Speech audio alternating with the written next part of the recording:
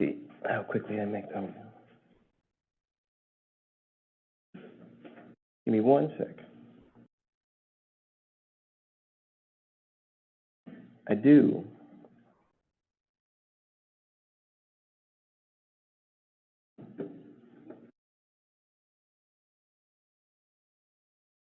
Trying to get to.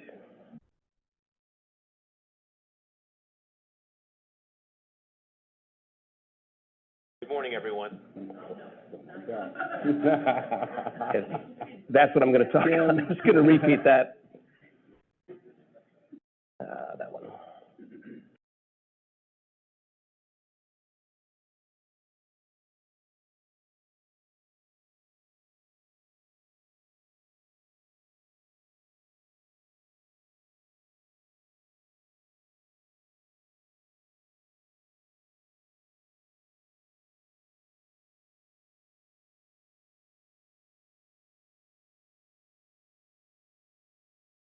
Just from beginning on the top left, right? Here we go. All right.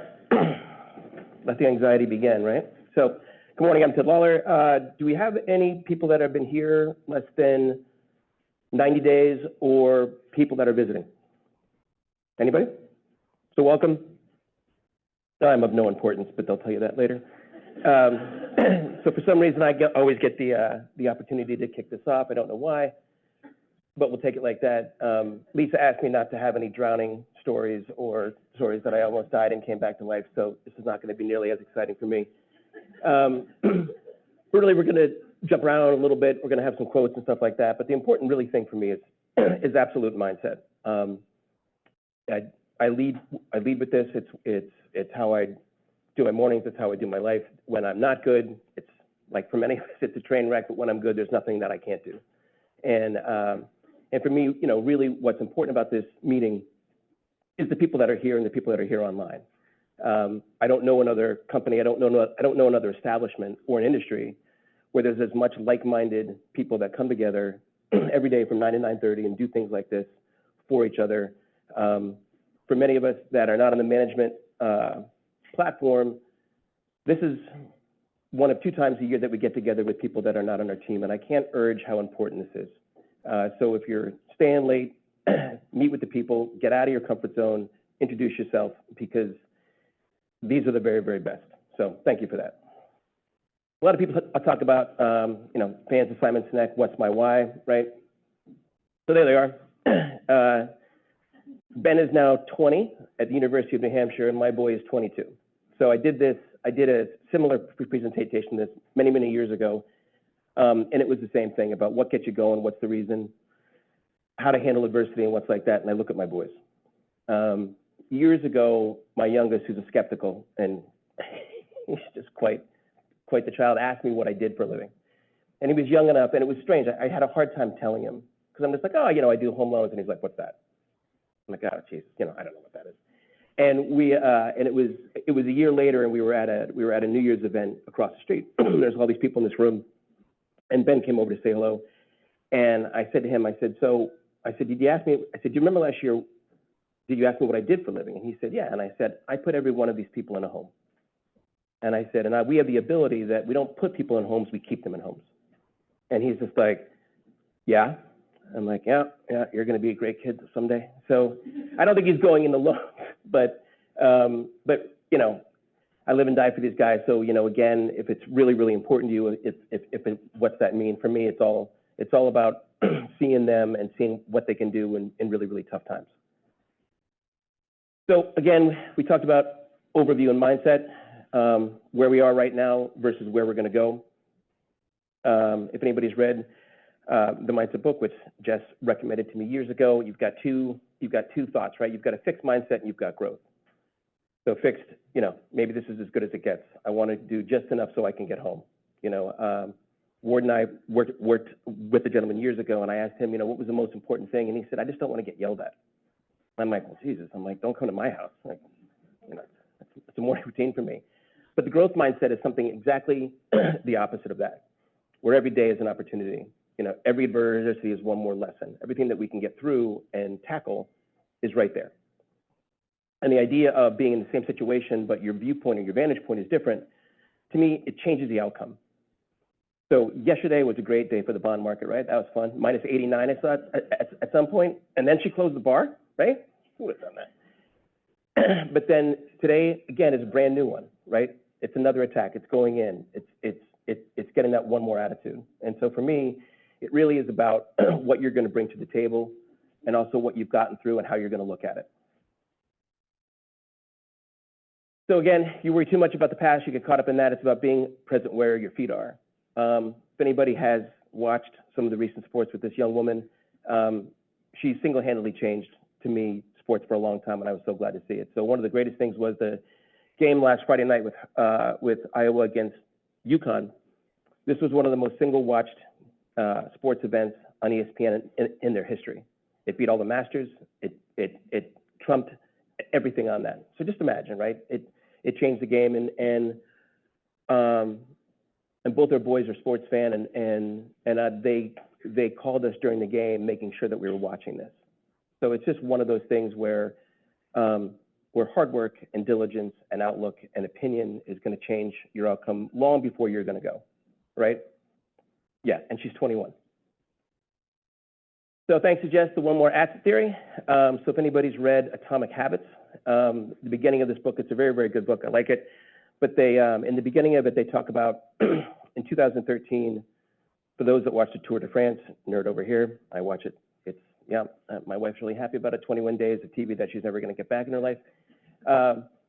And this was the British team, and the British cycling team was never known for cycling. And they came across this, and I hired this coach, and he said, listen, he said, we've got 21 stages that we're going to get through, and we're going to improve every single thing on our stage by 1% per day. And it went for the entire crew. It wasn't the riders. So what they did is they took rubbing alcohol, and they cleared the seats and the tires so it would get rid of all the dirt. They changed their entire suits, so when it was warm, they were cool, but when it was cool, they were warm. They changed their helmets. There was a crew that cleaned the inside of the van that carried the bikes from tour to tour every single moment, so that there would be no particles whatsoever. And every day they saw their times go by 1%. And when they won, and they won 13, 14, 15, and 16, they won by 21%. And it's just an amazing, amazing thing. And, you know, if you talk about just one of the most grueling sports ever, where, you know, it's drug-induced and all that, and, you know, all the horrors on stuff that they really talked about doing the little things. And that's really one of the things that I want us to think about today. A friend of mine asked me, and he said, how's it going in the mortgage business? So, of course, I started laughing, which really meant I started crying. And was much more tears than laughter. And I said, you know what? I said, it's a really strange thing. I said, you know, if you think about a fishing tank, right, in this, or you think about the ocean, and you've got all these really, really big fish that go wherever they want to, and you got the small ones, and there's enough food for everybody, right? He said, but then when the market contracts, all those same really, really big fish and these really super hunters are now with the smaller fish. And so for the smaller fish to eat, or for the new fish to eat, and either for the larger ones, we've got to really sharpen our tools. We've got to get better on the upfront contracts. We've got to get better with the listing agents. We've got to get better with the buying agents. We've got to think about our email templates to really kind of dial that in, because the difference between us landing a deal and somebody else landing a deal is that first impression. So if the tank is smaller, we just got to be sharper. So these guys, for me, just did it all. So just going to get in. So again, as we know, one of the biggest populations that we're going to be going over is going to be the first-time homebuyers, right? Because quote unquote anything's better than rent, right? So we have the cert, the social media content. Hats off to my team and the others that are actively on it. It does absolutely make a difference. Don't think we're not voyeurs, because we're voyeurs. There are, with the seminars and the upfront tracking, there's not the real estate offices that we have gone into and offered to talk about the first-time home buyers and how to land those stuff. I don't know now a realtor of any level that's not going to take that meeting. It just makes us truly, truly stronger. Remember, the important thing is to lead with referrals, because again, this population, when they're about to buy a house, they don't keep it a secret, and they tell everybody. But if you don't set the seed that, hey, if you know any friends or family or colleagues that are looking to purchase a home, please let me know, they might just think of somebody else. I was taught long ago that salespeople make the assumption that everybody knows how to refer business to them. It's just common. And I think there's people that are natural at it. I think there's people that aren't. But if we're not actually setting the point and saying, listen, the best way that you can help me if I overexceed your expectations is please don't keep me a secret. You know, if you know of anybody about that stuff, you know, and again, rejection to me, it's not a great thing.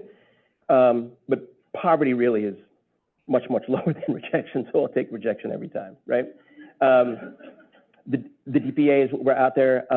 Again, the specifically designed email templates of do's and don'ts and on those things, and then the lead follow-up and cultivation, now more than ever. If anybody caught a glimpse of Cindy Gordon's LinkedIn post about 2 weeks ago, she, it was phenomenal, and she said, I made the first quarter my B word, blah, blah, blah, and she goes down this stuff, and I really thought about it, I'm like, that's the mindset that I would like everybody to have, and on that day, including me. And it was 10 years in marriage, hired 2 new people, 124 leads, flip, and started a new business, right? Yeah, not that I'm not watching you. So, but like that type of going into it, especially in a week like we have, especially in a market like we have, you know, is that the type of attitude that's going to get a deal, or is the attitude, I don't know if I can do it again, it's going to get a deal. I don't know if I can do this anymore. Like, I think I'm going to go that way. So thank you for that. So the listing agents should be wearing a cup because the hits are coming. Yeah, exactly. Hopefully this is not going to be recorded for everybody. Well, come on, it's baseball season. Iris told me to put this up. Goddamn Yankees, right?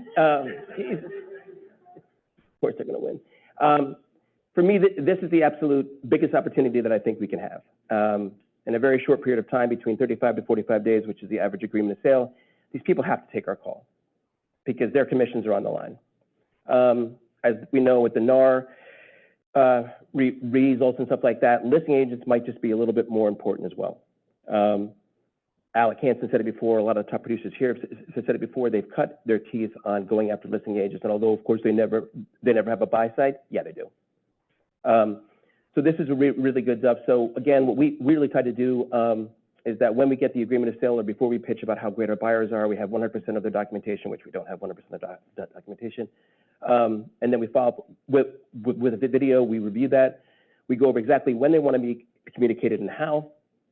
Again, the upfront contract for me, because I don't like sales and I'm not good at it. Again, if I overexceed your expectations on every single thing, can I ask you for lunch?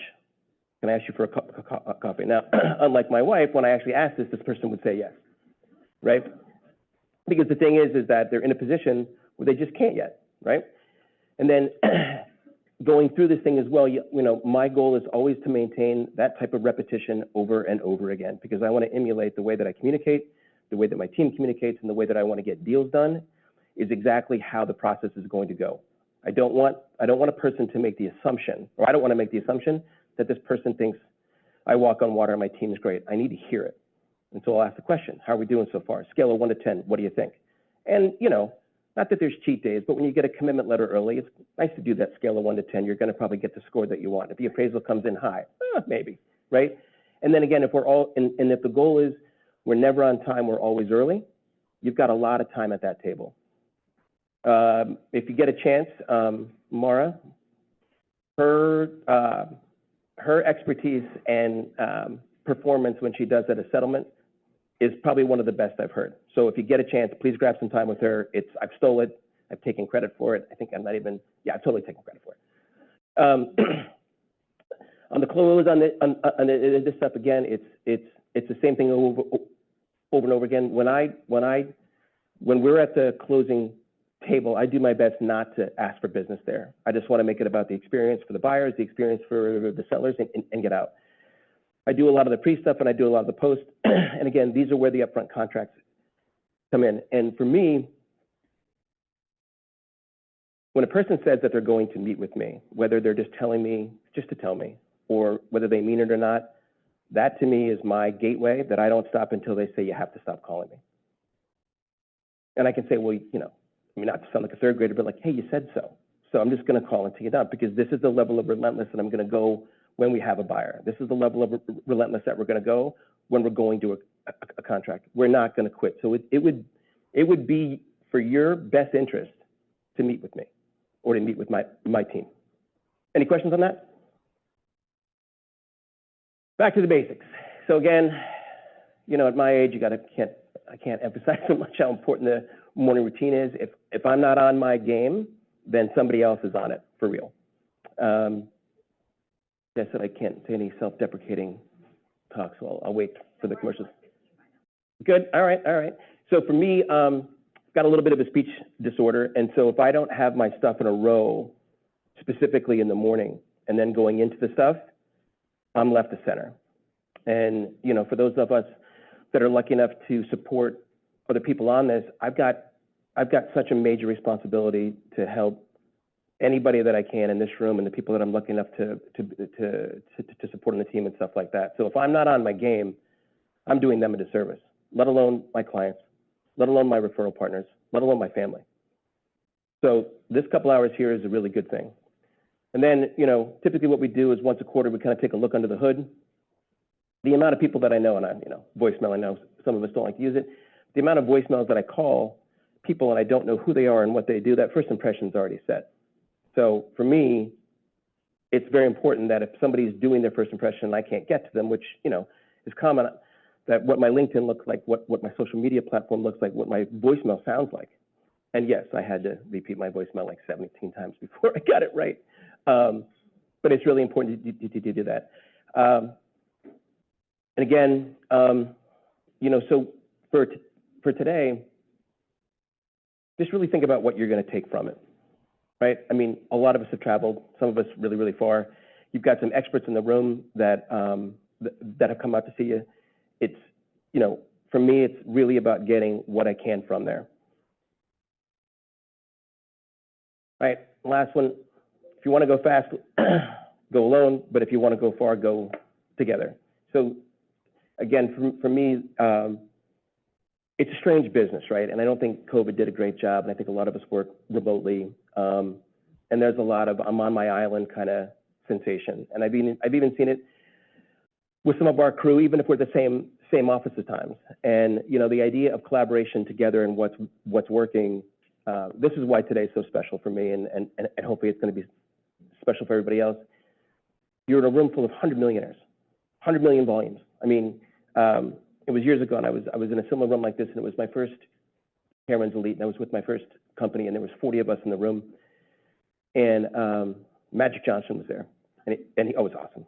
You know, he's as charming as he is, and so he walked up, and it was, you know, and I was quite humbled at the producers were in the room, and he said, so the 40 of you collectively have outfunded Wachovia this entire year.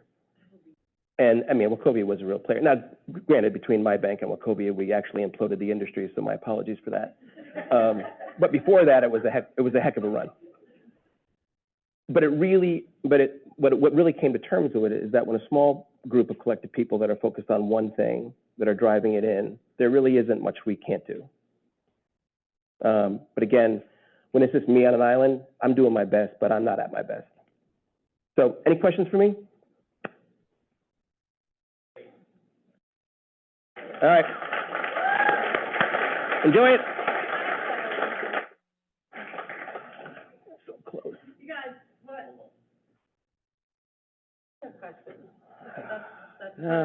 That's pretty normal for me, right? Yeah, no, I was All almost, right, look. I was almost free. Guys, you have Ted standing up here, okay? He runs an area. He manages loan officers. He's a producer himself. Ask him a question. What do you want to know? How does he get up in the morning and do his thing? What's your best day look like?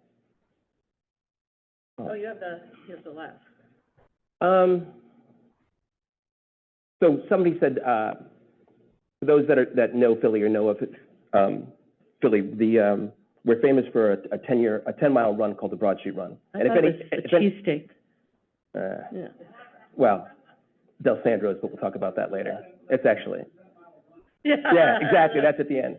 And so it's so 30,000 people run this race, and it's a ranked race, and international runners from all over the place that come over, and every year the Kenyans win, like by far, like it's just like right. And somebody said to me, they said, "Hey, have you ever run it?" And I said, "Yeah." And they said, "Well, yeah, but you've never won it." I said, "Sure." He said, "Well, how'd you run? How'd you win?" I said, "Well, I started Saturday." Right. So my favorite morning is Sunday mornings. I like to get a couple pre-approvals. I feel like I'm cheating the week, and I feel like I'm getting ahead. And if I get an offer on Sunday, my week's made. And you know, and if it's not, it's not. But I really like getting out of the gun early. And Mondays, I like to stack my week. And so Mondays are my long day. My wife's got a private practice, and she's thriving, which is awesome. So, and with the boys in college, you know, life allows me to kind of really focus on that stuff.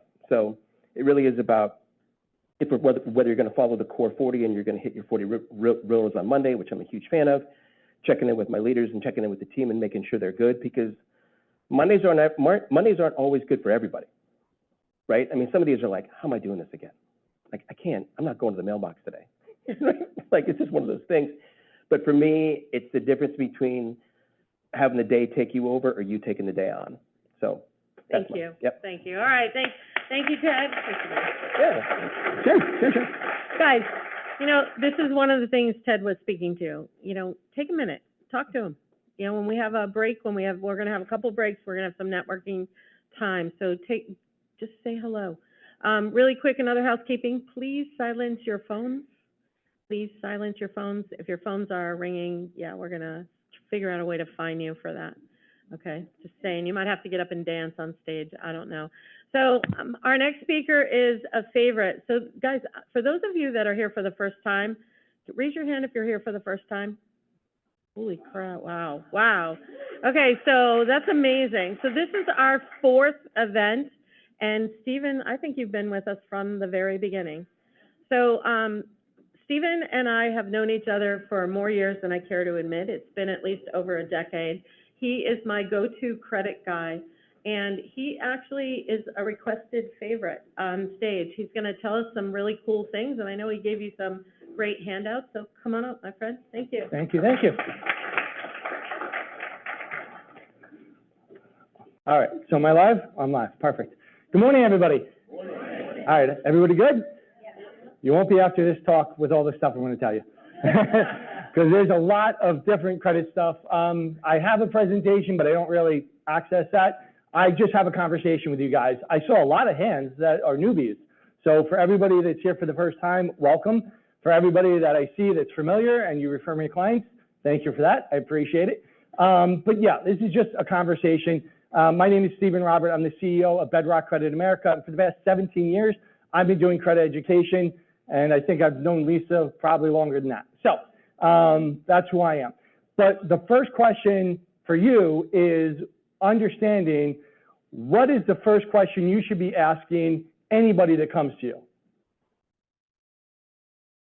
Think about what I do. Credit. Hey, right? What is your credit, right?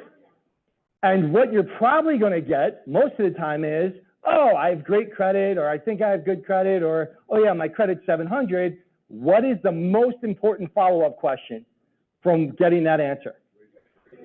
Where did you get it? Literally every day, at least 3 to 5 times a day, I'm dealing with clients that said, and they get referred to me and they say, well, I had a 700 on Credit Karma. Now the loan officer pulled my credit and now I have a 550. And then they turn around. They like to throw it on you. And it's because they pulled my credit. No. And I very politely tell them, it's not because they pulled your credit. It's because you have terrible credit and you don't know how to pay your bills. That's why you have a 550. Because that's the bottom line, right? But here's the most important thing. Credit scores are significantly different than what you guys use on the lending side. Because what do you guys use? People that have been here before, what do you use? FICO scores. And we have some really smart people in the world, not only FICO, but FICO Classic, okay? Now, for those of you who don't know, FICO Classic is what all mortgage lenders have been using since the year 2000. I know that because John Olsheimer, who worked at Equifax and FICO, has trained me over the past 17 years. He was there and one of the architects that helped build it, okay? Since then, they keep passing out newer versions to the clients, right? So FICO Classic built in the year 2000, 2008, they built FICO version 8, 2014, they built FICO version 9, and 2020, they built FICO version 10 and FICO version 10T. They keep passing those out, and why is that important? Look at what I handed you. This is a real-life example, okay?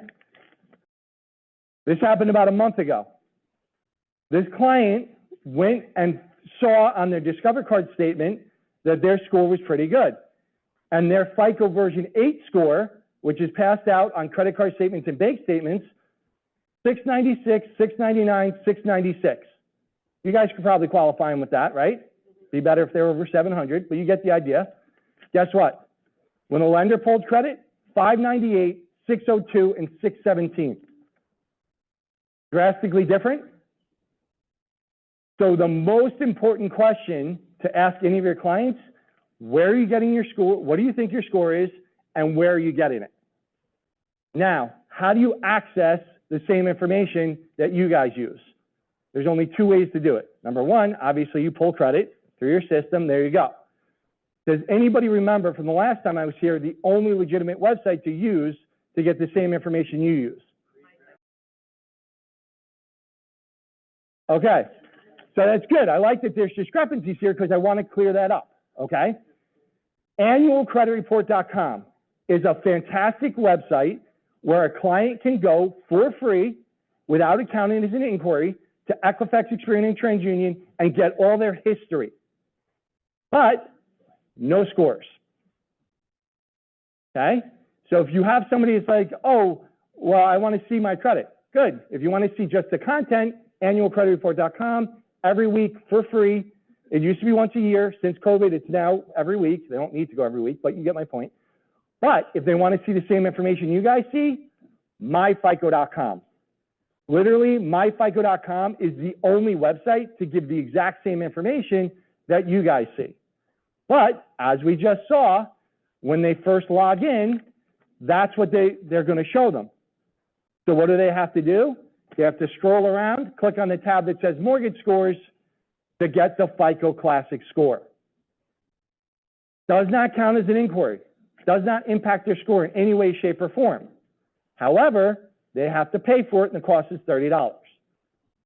Okay? But now you can understand when a client comes to you, oh, I have a 750 score. Yeah, sure you do. Sorry, I'm done with that. Sure you do, right? Where are you getting that information? Oh, I went to Credit Karma. Okay. That's not accurate information. It's a different scoring model than we use. We use FICO scores. Oh, okay, well, I know that. It's on my credit card statement. I have a 698. Okay, what they're giving you there is FICO score version 8.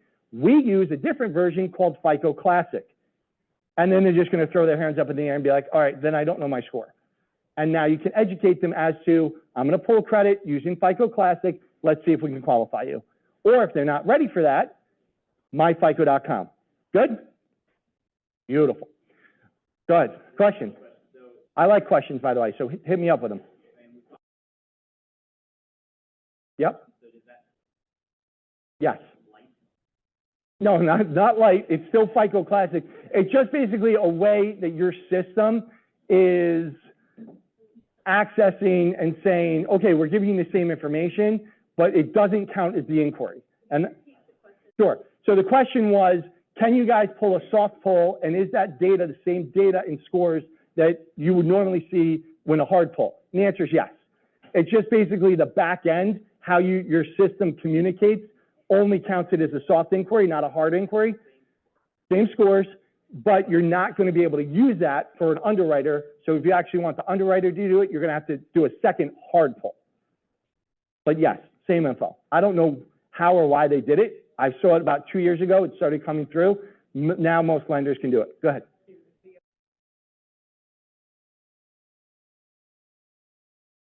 No, it's one bureau, right? You guys do one bureau only with the TransUnion. Okay, so it's going to give you the TransUnion Classic.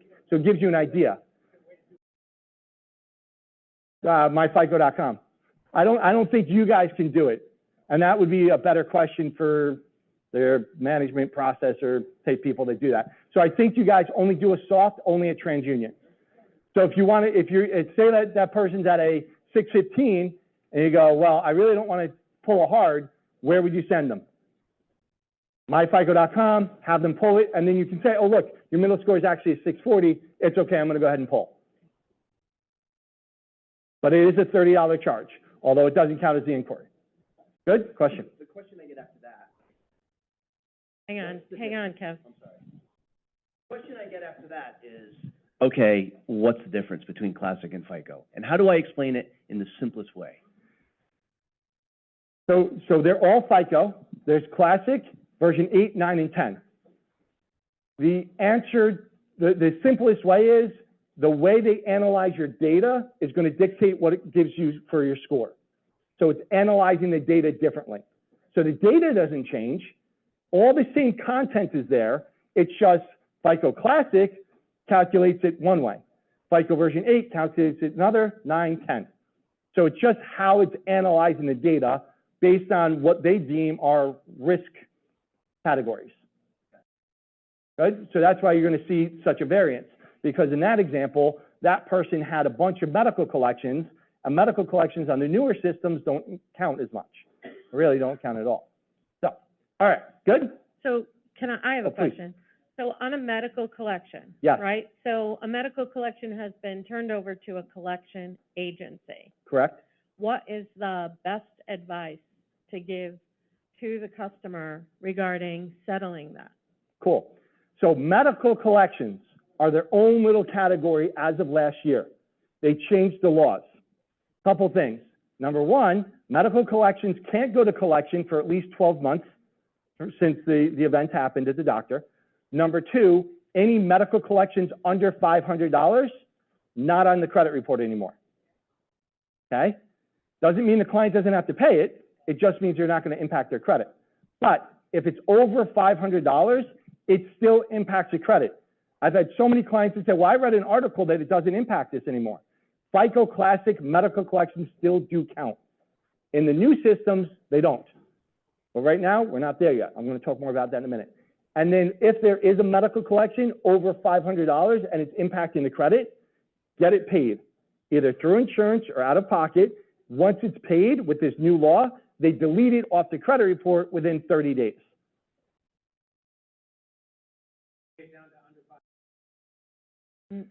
Potentially, it all depends on if that particular collection company wants to report that information to the credit bureau. Do me a favor, repeat the question for Sorry. those who are here. The question was, what if the bill is $700 and you want to pay it down to $499 just to get it off the credit report? Is that possible? In theory, yes, but collection companies are the ones that are responsible for reporting it. So it's very possible they take your money, they take the $201, they hold it and say, we're still going to tell the credit bureaus you owe the full $700 until you finally pay us off. They can do that. Yeah, well, see, it's also in the same vein of, well, if there's an account and people, against my advice, or they didn't talk to me yet, they'll be in charge off for collections and they'll put themselves into a payment plan. And they'll be paying and paying and paying and paying, thinking it's going to help them, which number one, it doesn't. And number two, thinking it's going to update the credit bureaus. Well, I had a $10,000 balance, but I've been paying it for 2 years. It's really a $5,200 balance. They're not going to update that until it goes to zero.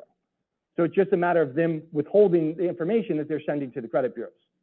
So the best advice is get it to zero so that it actually fully gets deleted, because otherwise you're taking a gamble that the collection company, which is going to have to spend money to send that information to the credit bureaus, that they're going to do that. And the likelihood is they probably won't. So if they have something like that, let's take your 700 number, and they cut a deal, and the collection company will take 350. Mm-hmm. Does that work? Yeah, as long as they're settling it. If they say, well, you owe 700, we'll settle for 350. Here's a letter in writing that says we'll settle it, and it bring the balance to zero. As long as they're considering that the balance is to zero, then yes, then it'll be deleted because the debt has been resolved. You don't have to pay it in full. As long as you're willing to settle and they agree that that settlement's valid, then yes, that'll delete it. Go ahead.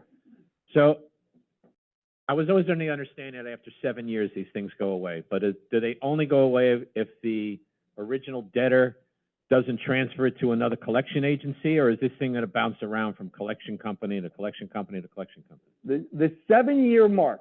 So any debt that goes into charge-off and therefore collection, there's a 7-year mark from the time, not when the first late payment is done, but from the time it goes into charge-off. That starts the 7-year clock. From that moment, they could sell it to 10 other collection companies. That doesn't restart it. It only gives them the time from the time that they had the account going to charge-off. Now they have 7 years, or the collection companies or the attorneys have 7 years to collect on that debt. That's it. The only thing that restarts that is a payment. There are actually collection companies that will purchase debt that's 6.5 years old, harass the crap out of the clients, get them to pay $10, threaten to send the police to their house, all this stuff, especially older generation. Okay, I'm sorry, here's $10, here's my debit card. What did they do? They just re-aged the debt. The collection company now knows this. They turn around and they sell it at twice the price because it's now a debt that's valid for another 7 years. Which goes back to the general concept, and I know we're bouncing around today, and I like this because I don't have to do a presentation on that. This is helpful. This is very stuff we good. come across all the time. Yeah, I just have a conversation. It's so much better. When there's any type of account that goes to charge-off or collection, right? Medical is its own field, but anything else, right? So cell phone bill, credit card, auto repossession, which I'm seeing a lot more of. Anything that goes into charge-off or collection, do not allow your clients to take care of it, which is going to be a common theme. Oh, see, yeah, I got these collections taken care of.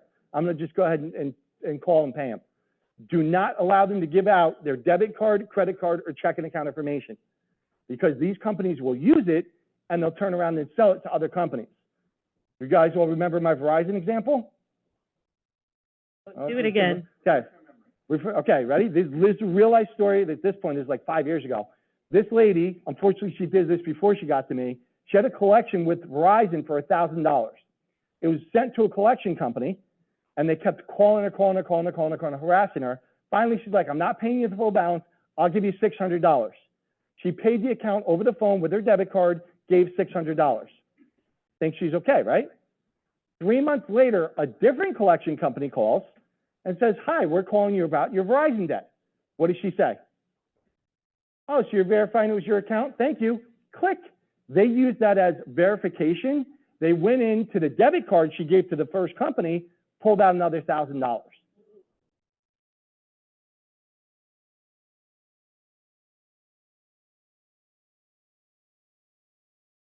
You could just say no, right?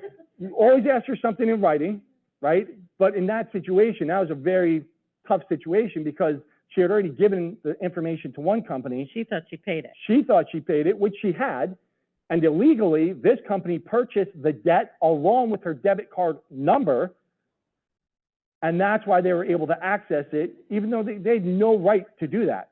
And of course, you can get an attorney involved and go try to get your money back, which you probably can. But still, now, are you too embarrassed to do it? Do you even know you can do that? How much is that going to cost? All that stuff. So you just don't allow your clients to even be in that position by don't allow them to give out their debit card, credit card, or checking account information. Go ahead. What I do is say, stop, don't do a thing. I'm going to connect you with Steven. Right? I mean, that's what I do now. I say there's all this crazy stuff. Do not talk to anybody. Do not do anything. But when you have the client who says, I think we can agree that a lot of times they say, well, then I won't pay the collection company. I'm going to call Verizon directly and deal with them. Is that something they should do? I say no, you have to deal with Steven if you want to do it right. But like, if they want to do something on their own, what is a thing to do? First of all, thank you, because that is the correct answer, right? Call Steve, right? Because I'll give them a free consultation. I'll allow them to explain what it is. And I think most of the clients that I talk to, and I think everybody here that's referred people to me knows that about 80% of the people I talk to, I don't sign up.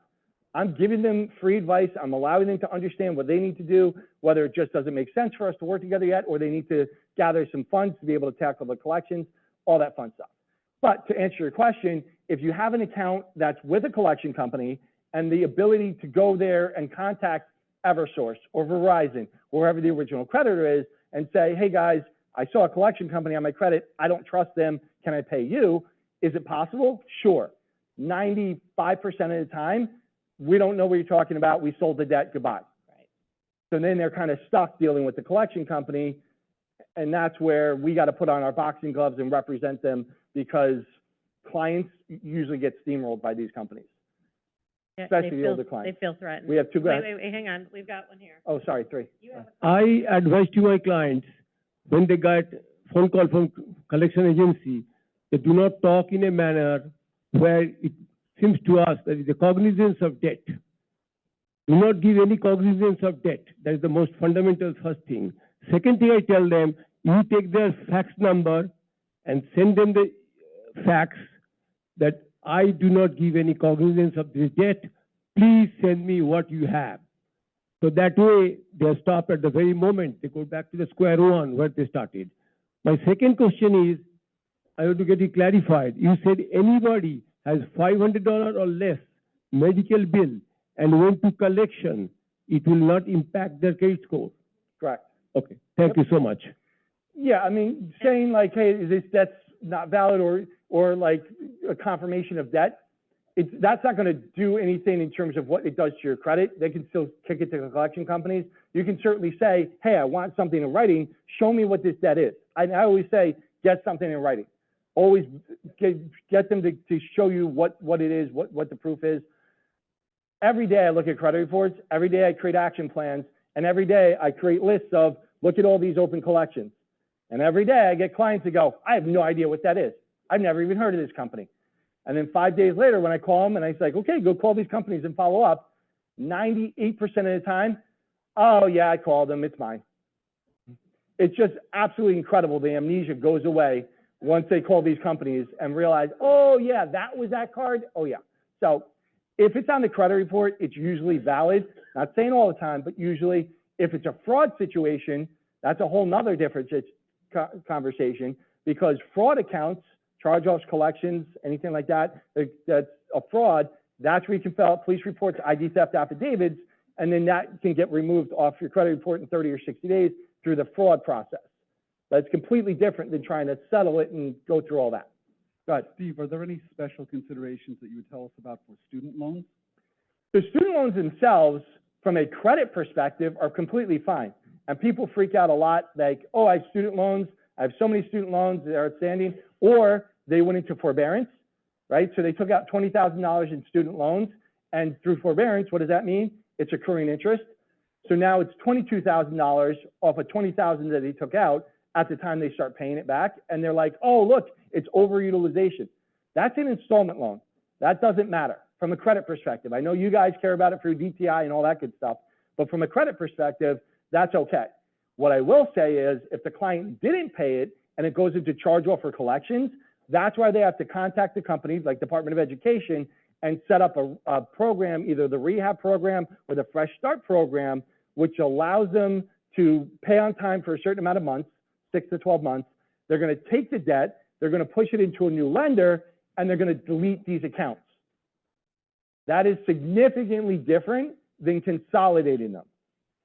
Because if the accounts are in charge-off or collection and they consolidate them, it takes all the debt, puts it into a new lender, but all of these collections now go to paid collections and charge-offs, and the negative information stays on the credit report. So don't let somebody just consolidate them. Talk to them about doing a fresh start or a rehab program directly with the lender, so it actually deletes the old negative information. Make sense? There's another question. Go ahead. Hey, Stephen, it's Terry May from South Carolina, and thank you so much. I give him people who are, Challenging. challenging. Yeah, and he is so kind. So my question is, I've got a current credit transaction where the scores we're bumping up against minimum for certain property types, right? So, but there's no late payments, absolutely no late payments. We're still sitting at 612, 615, 637. And there's maybe 4 or 5 accounts, the remaining utilization is 19%. Is that basically, and 2 inquiries on the full report, one of them's ours. Okay.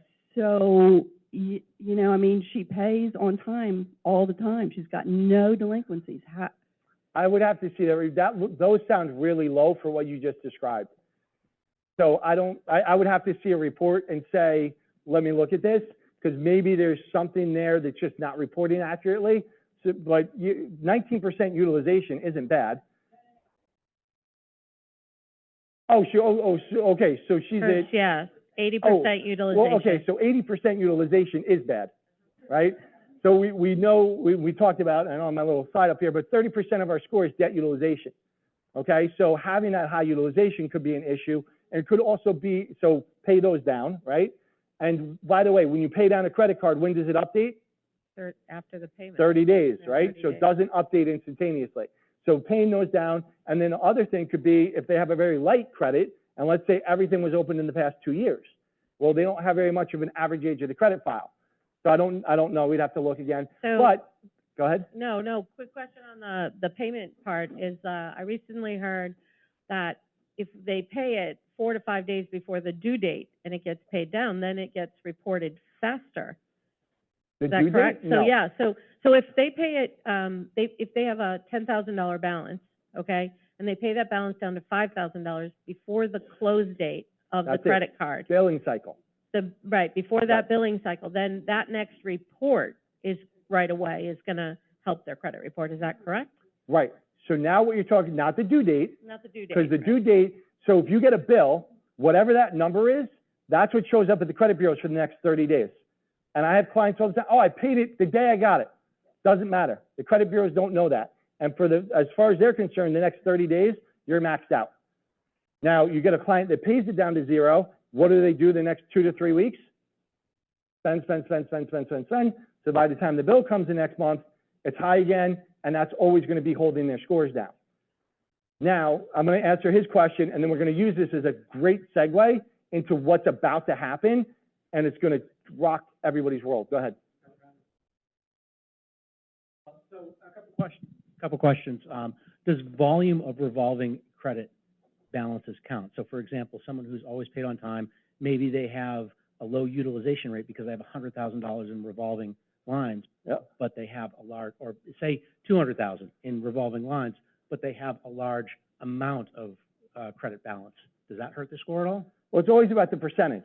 So it's all about percentage, it's not about the Always actual about percentage. balance. Can I do my 5 credit card example? All right. I know at least half of We you should actually know have this. an extra minute or so Huh? go for it. We have an extra minute. Beautiful. And then I'll go into what's going to happen. So I love doing this example, though, because it illustrates the point of how the FICO scoring system works. Some of you might know this, all right? But let's do it again. Ready? You have 5 credit cards. Each one has a $2,000 credit limit. What is our overall combined limits? $10,000, right? That's not even the tricky part. I tell you, I want you to go out there and spend $2,000. What's better, and more importantly, why? Is it better to take one credit card, completely maxing it out, leaving 4 cards at a zero balance? Or is it better to put $400 on each of the 5 credit cards, leaving a nice, small, manageable balance? Okay, so who thinks 1? Who thinks 2? For the people who raise their hand for 1, have you seen me before? So the answer is number 1. Ooh. Wow. What? Maxing it out. Why? What is the whole point of the FICO scoring algorithm? To try to predict risk. If you have 1 credit card that's maxed out and 4 cards at a zero balance, can you pay these 4 cards late? No. How? There's no minimum payment, right? No balances. However, if you have 5 cards with balances on it, you're 5 times more the risk. The check gets lost in the mail, auto pay fails, whatever, right? You forgot to do it. This is a lot riskier than this. Okay? So from a credit perspective, it's all about risk. Now, what do we learn from that? We learn that 0% is best. And I know some of you are going to argue with me on this, but this is how John taught me they built the system. Okay? John Olsheimer, who worked there. You have to optimize your scores when you're having somebody apply in the next 30, 60, 90 days, get everything to 0. The only reason you tell a client to continue to have some type of balance on a credit card is because in general, you want them to be able to use the card and build and establish positive credit history and keep the card open and active and have a nice low utilization. That's what you do long-term. But if they say, I want to buy a house in the next 30, 60, 90 days, if financially they can do it, get everything down to zero, don't close it, and then leave it there. That's going to optimize your scores. That's the bottom line.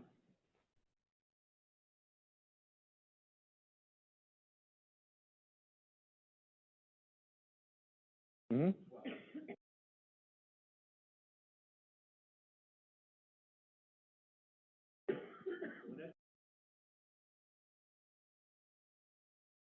Yeah, I'd give it about 3 to 5 days just to make sure it processes. Before the But closing absolutely. date. And so let's use that as a segue, right? So repeat the question again, just because we didn't, you didn't. Oh, sorry.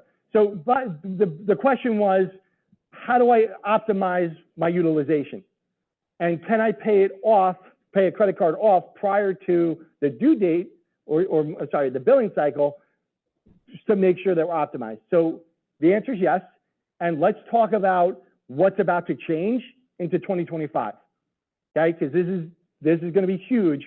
And the reason I'm bringing it up today is because what the specific aspect of what I'm going to be talking about today, what you do today and what your clients do today is going to dictate what their scores look like 2 years from now.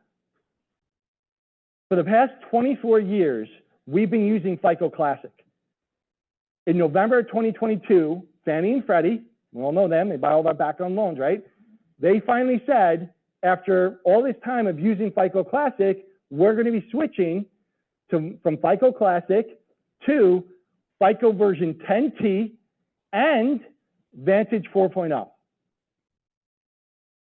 Which means, number one, we're using the latest algorithm within FICO, and number two, we're getting a whole new company that's coming into this algorithm chase. And we're going to talk about how that impacts it, because we're also about to go from 3 credit bureaus to 2 credit bureaus. Okay? So let's talk about what Vantage 4.0 and FICO 10T have to do. And more importantly, why am I telling you today if it's not even viable for another 12 to 24 months? Because both of them are going to use that T, which stands for trending data. Trending data looks at your revolving debt over the past 24 months to try to predict your risk. Think of it this way. In the current system, you could have somebody that maxes out their credit cards for 23 months in a row. Now they want to go and apply for a loan. They pay everything to zero. They wait 30 days. Boom, their scores go up 50, 100, 150 points. Now you go get the loan done. Everything's good. In the new system, that's not going to work. Why? Number one, your scores are going to be a lot lower when you start. And number two, they're looking at your risk.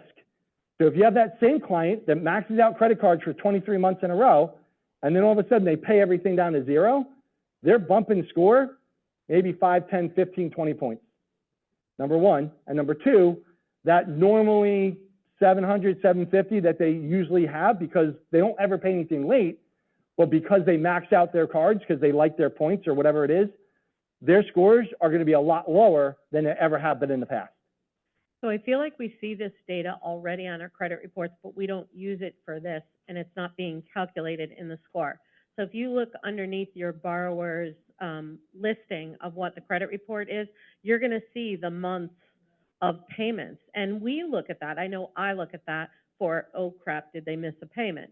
You know, is there a zero balance? But that is the data that is going to start reporting. I've never really thought to look for how much were their revolving charges over time. So it's already there, it's just not implemented yet. Exactly. And I've been looking at this data because I knew this was coming for a while. And when people go to myfico.com and they pull their credit report, I'll look at FICO 8 because that's what they see first. I go to FICO Classic because that's what we're using now. But then I'll scroll down to FICO version 10T. And guess what? Those scores I've actually seen be lower than FICO Classic if they're maxing out their credit cards. So people, when this goes live, and the reason I'm telling you again today is because if they max out their credit cards this month, when they apply for a loan next October, this month's payment is going to be impacting their scores. So this is why we have to get out in front of this now And I'm giving you all of this information so you can say, hey guys, I have information that you need to know today to implement yourself for the next 6, 12, 24 months. I'm your old overall resource. That's why I give you this information. Because although there's a lot of other upcoming changes with medical debt and authorized users and all that fun stuff, that's for when the system goes live. But right now, the trending data is going to get captured when it does go live. So that's why why clients need to start changing their spending habits today. Crazy, right? Hang on, Justin. Go ahead. Analogy for the rapid rescore, I hate them. It's like sucking in your belly for a photo, and then you buy the house and you just, Yep. So that's over with, right? Rapid rescores will be gone, because you can't just pay everything off, Right. get a high score, and then get the house, go back to your old ways, max everything out. Those days will be over. Yeah, rapid rescore, maybe if you're looking for 5 or 10 points, Yeah. maybe. Well, an error is different. An error is different. Oh, yeah, like, or like you have something like a collection that's going to delete themselves, or like, here's a letter, this person wasn't late in May of 2023. Yeah. Sure, something like that, you could rapid rescore. But you're absolutely correct. It is suck it in your belly, be like, okay, can I qualify? Oh my God. Boop, and there's all the risk again. Yeah. We have 2 more questions, 3 questions, 4 questions, lots of questions. I like it. I have no idea what time it is. I try not to talk too much, but. Oh, okay. So, Stephen, how much do you know about AUS and how the credit activity feeds into our underwriting systems? I don't know your underwriting systems. I don't know. Who wants to teach me?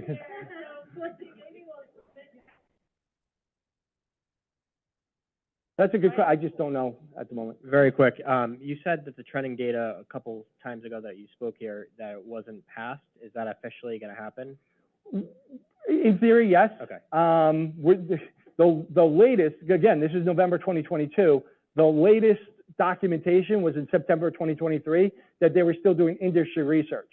Okay. And then I was just talking to a guy who's at another bank, and he was saying that he was just on a conference call where they're still trying to figure it, because this is going to be a huge undertaking to completely change from 1 scoring model to 2, Vantage and FICO, as well as switching credit bureaus and going from basically 3, where you pull your middle score, to 6.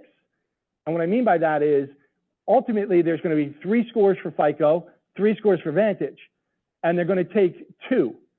What I mean by that is you go to the way that it's been interpreted thus far, and I'll continue to give you information as I have it, is that you go to a bank and that bank uses Experian FICO 10T and Vantage 4.0 TransUnion. And those are your 2 scores. And then I guess they either average them or pick the lower or whatever. But then you go to a different bank and that bank uses FICO version 10T TransUnion and Vantage 4.0 Equifax. So it's going to be very, because we know scores dictate what you can qualify for, and we also know that not every creditor reports to all 3 credit bureaus. So the point of going to 1 right now, and you see Equifax, Experian, and TransUnion, you could have Experian at a 550 because there's 4 collections on there, but then the other 2 are at a 650. So they're going to use the middle score. That completely changes. So it's going to be very interesting to see how they unfold all of that. So that begs the question. Someone comes to me, and I'm that first example, and we use 10T Experian, blah, blah, blah, and I'm like, I can't do anything. Your credit score is too low. Right. I'm going to shop around, and another bank uses a different version, and Right. they get a higher score, and they're like, Kevin, you suck. And it's not even my fault. It's just right. Oh, this is going to well, and again, this is hypothetical to understand that they're still trying to figure out how they're going to implement it. But in theory, you're absolutely So, yeah. So we don't know. So that part, just know it's coming. You can't implement any of that. The trending data is the point of why I told you about the new system, because that you implement now, and it's going to change your scores in the next 12 to 24 months. So any final thoughts for us? Because I think Okay. I'm going to try to get Christy Silva to join us on stage. Well, both of you. You can come both. Brian's coming up later, Okay, but I'll so, get you both. yeah, I'm just going to finalize. Stephen finish up his final thoughts. Okay, I'm going to just give you the final thought. I think I covered a lot of information. I'll stick around because I think after this we have a break. If you have any questions. Yes.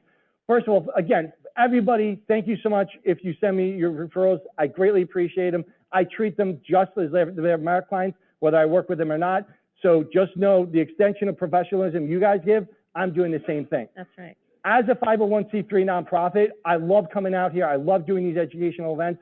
Some of you have taken me up on it to either do in-person or virtual events. Let me know. I'm happy to do it for your realtors, home buying seminars, all that fun stuff. The last thing I'm going to say is the last piece of paper all of you got, and I'm really just absolutely thrilled that I got chosen, but the Connecticut Community Foundation is a nonprofit organization that helps other nonprofit organizations, because a lot of what we do, like I said, 80% of the people I talk to, which probably is the same for you, we don't get paid on. Well, luckily enough for me, being a nonprofit, I can accept donations and sponsorships and all that fun stuff. And they picked me as one of the companies they're going to promote. And they also picked me to do a commercial. So you see it all over my social media, all that stuff. Congratulations. Thank you very much.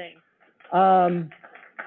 I'm super excited about it, but on April 24th, if anybody has the ability or willingness to throw any type of donation, $5, $10, I don't care, because I can get bonus points from the community foundation for any individual that signs up. So if you appreciate what I'm doing, if you're able to do that, that's all the information to go visit there. And other than that, I'm happy to answer questions, but let's bring up our Can I get underwriters. Christy, Kelly, and Brian, man? You're coming up early. I know. Kelly just walked in the door. Kelly Ziegler. Kelly Z. All right, so guys, thank you, Stephen. You are amazing. Thank you very much. Am I done? Yeah, and you should listen. These guys. Well, I'm going to stick around, yeah. Yeah, stick around. So guys, this is the beauty of a small gathering like this. We can call people out of the blue, man, and have them go on up on stage. Now, I know, Terry, you had a question, an AUS question, okay? Guys, the stuff Stephen's been talking about, we've seen it, and in fact, we heard Freddie and Fannie pushed it back for the AUS underwriting, but it is going to be kind of a hot mess, so we do have to be a little bit prepared. So, Terry, ma'am, what was your AUS question? So I noticed that when there's a hurry up and pay off kind of activity in the last, 15 days, we're getting ready and we want to do a rapid rescore.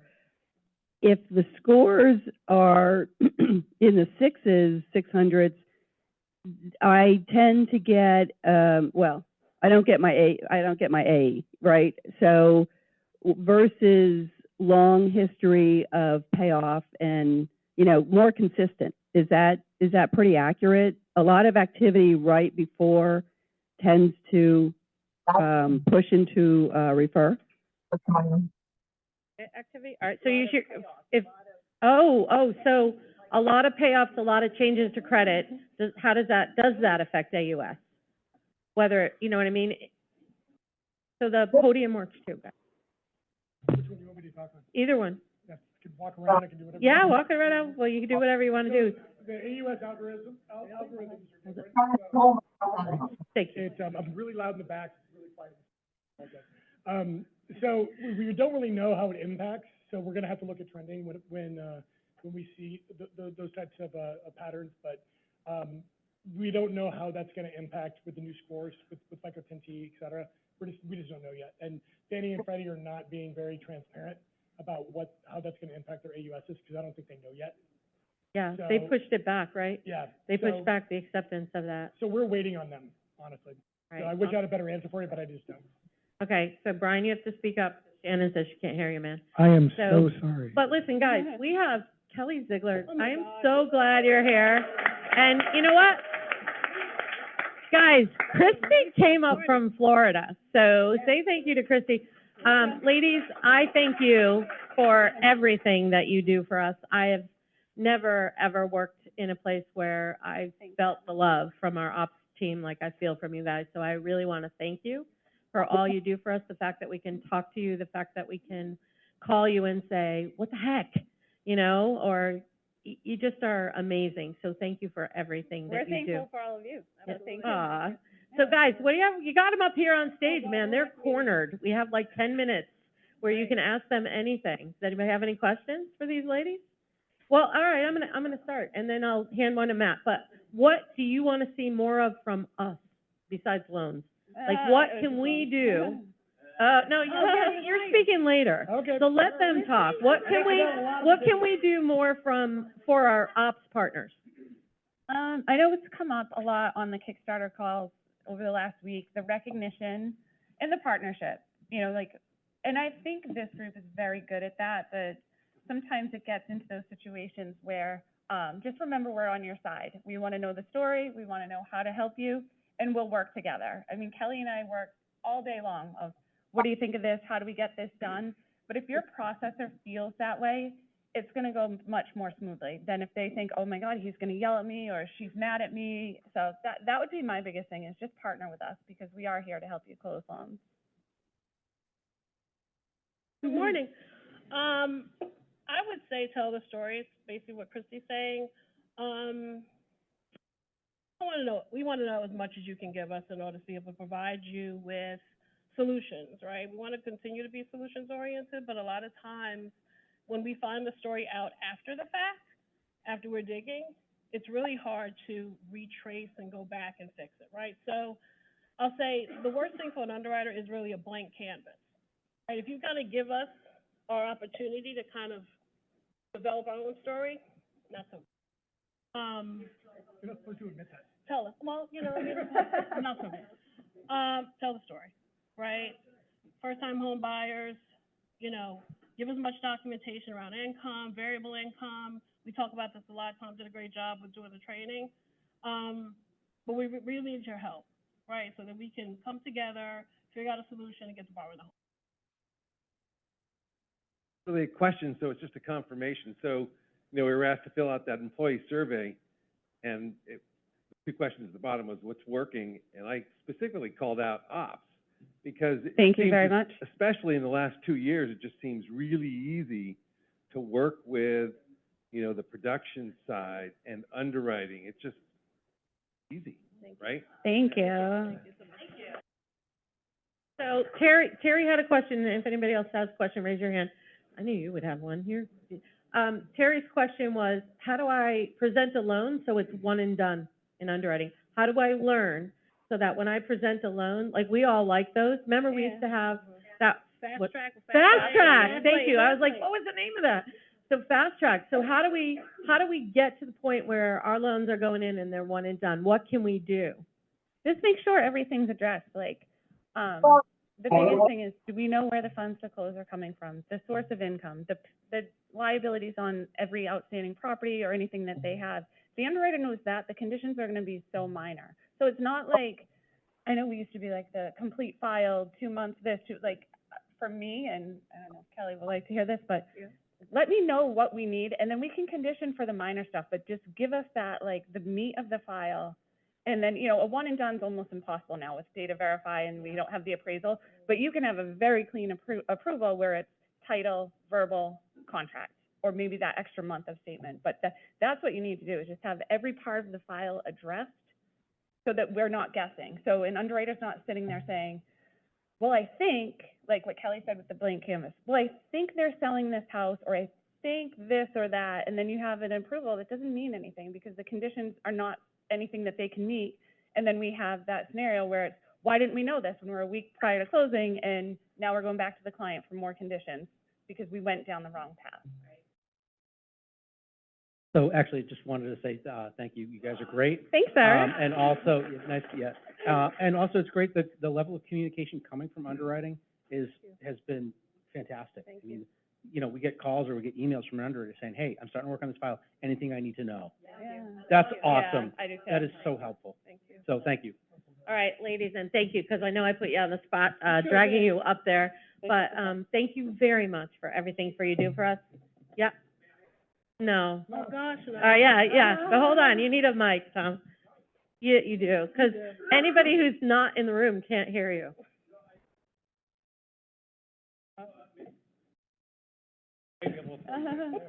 I'm going to the ladies first, though. How are we doing? What's the percentage? What's the progress on AI reviewing conditions and documents as opposed to individual underwriters? Great, good answer. I like it. Don't know what the percentage is, but it's being worked on right now, so. So we started in which channel? Direct? And last I heard, it was like 50% of the shit was being cleared by AI. The conditions in direct. Cindy says 39. Yeah, in direct. Do we know when we plan on releasing it into retail, and if so, on what products, or do we not know yet? I do not know, but I can give you that. An hour. I like it. That's a perfect answer. Thank you. Thank you, guys. All right, big round, oh man, Phil, hurry up. Mr. Iosa. Yes. Loan beam. Are we getting replacement for it, or we're still using it, obviously, but I is there? would like you to answer, but I know this, I have an answer, but I'll let you go, answer it. you do it. No, please You can don't. blame me. No, I'll let you do I hate it. loan beam. I'm all I hate set. it. We're working on a solution. We extended the contract because we weren't ready to sunset it yet. Kevin, throw one other thing for me, because I don't like this part of loan beam. One, it's inaccurate a lot of times, as all of us know. It's the easy shit. The harder stuff, it often will fail. It gets false positive to loan officers, and sometimes underwriters put you at crossroads. But the thing that really pisses me off is they're tripling their cost April 1st. Yeah, they went from $17 a run to over $50 a run, and right now it's costing me $200,000 a quarter for loan officers running a loan beam. So I'm staring, it's going to be $800,000 a quarter for all the files that are going through a loan beam, and it's inaccurate. We have a break before that. I get it. I get it. So here's the message that I want you to kind of connect there. One, loan beam is not entirely accurate. So a good loan officer should know how to do most of that stuff, except for the really complex stuff. If we quadruple, I already talked to Jeff Walsh about this, if that cost, triples this month with all the loan beams, it's almost to the point where we could hire 2 full-time underwriters to look at tax returns. It'd be cheaper and we wouldn't have the errors. Now, we're looking at alternative options, and we're looking at alternative options that are embedded inside of DU and LP. So before we do something rash and go the other way of going back a decade and just physically man it, we want to see if there's another piece of software that will nail it better. Even the initial conversations that I've had with people with Vinny, the ones that they did the beta test inside of their software, was still giving them some fails, and they didn't like the results. So it's still an evolution, but it's part of what you heard Stephen talk about, and part of what I'll probably talk about later, if we ever get that far, is the industry is going through a tremendous amount of change right now for the next 24 months. So when we were talking about credit reports, okay, we talked about trending. Trending is like 2 levels down, and there's still 18 floors to get to figure out where credit should be and what we should be looking at. Should we really be looking at a collection for somebody who has 18 other credit cards? Should we be looking at trending versus trending in correlation with the income?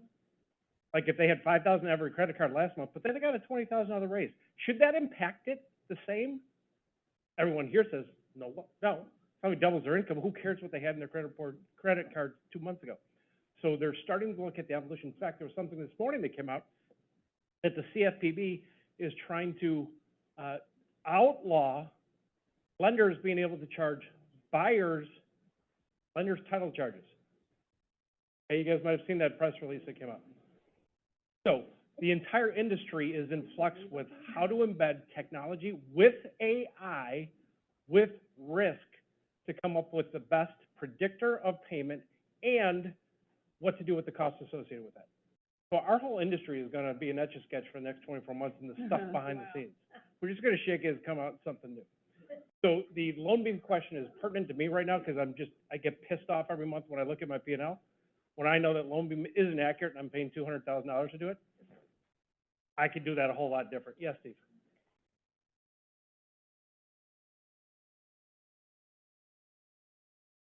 It's all Kelly's fault. I like it.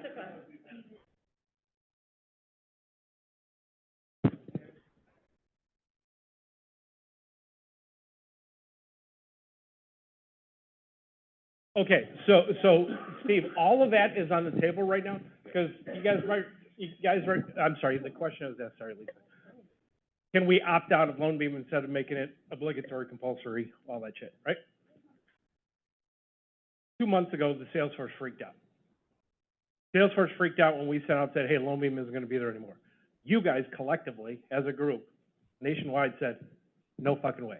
don't take away loan beam. It's what the sales force said. So we had to make provisions. If not for the sales force revolting, you wouldn't have loan beam, period. You certainly wouldn't have it compulsory.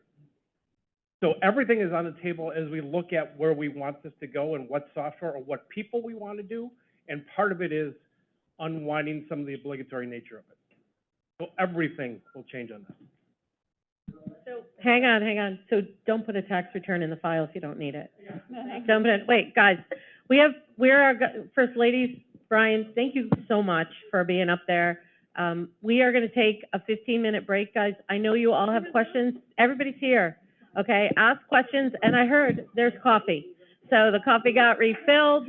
Take a 15-minute break, do what you gotta do, and come on back when you can, okay? Thanks, guys. Or you want to stand here, this might be it.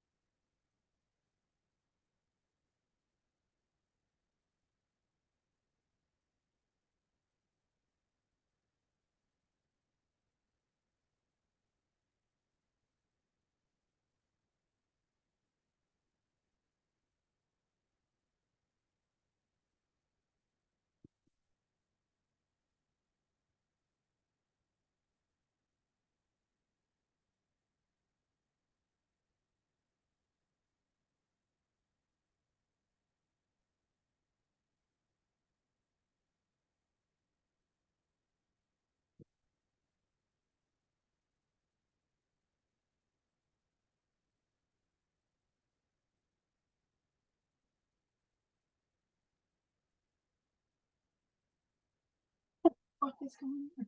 That's funny.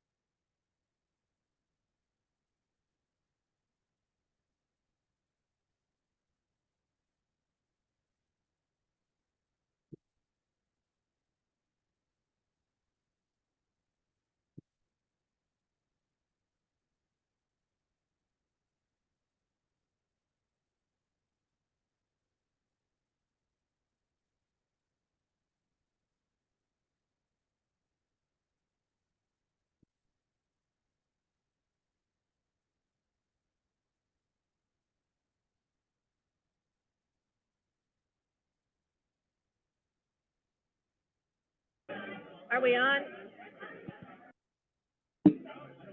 Guys, can we start getting back? Let's start getting back to our seats because I want to prove to Tom Fiddler that we could be on time. Tom Fiddler, we are gonna be on time. It doesn't count if you bring us overtime, but guys, we're doing really well. And again, big thank you to Christy and Kelly, because they had no idea that we were gonna call them up on stage.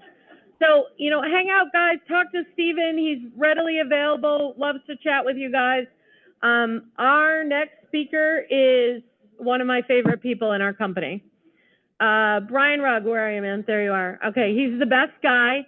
We have to, every time I have a conversation with him, we have to finish out our sports conversation, and then we go on to the issue that we need to talk about. But he is gonna come up today, guys, and we really want this to be an engagement, meaning we want your questions. He'll start us off, but this is an opportunity for you to really dig into what Brian does, what he does for us. And I know a little bit about what he does for us. I don't know all of it, but man, it's amazing. So Brian Rugg, take it away, my friend. Thank you. All right. I don't have a slide. Yeah, I'm good. Yeah, I'm too lazy. I didn't put a slide together because I knew we were going to go straight to Q&A, so we might as well just get to it. I absolutely need you. You need to get up here right now. Right this second. Go for it, Kelly. Yeah. We are a united front.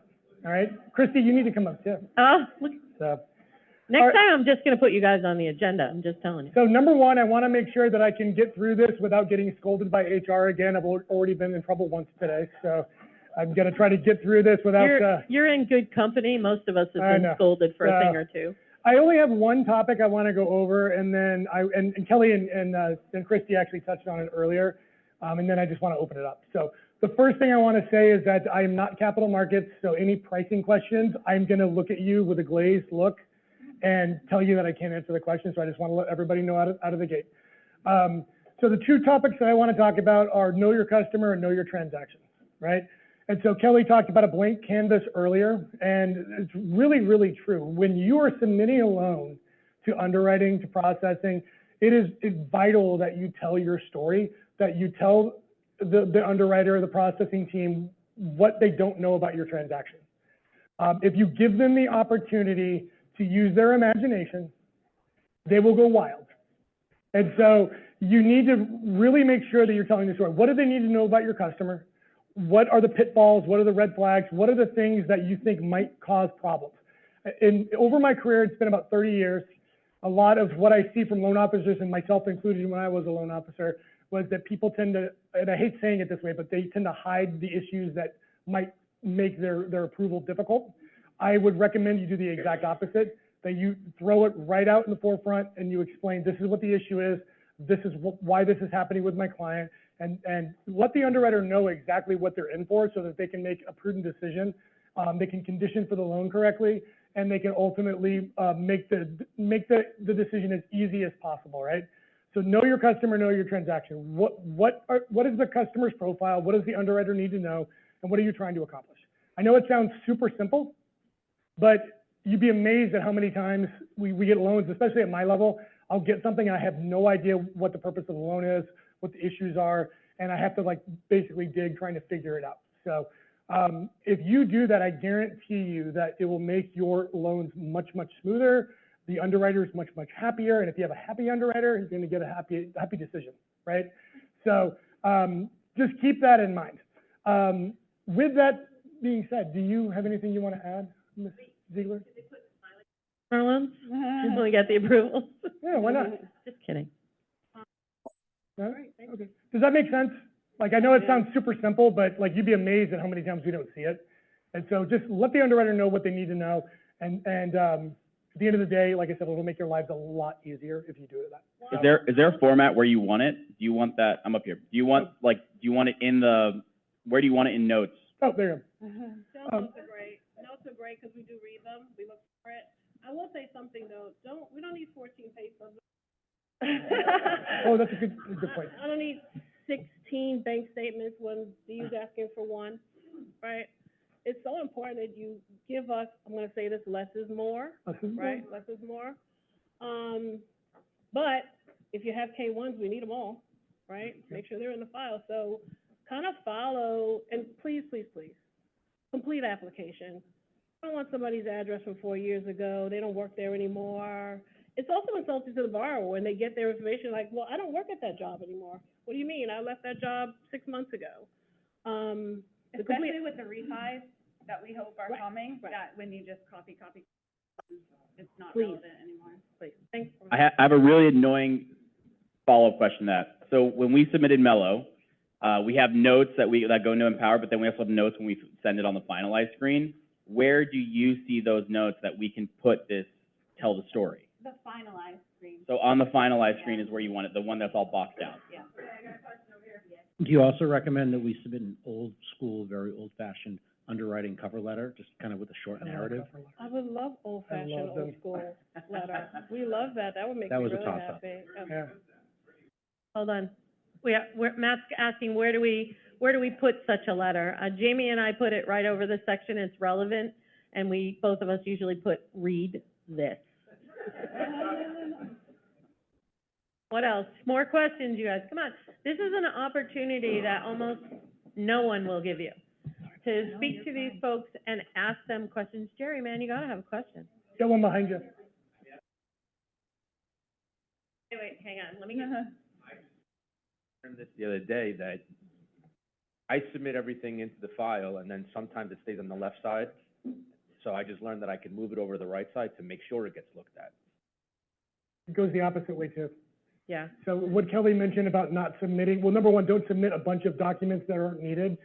So one thing you're gonna hear, you might not hear a lot, but the underwriters hear it from me all the time, is if you see it, you can't unsee it. And Tom and I don't know if Tom's in the room still, but we talk about this all the time. Like, a decisioner in the loan, which includes processing, they can't ignore what you submit. And so, you know, me being the risk guy, like, we have to make sure that we are addressing everything that's in the file. So if it's on the right side, which is the side that they review, they got to look at it. They just have to. Like, they can't move it over. And so I know it sounds counterintuitive sometimes, but at the end of the day, like, they're obligated to do it, and we will nail them if they don't. So to Kelly's point, don't submit anything unless you're asked for it. I know sometimes, and forgive me, I'm not up to date on how the portal and everything's submitted, things like that. I know borrowers will just like throw a bunch of stuff in there. But at the end of the day, don't show the underwriter anything they don't need to see. That makes sense, because like I said, as soon as they see it, they can't unsee it. Hold on. Oh, sorry. For variable income, specifically like for healthcare, with like shift differentials, I've used an Excel to kind of break down, because I've seen like 10 different pay categories. Would you want to see like that Excel file for that, for underwriting? Sure. That'd be amazing. Yeah, absolutely. He's like my new favorite person. Yeah, Like, I know, that's right? awesome. You gotta call him Zoom Smiley though, face just call him thing. Zoom, okay? His name is Zoom, just so we're clear. Yeah, Who else? There's that So, breakdown really helps, because variable income is so, it varies between borrowers, but you're looking at those patterns is key for the underwriters. And we just ultimately want to make sure that the borrower has the ability to repay and that there's long-term sustainability. And so when we talked earlier about know your customer, know your transaction, that's what I was talking about. It help the underwriter get to that answer. But the more information you can give, the more explanation you can give, the better. And so if you can provide that, I would absolutely recommend you do it. Where would you like it? It's a file, because it'll go to income other. The underwriter ultimately will probably move it to the left, but that's their starting point, and then they'll work up their calculation from there. Yeah, so back to income, and, you know, we're finding that our AUS is saying previous W-2. What happens when you have a borrower, so this is an example, and I don't want to get into the particular example, been with the union 13 years, got a good standing letter from the union. Unfortunately, in 2023, she was out with a medical issue and then unemployment. She's been back at a new job for 4 months, but I'm being told that, you know, I did pull in 2022 just to show some history of income, and we don't like it.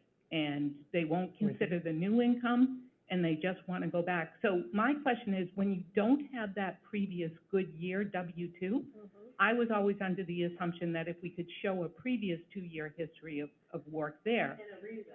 And a reason, and I mean, it's medical. And when I ask my borrowers for an explanation, I don't want to get into the nitty gritty, but they, you know, because I tell them, I said, look, I just need to know why you were out. And it happened that the medical was prior to the unemployment, but I think the union was trying to work with her to just give her sustainability for income coming in. And because what the medical condition was, she had to be selective of what union job she accepted because it was an inoperable brain tumor that she shared with me, so she couldn't be up on a list or things like that. So I told her, no, I don't need that. No. You know, I just need to know. So how do we determine an instance like that? You know, that's just one particular case, but let's say we have somebody that's been out on maternity leave and we don't have a W-2 for the previous year, but back to a work. Is there any type of thing that we can look at to say, that's not gonna work or we need more information? So that's exactly what I was talking about earlier about knowing your customer. Telling that story up front will give the underwriter the opportunity to be able to make the best assessment they can on the loan. So we will definitely take those things into consideration. We take gaps of employment into consideration. We take unpaid leave. Medical, obviously, I think Kelly just mentioned, we can't ask, right? Now, if the borrower wants to provide information, that's great, but I would recommend that we don't go into detail. We just say it was medical leave, unpaid, et cetera. This is what the gap of employment was for. And all we're doing is we're looking at outside of the gap, we want to see how the income trend was prior to, and then whether or not it's going to continue moving forward. And so the two burdens of proof I mentioned earlier, ability to repay. We want to make sure that they're making the money today, and long-term sustainability. We want to make sure that that income is going to continue moving forward. We just have to rationalize it, right? And so, you know, there are certain guidelines that require, you know, certain documentation, things like that. But outside of that, it's the underwriter's job to make that assessment and to ultimately make a decision based on what they have in the file. But they need the story. The story is so important.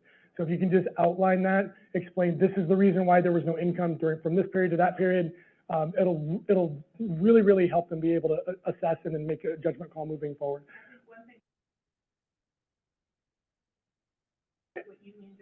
Yeah.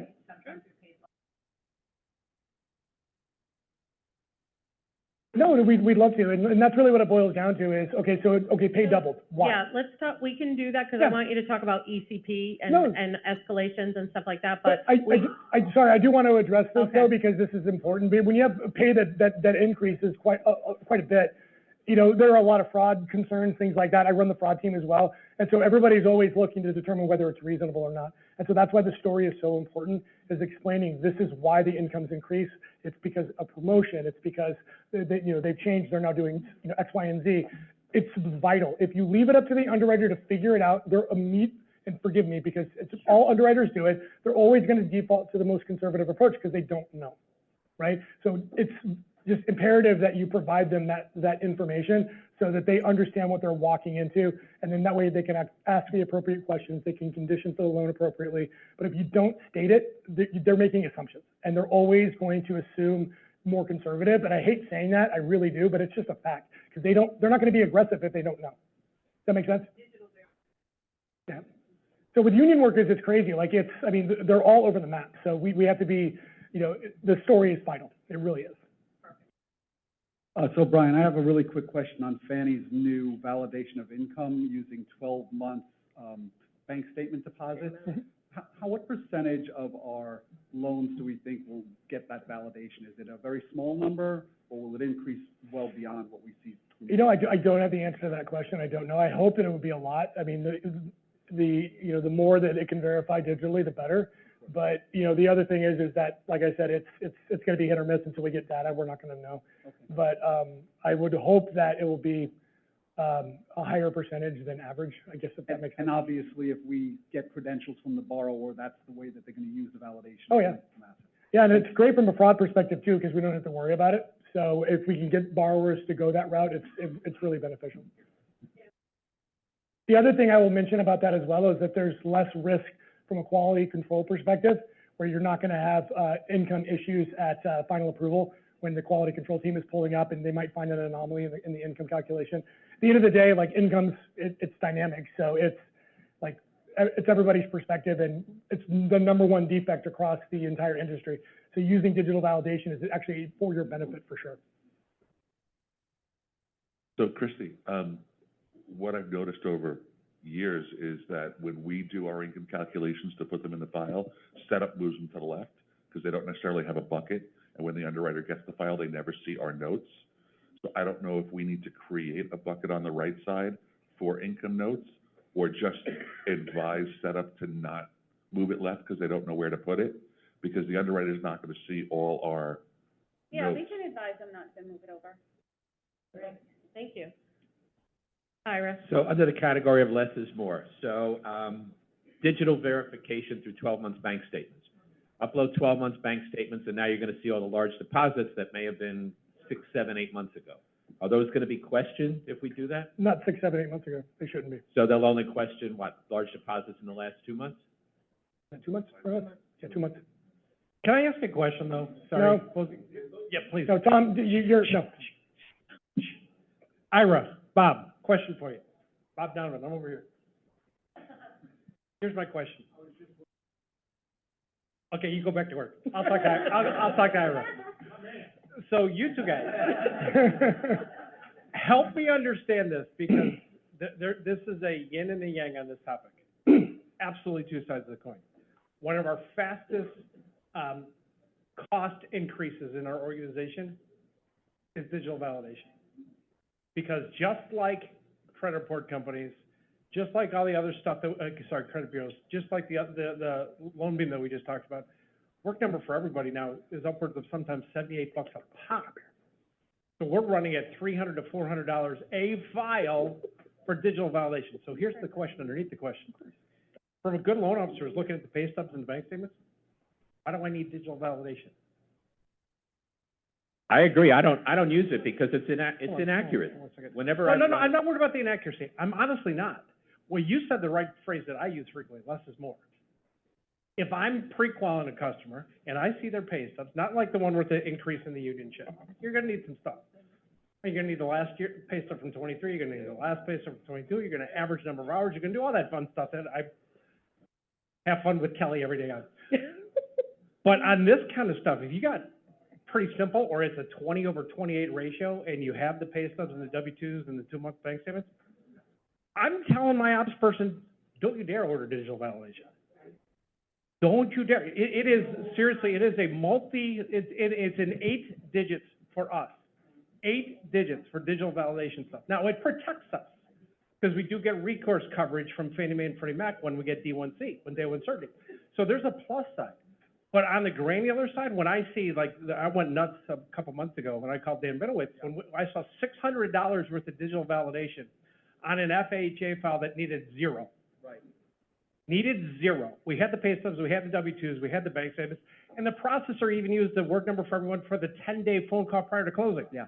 Just to say, is he still working there? Boom. I think the tech makes it so easy that people just use it. Yeah, That's what happens. it's a little bit of a But there are crutch. moments when you need overtime, then you need overtime, get that BOE right up front, so you're not playing games. I mean, I can calculate it, right? Sorry, yeah. No. So I want you guys to hear this, because this is, we as a fleet, as an industry, as loan officers, here, we're doing a bad job of calculating a lot of shit. We've gotten lazy as an industry. I can tell you this for sure, because when Mark McGowan decided to go on a boat in North Carolina, God bless his soul. He's mortgaged now, he's gone. Rest in peace, he's mortgaged, and I am so happy for him to be in North Carolina boat. But I started getting all your PEs. Do you know how many errors I saw in PEs that didn't fit? Somebody didn't check for first-time homebuyer. Somebody didn't take off one borrower's income. Somebody didn't take off the overtime or the bonus. Yeah. I'm up to 8. I was just telling someone this, sorry. Yeah, 8 of them in this week, where I found they were structured wrong. So we are doing a really poor job of being experts at this. So the reason why I bring that up, Bob, is I will take the last pay stub from 22 and 23 all day long over a digital validation for overtime. Yeah, agreed. Because it'll probably give me the number of hours, which will allow me to be more aggressive to begin with. And it's super easy to get, right? With our portal, it's easy to get. I agree, and I It's think- just because it's there. And I think people you use it. answered a question we all had last time you spoke, which was, what is the value to us? And it's not a quantifiable number. So, I mean, I prefer 2 and 2. Tori? I want to slightly change the topic, if You're I may, allowed. but if Phil wants to. For you, speak on anything. that. TBD, I don't take advantage of it. I know a lot of people that do from ops. Is there a way to navigate that is best for you guys? How can we do that? How can I take advantage of it? Because I really want to start doing it a lot. Period. Thank you. Easy. were just talking about TV, how many we have now? We've heard, like, so we've heard about the cost on the PE errors, et cetera. Where is our biggest cost as a branch come from? Like, I mean, we knew at one point, credit report pulls were the lowest. They the pendulum swung the other way. From a cost perspective, where are we wasting the most amount of money? I'm gonna add to that. So you said you just saw 8 errors. Can you send us a list of those 8 errors? So that in the future, we can be on the lookout for that kind of stuff, so it's not repeated. Which question you want me to ask first, and how many minutes do I have? No, we don't. Okay. How about this? The biggest increase in cost on our corporate P&Ls, on our regional P&Ls, on our divisional P&Ls is this box called DOE, which is direct operating expenses, which is the credit report shit, thanks to that whole industry, which is the digital validation stuff that is skyrocketing. And it's not really our fault, because all these places have doubled, tripled, quadrupled their costs. It's loan beam stuff. All that is in DOE. It's something you can't really charge a borrower, but it's there. You might want to see, Ted, I was working on 3 LEs versus competitors this week. G-Rate started charging a $200 technological validation fee on top of 1640 lender fees, just to try to start to recoup this stuff. So the industry, this is being sucked out of the industry. That's why it scared the shit out of me, the stuff I talked about with the CFPB. What, you're gonna make lenders now pay for $3,000 for a lender title policy? Guess what we're gonna do? We're gonna charge the borrower $3,000 in points. Because we only make 25 basis points as an industry. What, are you gonna take $3,000 out? Oh, guess what? We're gonna charge $3,000 in amortization fee. It's just from one hand to the other. It's some stupidity.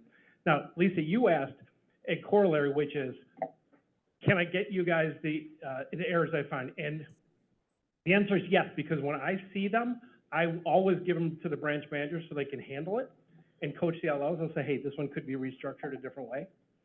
And when they talk about grants or we talk about grants today, it's another thing that we're missing. We're just missing. We're doing a PE instead of a grant. We would have had 0 PE if we had done the grant right, and we just didn't check the address to make sure it was available for the grant. So there's a few different things that we're missing. My guess, just in the 8 this week, it was somewhere over $25,000 that I caught. $25,000 that I caught. Now, that's just the ones that made it to me. Number of PEs that were left at the branch level that I never saw, I don't know how much money we left on the table. But every time I do find them and I say, hey, this might be done a different way at less PE or at a better rate to the consumer, I will every time send it to the BM as well. But I want to list in general. Okay, wait. Okay, Eric, and you are next. Go ahead. This is new guy. Hey, my name's New Guy. Well, at least you're not Zoom. You got Zoom, Yeah. so you got new guy today. Awesome. I'm Brendan Kipnis, not New Guy. So kind of an income question. So like, let's say like this kind of goes like with income and trying to work like PEs, reducing costs as well. Let's say AUS is kicking back that we only have to do a 1-year look back on income. But if we do a 2-year average, it brings that income below like an area median income limit where we can get loan level price adjusters waived. Thank you for the shout out. Are we able to use that 2-year calculation instead of using the 1-year look back? Absolutely. Okay, cool. Absolutely. You can always go more conservative. So that's a great question. Really good question. And we want to do everything we can to give borrowers opportunities to take advantage of those price breaks.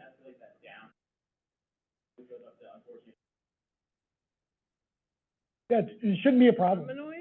Yeah, Kelly's really annoying. So. Yeah. 1 year, using a 2-year average on self-employed. Keep it MI. And the underwriters and the underwriting managers. You deal with all of them. Yeah, you can always be more conservative. A 2-year average is always going to be more conservative. I'll make sure they David, the takeaway. Can I give you the answer that I want you guys to hear? I told you this in October too, for all you guys who were here. This is a turning point in the industry right now, and I don't know where it's going to be in 5 years on this topic. But right now, with the Democratic administration, with all the subsidies that are going into people at AMI levels, it's here. And what we did is we were trying to unwind 30 years worth of underwriting thought process, because since 15 months ago, since they rolled out with the, removal of the LLPAs, and then they started with first-time homebuyer LLPAs, then they went to the LFA, then they went to VLIP, then another grant this year. All this shit is, except for the last one, are based on the premise of minimizing income. So the industry, loan officers always been pushing the underwriters, maximize income, I need to get the DTI down. Yep. Now we're saying, hey, I want you to reduce the income. And this, but I'm only gonna ask you 4 out of 10 times. The other 6 out of 10 times, I'm gonna ask you to maximize the DTI, the income. So it's a really tight, narrow window for Kelly to educate the underwriters, because we're giving them mixed messages all day long. Tell the story. That's a perfect example of So- telling the story. Yeah, Kelly knows, I talk to her 2-3 times a day on this shit.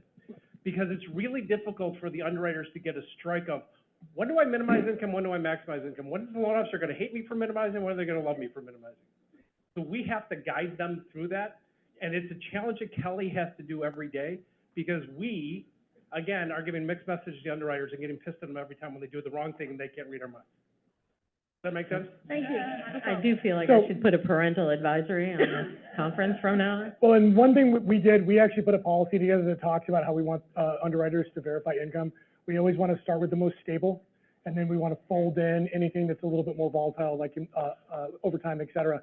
We did that on purpose for exactly this reason, is we want these borrowers to be able to take advantage of those income opportunities where they can get pricing benefits, things like that.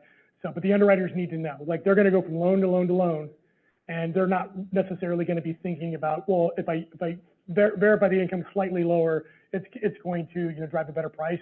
Probably not even thinking about it. And so just keep that in mind when you're submitting your loans. So, Yes, yeah, where would you, Yes. notes? Yeah. that's the tell the story. Yeah.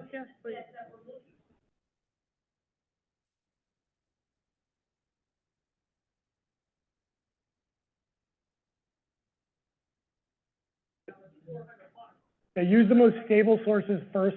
Right. And we don't, so you don't have to use overtime income. What the GSEs specifically want us to do is they want us just to be consistent in our approach. They don't want us to manipulate loans so that we can ultimately drive income levels lower, take advantage of the pricing benefits. They want us to look at it consistently across the board. So we always will tell you, use the most stable, and then fold in anything that's more volatile, like overtime. That's my expectation for And the that underwriting is, group. that is a good reason for using pay stubs and W-2s. Yeah, absolutely. Eric, and then Shannon has a question from, the chat, so I'll do that. I have a few things here. Just a couple of comments. Tom, the data first thing that, like, everybody does data first, I think part of that has to do with, it was drilled into us when it first came out. You gotta use data first, you gotta use data first. They were giving us the statistics and all that. So if there's a different policy that we should be following, absolutely, please let us know. And another question, maybe you can bring this up when you're up later, is, about PE training or best practices, if you could, Don't do it, that's all. Yeah. Well, no, if we're gonna do it, what's the best way to do it right? Make sure that we're catching this stuff at the first place. Yeah. Hang on. You need a mic. There are people online that, I don't know why, Tom, but they want to hear you. I have no frickin' idea why. And yes, you're gonna have to put a governor on me. So you're asking us small questions out of a bigger topic. It's one of the things that I will address later. But I said it in a nugget a few minutes ago. The industry, the fleet of loan officers in the industry have gotten really ridiculously lazy. Now, I've been doing this way too long. 38 years. And 38 years ago, I was reading guidelines every frickin' day. We still have people that don't understand home ready and first-time home buyers 16 months later. We still don't. Even though we did multiple trainings, we did all this shit. So what I'm trying to tell you is we need to get better as a fleet. Now, you're asking for PE training. PE training isn't really what should be done. It's the product training underneath it. And here's why it pisses me off. It's not because I can't catch them. I'll catch them. I'll send them back to you. I'm worried about the ones I didn't catch because they didn't quote 6 5/8 instead of 6 7/8, so we lost the deal. That's what I'm worried about. Somebody didn't know how to, hey, take the wife's income off because we qualify underneath 100% AMI just on the husband, and then they're wondering why they got beat by 3/8 by a competitor. Those are ones I'm catching. I'm sending the BMs because I'm saying, okay, we're missing this. I caught this deal. Great. I saved $4,000 for the company. Great, perfect. We didn't need the PE. Great. What about the other 5 deals that Allo just lost? Because they weren't astute enough to catch, hey, how can I legally, if you will, minimize income and get it underneath 100% AMI as a FTHB and eliminate 7/8 of a PE? So as an industry, it's kind of like a skill that we've lost to read guidelines, figure out where the nuances are. And it's part of what I talked to Lisa about getting ready for this event.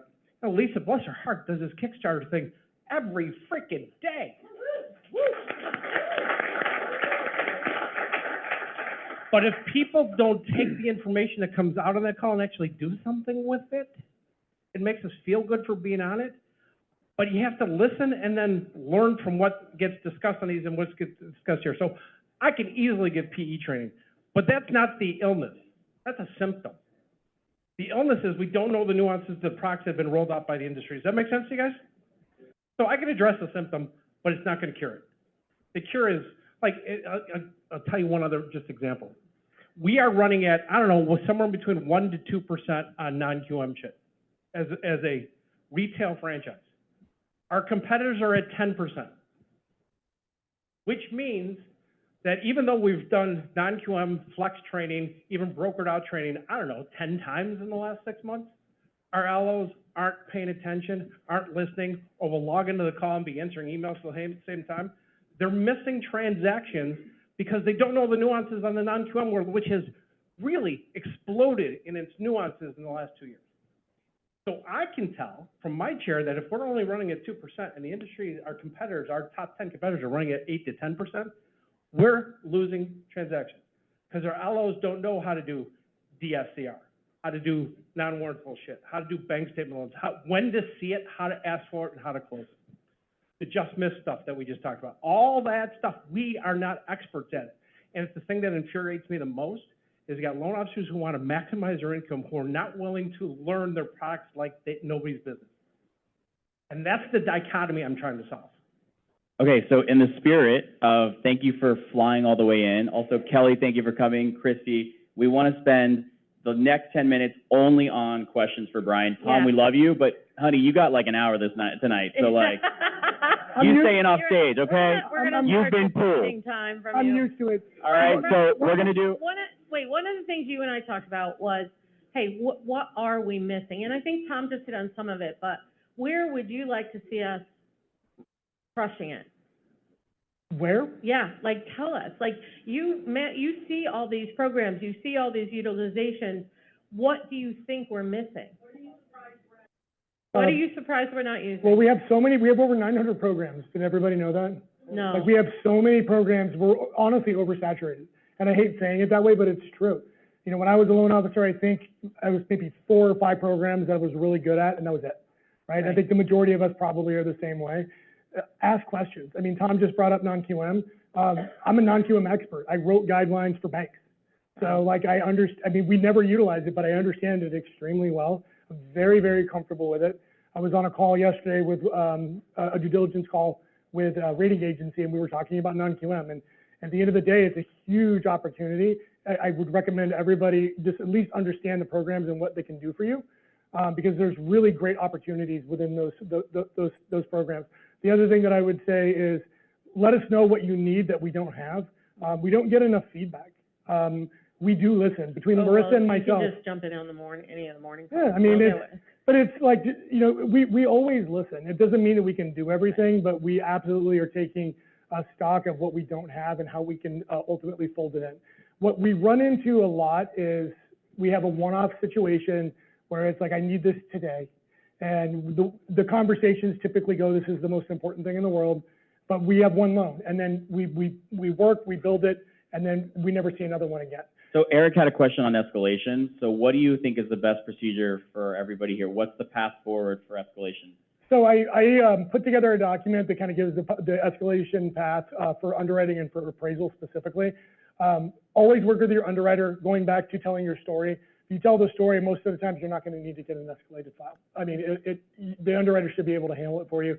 But you always want to go through the leadership. You want them to be able to solve those issues for you up front. And the reason why it's so important, and it might sound painful today, is if you don't give them the opportunity to solve the problem for you, they're never going to. They're not gonna learn. Learn, yeah, and they want to. They don't want the files to come to me. Right. My goal is to become irrelevant. Like, I don't want you guys to even know who I am. I don't want you to think you have to send a file to Brian. I don't want to talk to Tom 10 times a day, which we do.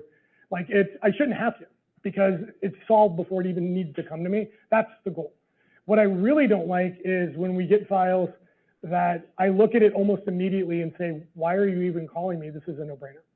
And all of it usually comes back to the underwriter didn't have the information. Right. That's it. The communication. And so, like, I can't tell you how many times Kelly's told me, like, Brian, if I had known that, would have never come to you. Right. So it's vital. It's vital. And you have people that, like, I just want to, I want to dispel like a myth. Underwriters don't like denying loans. It sucks. Like, nobody wants to call you and give you bad news. Right. They don't. They want to approve everything. And so you just have to give them reasons to want to approve the loan. Suspense was once defined to me as, I didn't give the underwriter enough information to approve it. And then, yeah, and then the other thing That's the definition of a suspended loan. I didn't give the underwriter enough information to, they don't want to suspend it, they definitely don't want to deny it. But you need to know that that's on you guys, that's on us. We didn't communicate, we didn't do this. That's their way of saying, I'm going to give you another chance to help me make this work. So you need to communicate with them to do that. They don't know what they don't know. Right. That's really what it comes down to. And you are the vehicle that's going to tell them what they need to know. It's vital. Real quick question. I am Krish. Hi. One comment and two questions, if I may. Comments is, it is very good to see that our underwriting going so fast, processing and underwriting. I came from different bank. I never seen such a efficient way of dealing things. Thank you to Kelly, Christy, and whole senior management team. My two questions is, number one, you said that what is seen cannot be unseen, underwriting level, right? Yeah. But I was told or trained with the interpretation of CFPB, Freddie, and Fannie that even the loan officer, if they see any documents, any paper from underwriter, that must be produced to underwriter, you are subject to fire on the spot. What is your company policy? We're not. No, I'm asking. What is the company policy? I have selective blindness. No. Okay. Second question. Okay. No. Okay, next question. No, I'm sorry, I'm trying to guideline. It's actually really important. You're not wrong. You're obligated. Everybody at the company is a risk manager. Everybody. Yes. You're here to protect the customer. You're here to protect the company. If you see something that is out of sorts, you're obligated to raise your hand and say, this doesn't look right. But you should want to do that regardless, because you want to put your clients in the best position, right? Thank you. And so, here's the caveat though, and this is a very gray area. There are situations in which you have customers that it's blatantly obvious that what you're looking at is they don't have the ability to pay the loan, right? That's where it gets dangerous. There are other situations, and I'm gonna remove my risk hat for a second and speak to you as a salesperson, that we all know when you look at guidelines, not all of them make sense. And so we have to follow guidelines. And so there's a difference between following guidelines and putting the borrower in a situation where you recognize that the patterns are favorable for them moving forward, but you're not putting them in a bad position. And I don't know if that makes sense to everybody or not. I'm really trying to be very careful how I say this. Yeah, it really is. But it's like, all I really care about is that we're putting the borrowers in the best situation to set them up for success, right? And when you think about like no-doc loans back in the early 2000s, things like that, I mean, the premise behind those it was good. You know, you have individuals that, you know, they can't, it's funny, like you look at the tax code, you know, at one point you're told to minimize your taxable income, but if you try to qualify for a loan, it works against you, right? And so bank statement loans are a perfect example, and it's an alternative for you to use. So you are absolutely obligated 100%. And I will come after anybody who tries to knowingly manipulate a loan. And like I said, I mean this with all due respect to everybody in the room, but at the end of the day, it's my job. I'm protecting the consumer. That's what my job is. But there are a lot of variables between, you know, hardcore no's and an approval, where we just want to put them in the best position possible. And that, for you as a loan officer, is really what your job is you're looking at their profile, you're determining what's the best product, what the best circumstances are, and then you're submitting the loans and the documentation that you need in order to approve them. As long as you have their best interest in mind, 99.9% of the time, we're going to be just fine with it. But if you see something that specifically is going to negatively impact the approval or the transaction, you have to raise your hand and say something. All I would ask is that let's talk about it up front. We will find, like Tom and I do this all the time.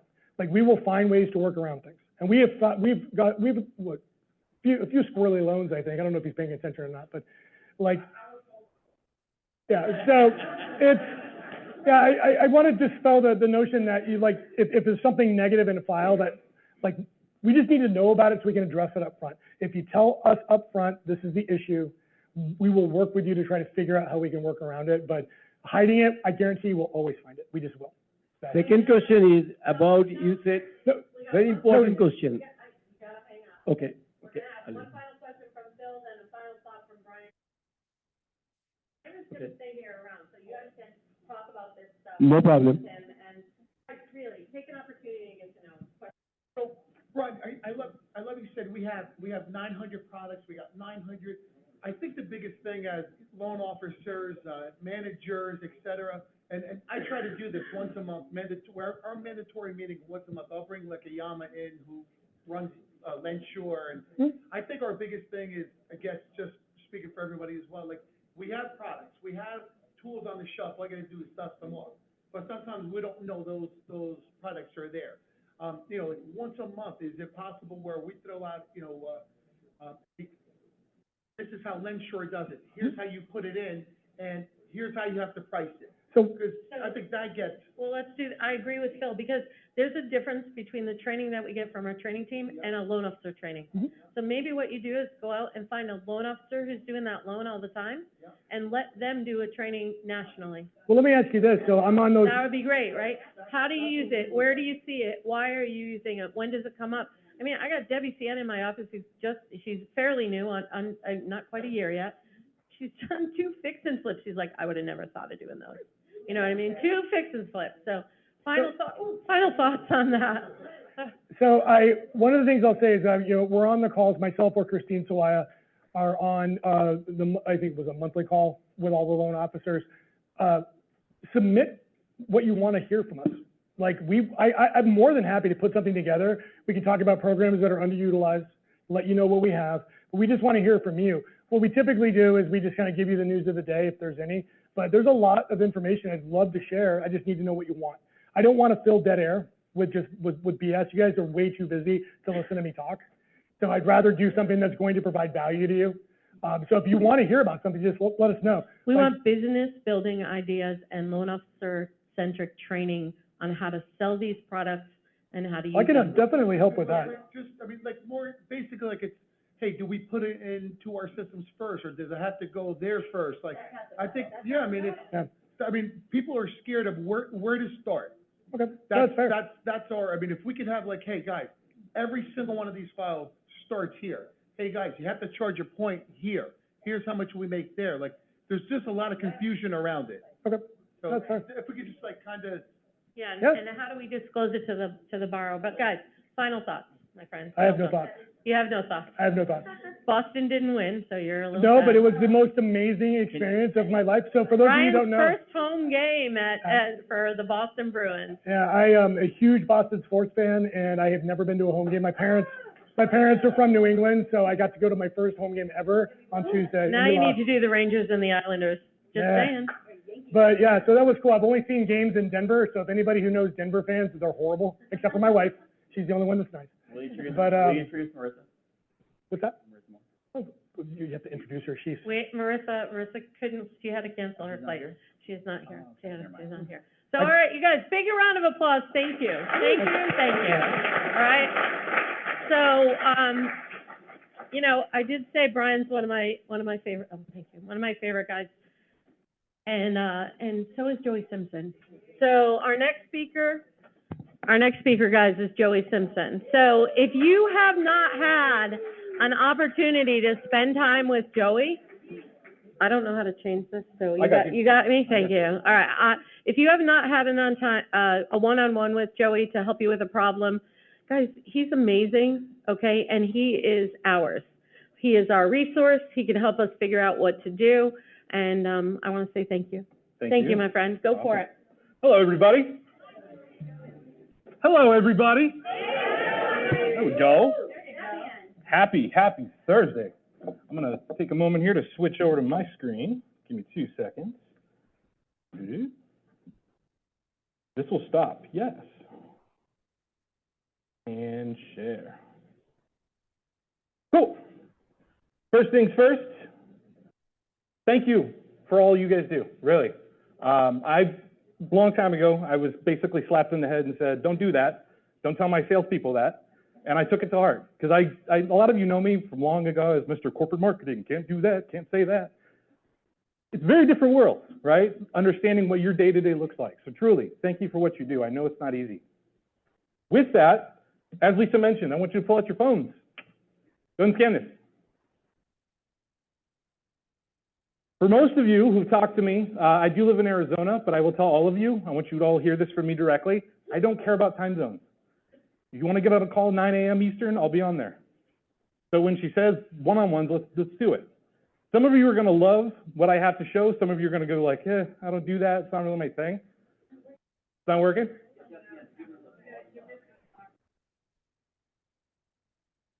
Works for some. I can email you the link later. The point is, just book time with me. Email me, I'll get you the link. You can pick a day and time you want to talk to me. If it's outside of those hours, just message me on Teams. The point is, some of you are going to want to get into this stuff today, and that's awesome. Some of you are going to want to do it next week. The point is, all of you learn differently. That's something that I've learned. Some of you will be able to do this over a Zoom. Some of you need a little more hand-holding. But just make sure to reach out, ask questions, throw your hand up. It's important to do that, because if you don't, you're just going to look at this and go, I'm not going to worry about that.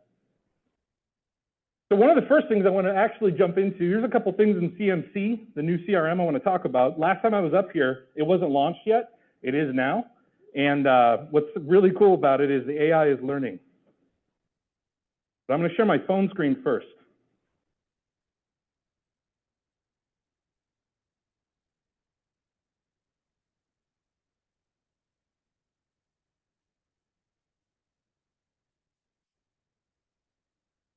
And if anybody is curious how you could do this, you just download the Zoom app and you can add yourself as a participant. But anyways, one thing I want to highlight, and I'll be around today, by the way, if anybody needs help downloading the Salesforce mobile app. Folks, if you only use this to call your customers, start there. You don't have to go crazy or try to send emails or anything from here. But if I get, let's say a customer calls me, I can use the search box, the little magnifying glass at the top right there. Your whole book of business is here on your phone. If you only use it to call your customers, start there. We'll be having more trainings and new rollouts with the mobile app later, but if you download the Salesforce app, and let's say you get a call from a customer, so I'm going to throw in Joey Simpson. I'm in here like a billion times. There's Joey. You see right at the top, plus loan app, get pricing. You have all the same functions, but what I really want to highlight, that phone number is blue. If I tap it, it pulls it right into my dialer. So if you need to call a customer, you need to call an agent, and they're not in your contacts already, they're in your CRM. So again, I wanted to touch on mobile briefly. If you don't have the app, App Store, Google Play, go download it. Just look for Salesforce. There will be more training coming later on this year when new features get rolled out with the app, but if anything, like I said, folks, just to call your customers. It's that easy. 2 taps, and you're on the phone. Any questions? No, it's the same thing. Oh, I lied. Sorry. Yeah, so if you have Mello CRM app on your phone, delete it. It's trash. It's old. It's old. Yeah. If you have Mello CRM app on your phone, delete it. You want to download Salesforce. Get it on your phones now, because there will be training later. There'll be more announcements, all that fun stuff. But again, just to call your customers. Because in the future, check this out. If I go into my items here, just as an example, let's say you have a cadence running. We've all heard about cadences. What about a trigger alert? Customer gets their credit pulled. How about a mobile push notification to your phone? Hey, Joey Simpson shopping, call him. But you have to have the app installed to get those, right? We can't push stuff to your phone unless you have the app installed. So that's why I wanted to touch on that briefly. But you can access your loan information under opportunities on here. So if I pull up my buddy John Homeowner, right, you can access transaction deals. But again, if you're going to do this today, use it to just call your customers and your agents. Start there. What does the icon look like? A blue cloud. Yep. And if you need help installing it, let me know. When you get to the user login, don't use your Mello credentials, just so you know. If you need help with it, I'll be here. I'll walk through with you with your phone.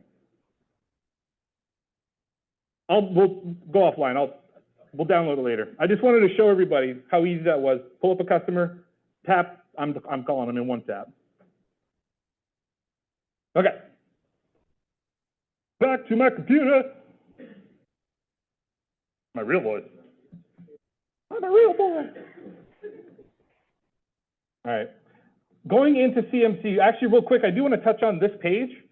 We actually have a new SharePoint page we created. So we're going to be housing a lot of the resources, recordings, anything Kickstarter related. You now can have a place you can go.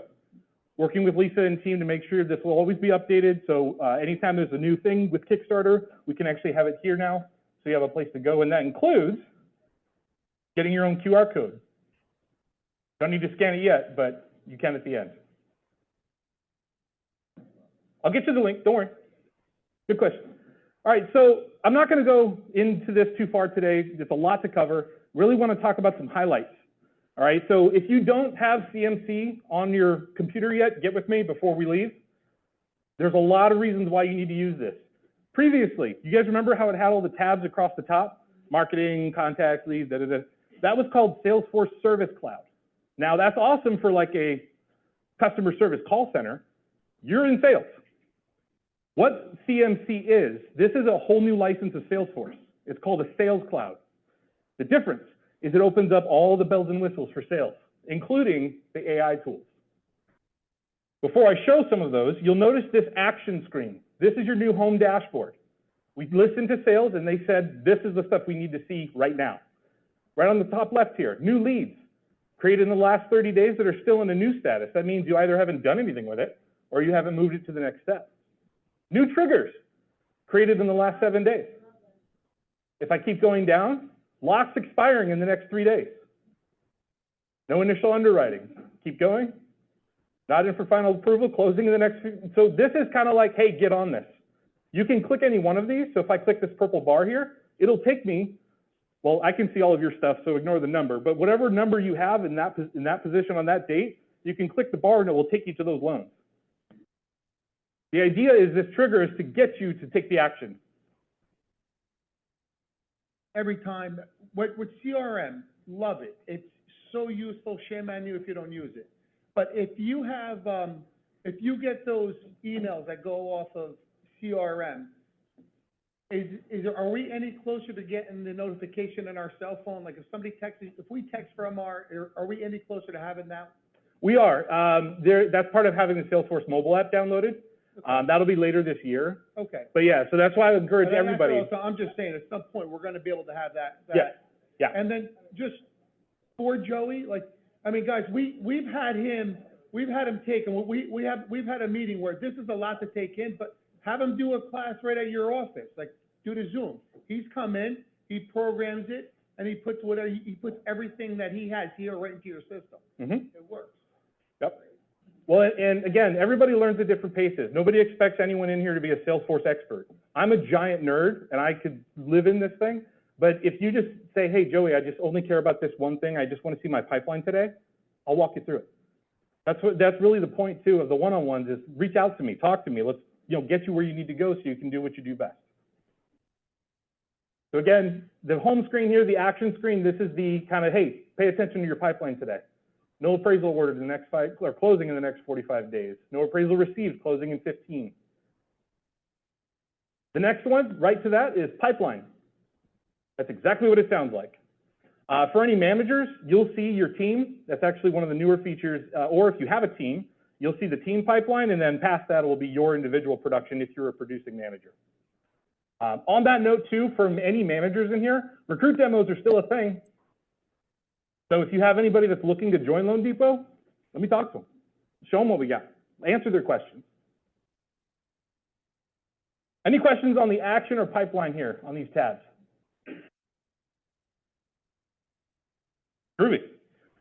Now, one question I get a lot, Joey, I just want to see my pipeline today. All you have to do when you click this drop down next to home there, a lot of stuff, We're just gonna go right to opportunities, transactions. We already have a ton of lists. You can build your own, you know, if you wanna learn and like I said, nerd out, I can teach you. If you just say, Joey, I wanna log in and just see it, I can log in as you too. Makes it so much easier that I could just go, okay, it's done. Go log in, go refresh your screen, here it is. I wanna repeat that. Oh, go ahead. No, what I was gonna say is yesterday, you showed me how when someone is challenged by this, there's like a whole list of things that we can go and learn from. Mm-hmm. Absolutely. Before I show that though, under this dropdown, recently viewed, just so you know, recently viewed, that's out of the box. That just means you recently looked at the loan. If you click that dropdown, we have a list for all of you. This is in your CRM today, CMC, same thing. It's called 2024 retail transactions. Now by default, it will filter it alphabetically. Mine's gonna pull for the whole company, so just ignore it. But when you click the second column, it'll say created date. It'll sort it descending. What that means is most recent. So you'll see, yeah, see some of these goofy names in here. These are old. But if I click on created date with the down arrow there, now it'll show me the newest loans first. So if you just want to get into CMC and just get into your loans, there they are, sorted by created date. You've got all the information pumping in from point of sale, and I'll talk about OmniConnect and mass emailing in a moment, but all the data is there. So if you want to easily jump in and just see your loans, opportunities, transactions, change it from recently viewed, 2024 retail, and then created date descending.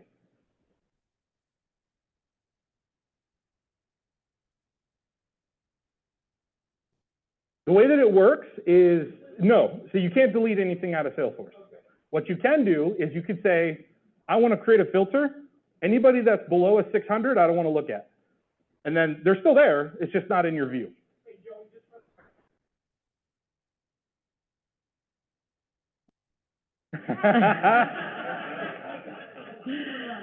Just for the record, I think what, Phil, are you talking about put them on like a do not call, do not, like, tag them that you don't want them coming up? So how do we identify someone we don't want to communicate with? Phil will talk about where to bury them later, but if you can please just show us, how do we tag someone that we don't want to communicate with again? The easiest way to do it, I'm going to use my buddy John Homeowner as an example transaction here. There's a new field, and we're working with the point of sale team to actually have this automated, so more to come later. But on the transaction, so I pulled up my buddy John Homeowner. If I scroll down, there's a section right here called classification and referral. So right here, you can put in your notes. These don't go to underwriting, they don't go to customer, this is your notes. So you just go to the transaction, you can search it, you can go through your list, scroll down the middle, classification, referral, LO description, whatever happened, but then this right here, found home with realtor, not interested, there's a whole list you can pick from. Then we can create the list where it just says remove anybody that's not interested. I can do that for the whole organization from my seat. So we can make that happen. You just have to take this step. Yeah. We also have the option of putting it as a dead lead. We don't have that option on the Salesforce? So Salesforce is a little bit different.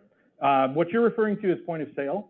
And that's part of the automation that we're working on with the point of sale team is more communication between the two, because you can also mark loans not active in point of sale as well. That does not currently transfer to Salesforce, but it is on our radar. You got a mic down here? All good. No. 300 series. Can you do a list on the 300s that shows, you know, if a pre-qual's been done, if it's a TBD, where you can do out the list and maybe like when the credit's expiring, so we can go back and update those? You can. Not going to do that today, but yeah. But So it has the ability to? it does, yeah. And that's where. So that's a great question, because if you want to learn how to build that, I can teach you. If you just say, Joey, I just want to log in and see it, I can do that too. So it really depends on like what do you want to learn. Because again, I know some of you are going to look at this and go, it's too much. I don't want to deal with it. Okay, fine. Let me help you with that then. But you got to put your hand up. Yes, she's got her hand up. So I'm a big thing with codes. How do we, I always ask my clients how they came to me if I don't know if it was a direct realtor referral, but there are codes there.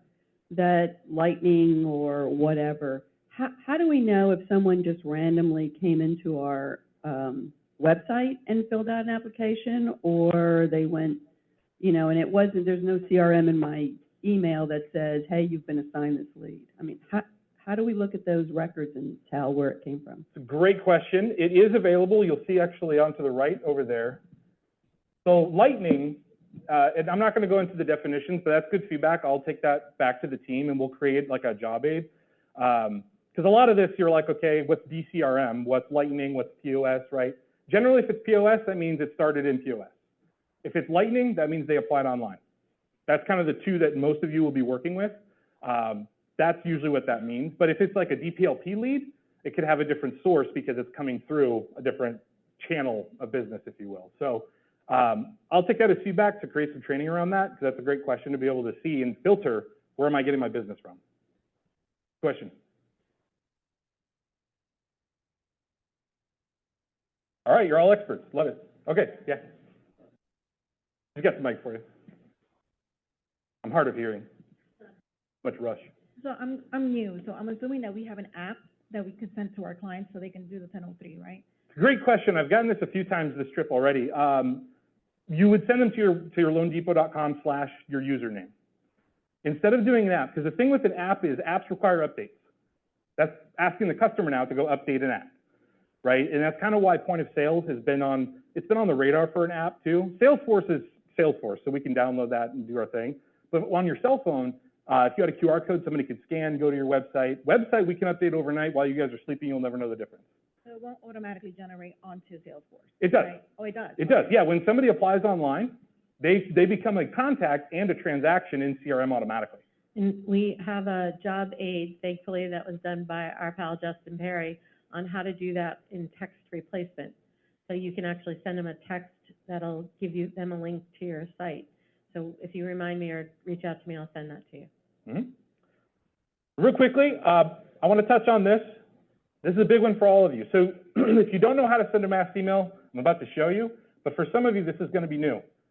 So in the CMC, I want to send a mass email. Let's say I just want to hit all my clients, just saying, hello, how are you? In the app launcher, the little 9 dots to the left, I just search mass email.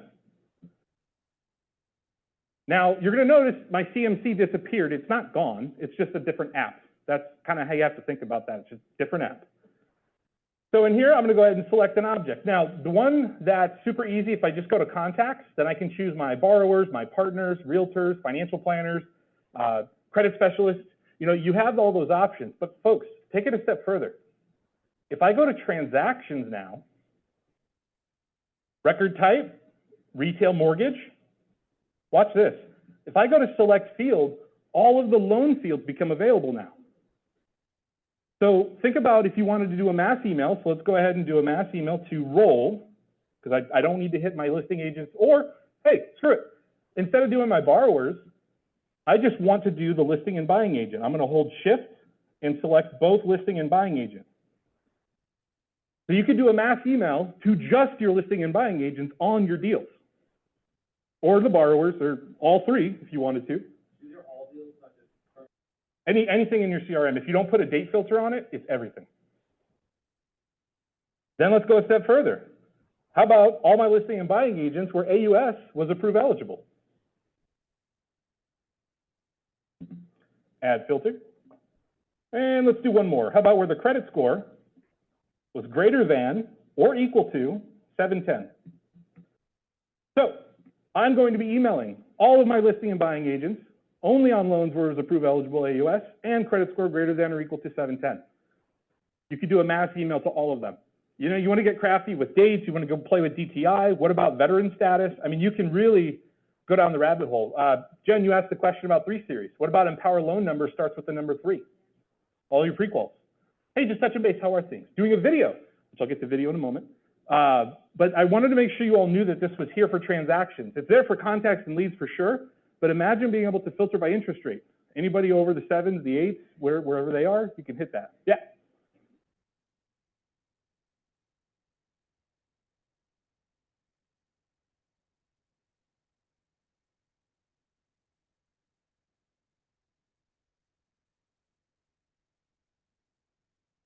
a great question. You would do it twice. So the question is, if I wanted to do my funded borrowers, and then how about my canceled? You would do two separate emails. So for example, if I come in my stage here, equals, now I have all the stages. So if I did canceled, withdrawn, decline, or if I said, hey, I just want to do my funded deals, that's you just add that filter. Now, folks, you can save this. You do not have to be a filtering professional to know how to get here. If you need me to help you do this, let me know. Because after you're done with it, I'm going to move this up here. You can come up here to the top right, this little save icon, and you can save the list. So when you come back next week, you can hit the drop down, and there's your list. Hey, I don't, maybe I'm the only one that, maybe I need to do this offline with you, but I'll have two contacts, they're the same, and it says it's not detecting that it's a duplicate.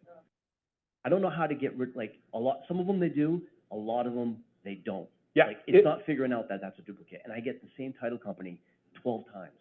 So that's a partner thing. We'll talk offline. Okay. If you're going to do so just so everybody knows, CRM captures all partners, including title.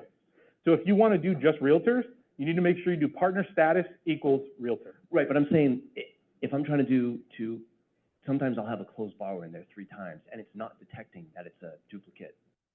Okay, so for duplicates, if you have examples, send them to me. Okay. Most of the time, honestly, with duplicates, one letter might be off an email address, and so the system thinks it's 2 different people. Because I know there's another Joey Simpson out there. He's not as cool as me, but he's out there, huh?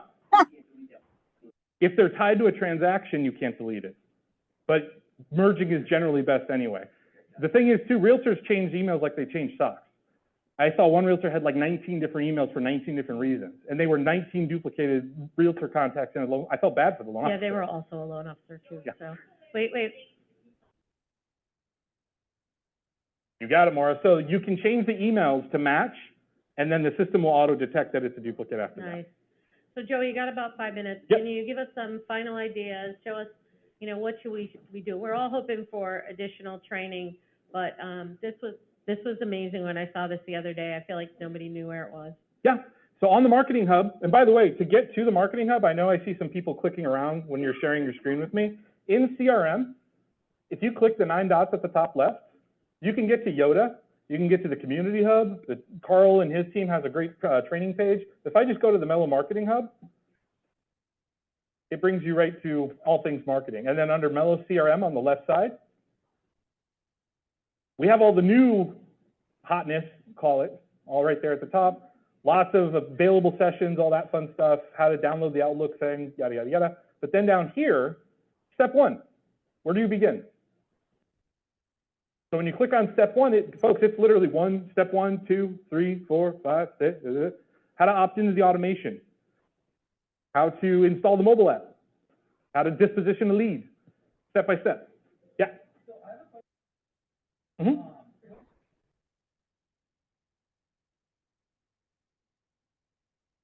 So when we're setting up the mass emails, I can see you can schedule it in advance. Is there any way to send it right now? Yes. So when you just hit send, it goes into the queue to send, and generally it's within about 5 to 15 minutes.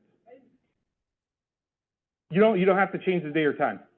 So when you if you don't change the day or time, it goes right into the queue. Nice. All right. Well, my friend, what should we be doing? Give us Should you be doing? What So should we be doing? I talk a lot about video, and if you're not set up, get set up. I promise you, folks. The main reason, this is one, and Lisa, I stole one of your videos, by the way. This is one of the main reasons why. First of all, Loan Depot pays for Vidyard for you. It's a free tool. I talk to a lot of people at other organizations who have to pay for BombBomb and other inferior tools, in my opinion. But this is kind of the why behind it. When you send a video, this is what your customer sees. It's branded to you. And the cookie gets attached. I know Lisa's kind of peeking out over here. So if I leave this page and I go to ESPN.com, CNN.com, who's going to follow me around? If I come back to Loan Depot, who's going to be following me around? So real quickly, just to highlight some of the key features here, I'm going to move this down and open this up. Suddenly. The Chrome extension, if anything, folks, I talked about the mobile app earlier. If the only thing you use Vidyard for is screen recording, start there. Walk your customers through their fee worksheets, their questions. I heard a lot about different credit opportunities and medical statements and things like that. So if you use the screen recording, I'm going to start recording. I'm going to share my entire screen. Boom, boom, and share. I'm going to count down 3, 2, 1. Joey, hey, Joey Simpson here, Loan Depot. I'm going to move my stupid face up here so you can see me better. There we go. And hey, we're looking at your fees. I know you had some questions on that down payment, so let's take a look here. This is your down payment. This is your cash to close over here, and oh, bummer, your credit score sucks. So the point is you can draw on the screen as you're walking people through this, then you can email it or text it. And in Outlook, which mine's closed at the moment, you can put the video in the body of the email. In Outlook. You don't have to do this through Salesforce. You can do it right through Outlook too. That's amazing, and we're definitely gonna need more training on that. For sure. Hold One on. last thing on Vidyard. This is new, and Vidyard actually has some pretty creepy AI tools coming. So more to come on that, but this is live today. Let's do write me a short script about home buying in Masshole, no, I'm just kidding. In, I don't know, Pennsylvania, I can't spell, leave me alone, first-time home buyer who does not have a real estate agent.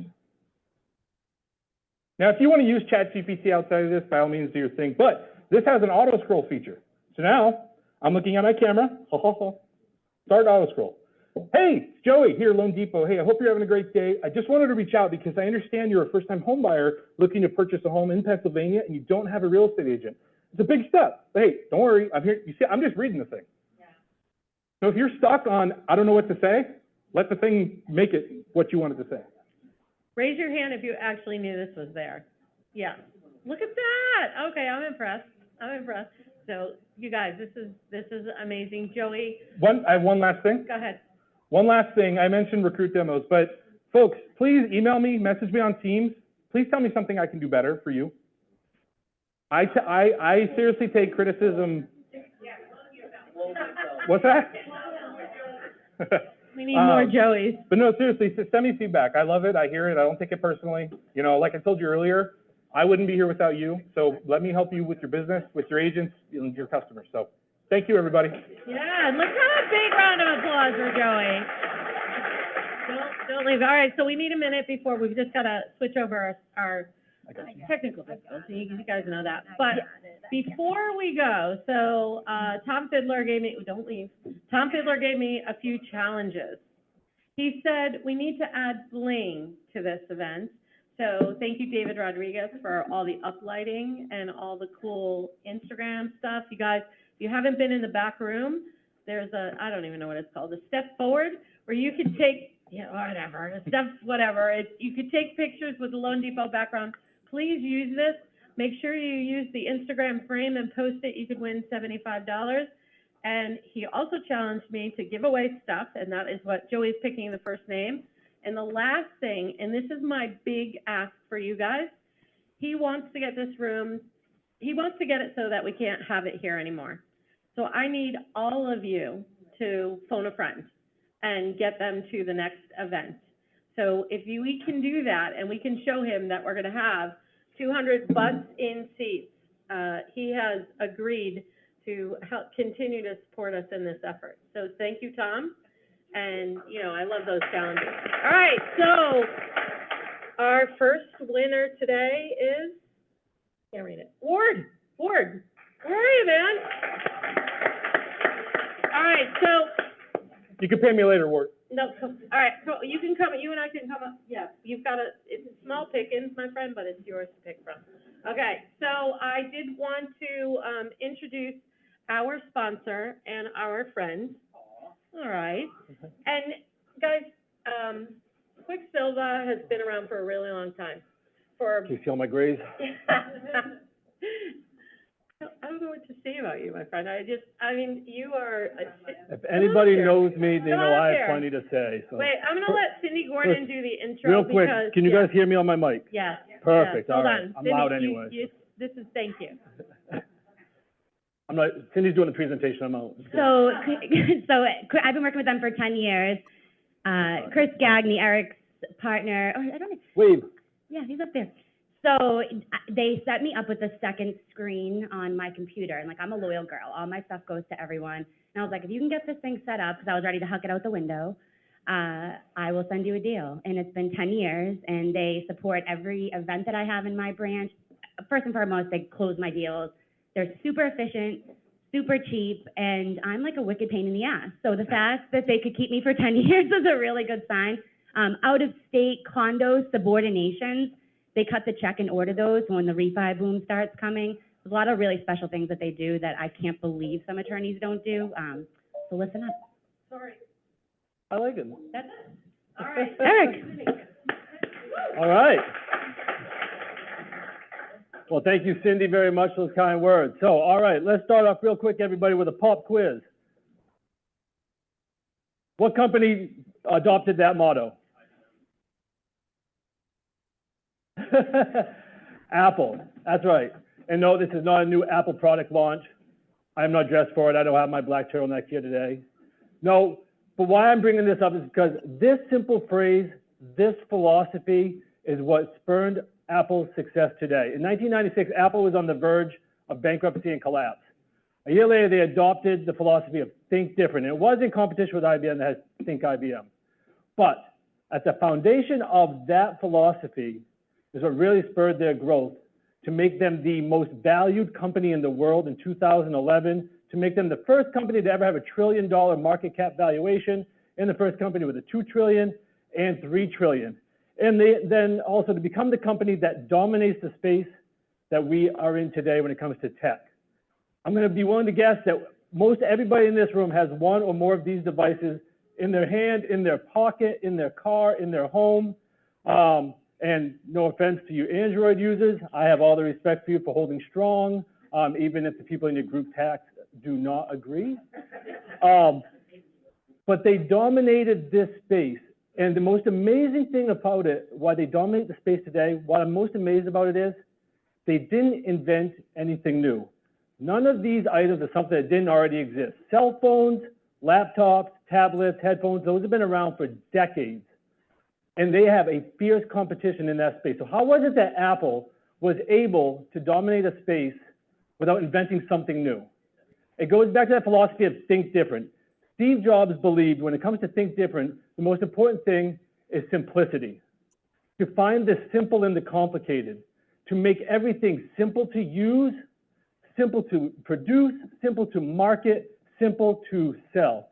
It was his endless pursuit of simplicity, to evaluate everything they were doing, to scrutinize it, to make the hard decisions and act, which is why when they were getting dominated in the early 2000s by BlackBerry, they overtook them and BlackBerry was dissolved by 2016. And now today, Apple is the second most valuable company in the world. It wasn't because they created anything new. They took what already existed and they broke it down to its most simple form. And simplicity in its most perfect form is efficient and effective. And that's what I'm focused on here with you today. I want to talk to you about how to be more efficiently effective, how to get more done now. As I mentioned, my name is Eric Stevens. I'm the sales director for Silver Law and Quicksilver Title. I've had the pleasure of being in this role for a little over a decade. I manage a two-man sales team, and you are looking at one half of those two-man sales teams. Okay? We are small, we are lean, so we have to be efficient and we have to be effective in every single thing that we do.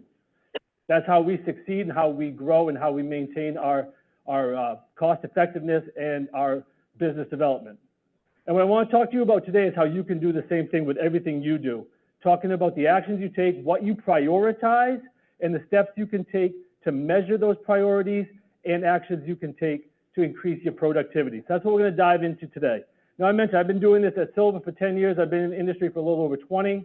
So I'm going to give you a lot of stuff that I've cultivated in those 2 decades in the course of about 22 minutes.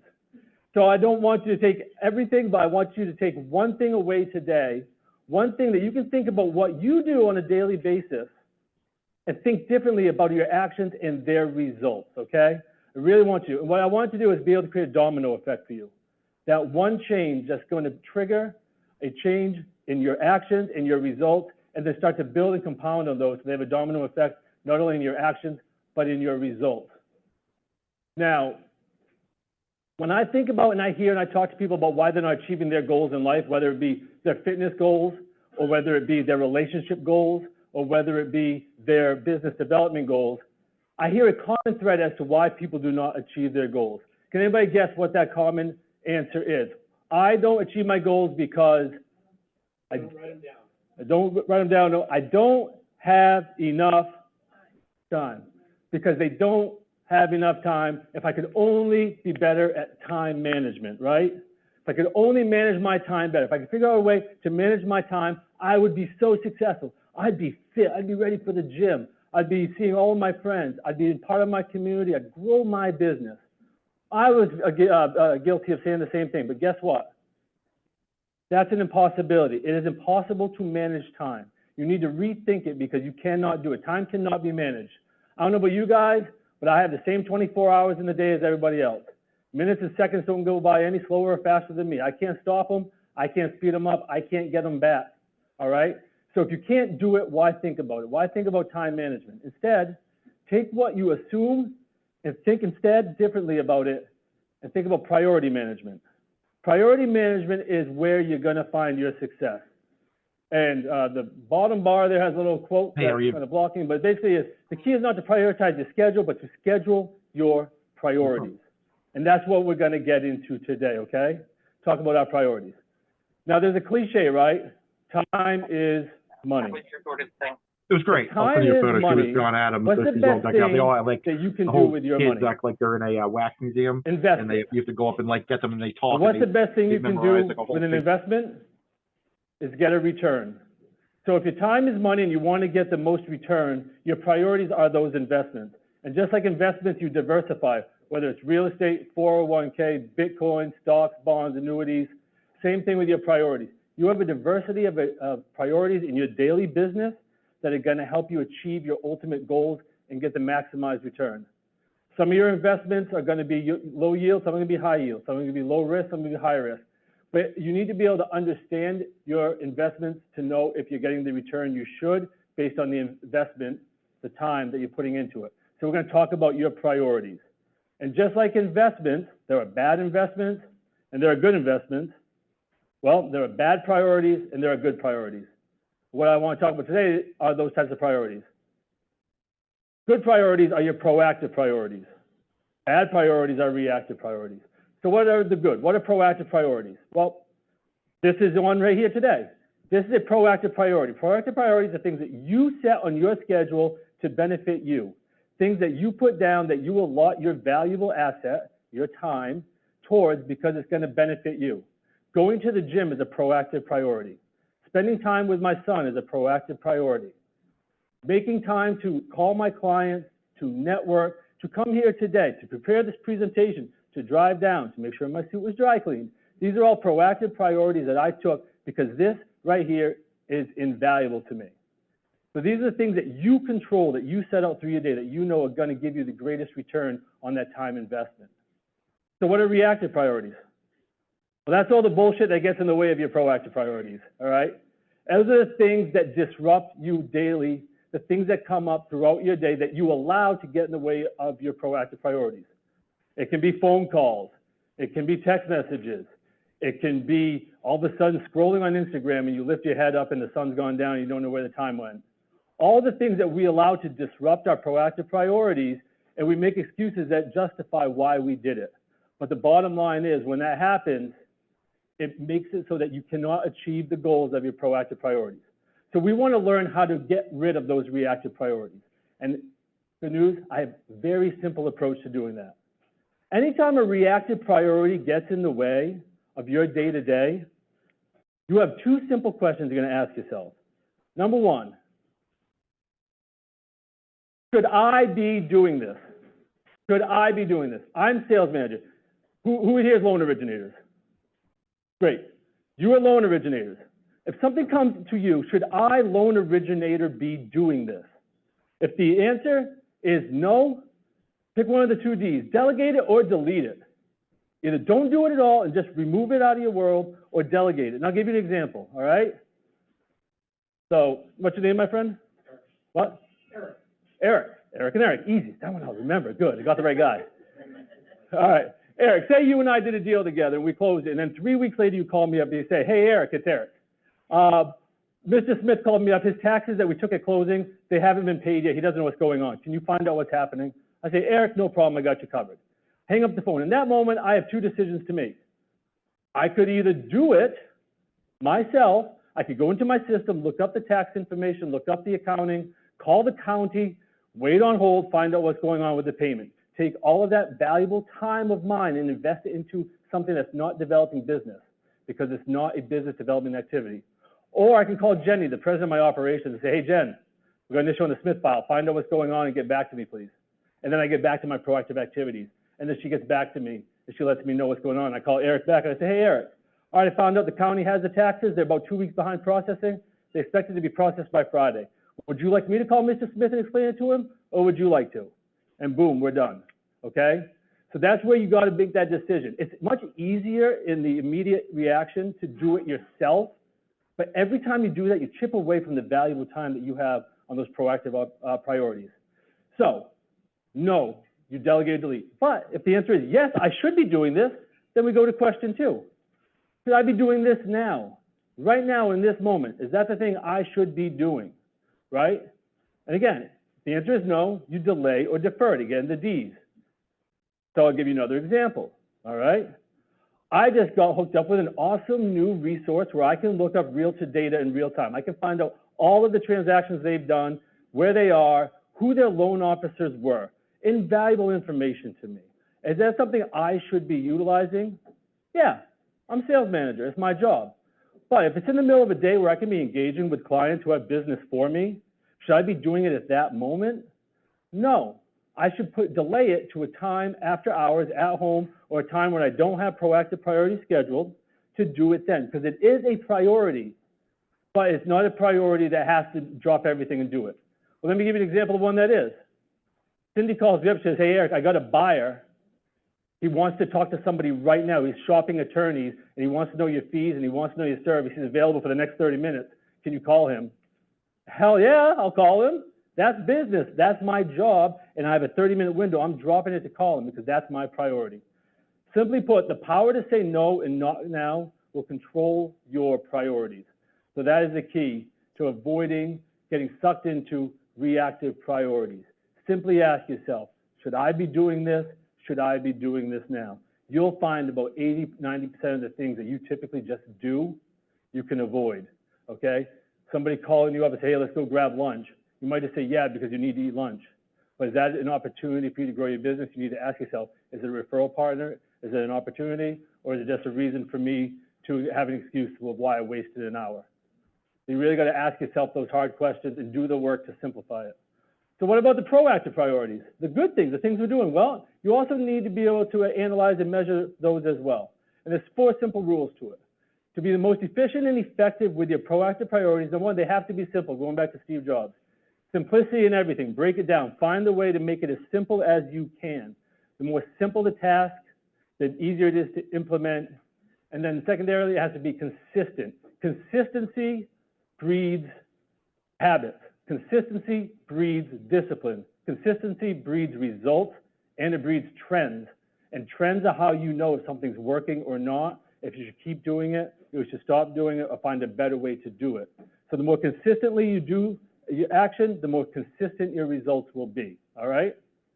Number 3 has to be replicable, because if it's something that took you so much time to be able to do once, and it's impossible to replicate it, then it's not efficient, even if it's effective. Remember, these things have to work in concert the best they can, efficient and effective.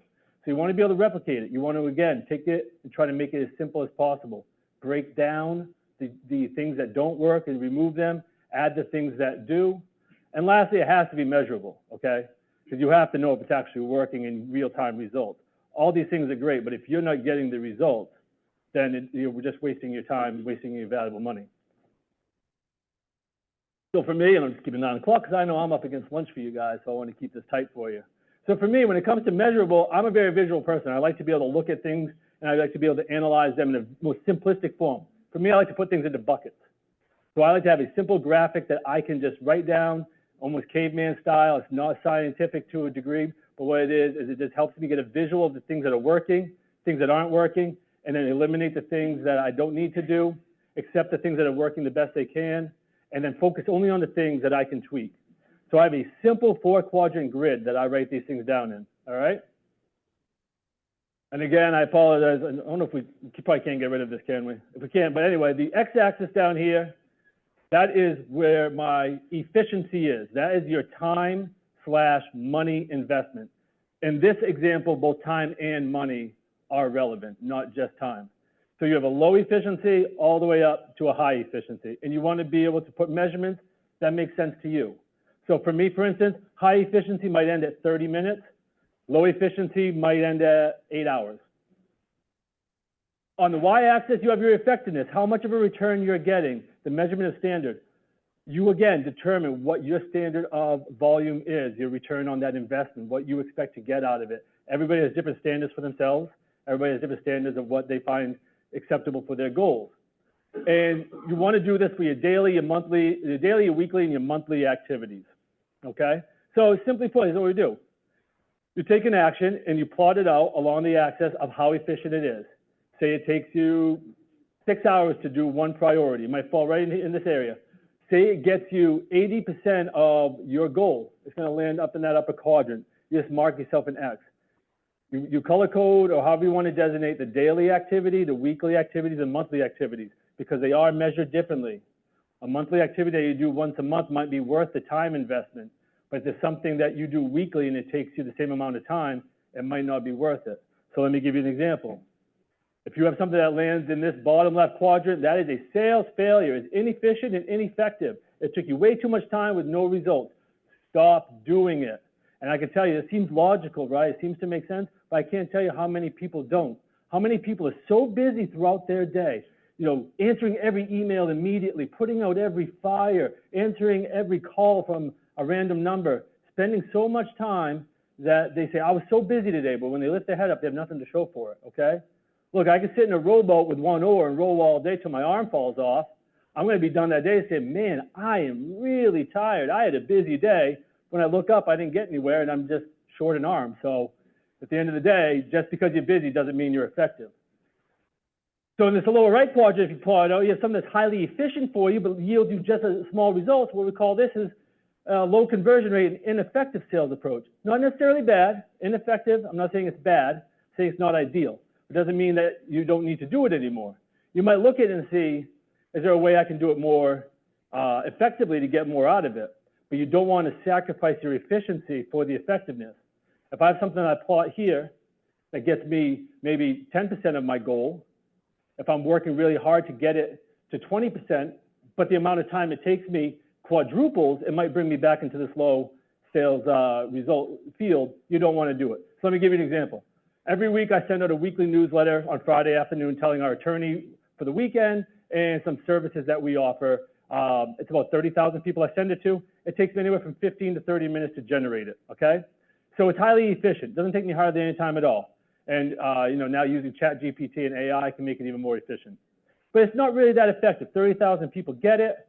Only about 5,000 open it, okay? And of those 5,000 that open it, maybe 1,000 read it. And of those 1,000 who read it, it might only be relevant to 100 people. And of those 100 people, the actual data might only work for a few of them to send me a referral. So the 30,000 people, only 2, 3 of them might send me a referral.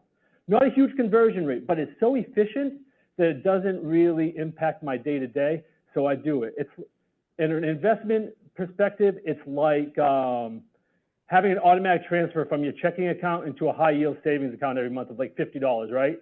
On the first of every month, it just goes in. You don't even notice it. It's giving you a little bit of return, but you don't even notice the impact of it taking away your resources. Kind of like that.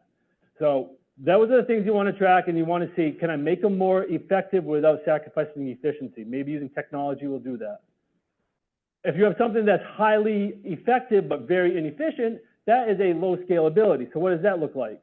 Well, we do monthly continuing education classes for realtors at our office. Okay, we do them once or twice a month. They're a huge time investment for me to create it, to market it, to host it. All in a given month for one event, I'm investing anywhere from 8 to 12 hours probably total of time.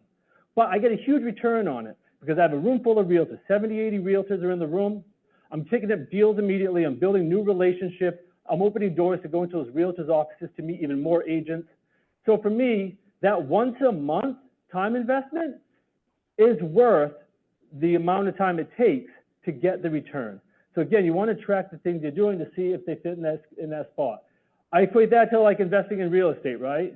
The more money and time you spend investing in the right type of real estate property, investment property, the bigger return you might be able to get on rent, on appreciation, and on growth, okay? It's a big investment, but it might be the right return. So you really want to analyze. But if you're spending a lot of time and you're hardly getting a return on it, you have to decide if you can find a way to do it more efficiently or if you need to scrap it altogether. And lastly, the Goldilocks zone, the sweet spot is the upper right quadrant, that highly productive sales success. That one where you land in there and you say, look, this is the most efficient, effective approach I have. This is like getting Apple stock in 1997, right? You got in cheap and you are rolling in it, okay? Those things are great. And I'll give you an example of one that we do. We have a thing called regional rotational visits. It's probably Chris and mine's #1 approach to business development. I used to load up my car with marketing material, with all my tchotchkes, with all my flyers, all my stuff. I'd pick a geographic region like Boston, say. I'd map out 7 or 8 lending offices, 5 or 6 real estate offices, and I'd go around and I'd walk into every office and I'd see face-to-face loan officers and realtors, because face-to-face is my best way of growing my business. And I would network with them and I'd talk with them and I'd give them the marketing, I'd follow up with them, and I'd get business from it. And I'd set future meetings with them. And it was the best way for us to grow business. And then what happened? COVID. Boom, everybody's home. Everybody's remote. Okay, we deal with it. But guess what? COVID's over. Woohoo! Back to the rotational visits, right? I load up my car. I map out my trip. I go into Boston. I got my 5 or 6 offices for lenders, 4 or 5 offices for realtors, and half the offices are closed. The lights are off. There's an admin saying nobody ever comes in. And all of a sudden, that same amount of time that I spent before, 4 or 5 hours that yielded me 40 or 50 impressions, is now all of a sudden gone from here to here, just like that. And I had to adjust because all of a sudden, the thing that was giving me my return is now a waste of my time. So what did we do? We had to preset meetings. I had to learn what days the agents or loan officers were typically in the office. I had to call people in advance and say, you're going to be in tomorrow, I'm coming by. So I set up those opportunities. The point being, that's why I track these things on a monthly or quarterly basis, because what's working today might not work tomorrow. So you really want to make sure you're tracking it, all right? So I've talked to you about your productivity, about how to get rid of reactive priorities, how to map it out. How about I give you 5 quick things that you can do today to jumpstart your productivity? Does that sound all right? All right, let's fire away into lunch. Number 1, first and foremost, the 80% rule. Be relentless with your priorities and your time. 80% of your time as a loan originator should be spent originating loans or originating opportunities or doing things that will build your business. 80% of your time.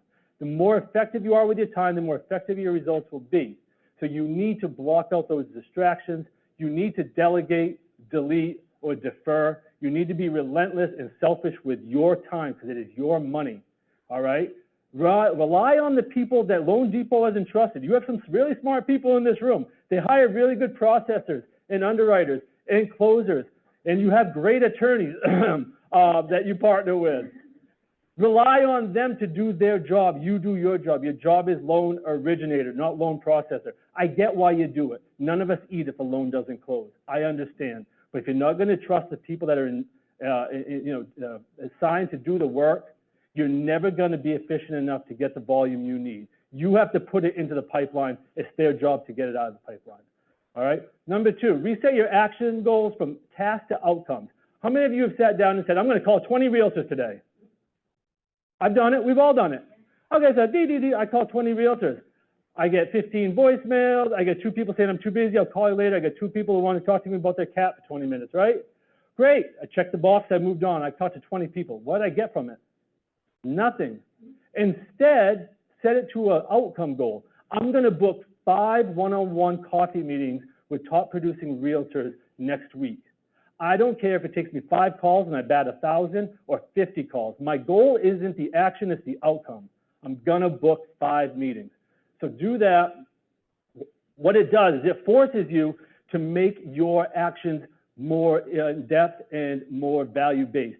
Because now you have to ask yourself, why would this person take my call? It's not about your action, it's about your result. So I have to ask myself, why would this realtor want to meet me for lunch? And then you can work backwards with your script, with your value, with your approach on the phone. So rather than calling and just saying, hi, it's Eric from Silver Law, how are you today? And then they all of a sudden realize you're trying to sell them. You can say, hey, it's Eric Stevens from Silver Law. We have 2 awesome benefits that realtors are finding really invaluable to their business growth. I'm sure you're very busy now. Can I meet you for a 15-minute coffee sometime next week? I'd really like to show you how I can return that 15 minutes and more with these 2 key services. They're more inclined to take my call because it's based on their value, and I'm going to get the outcome. Number 3, micro time block business building activities. We all time block, we all put it on our calendar. The problem is most people block off too much time. You block off an hour to do mailers or to emails or calls. What happens? Life gets in the way. An hour is a lot of time. Things can come up that you have to address. And every time things come up that you have to address, they'll disrupt your productivity. 15-minute time blocks. Block out the world. Put your phone on silent, just like I did here. Put your out of office up. Put your note on your door that says, don't bother me until 2:30.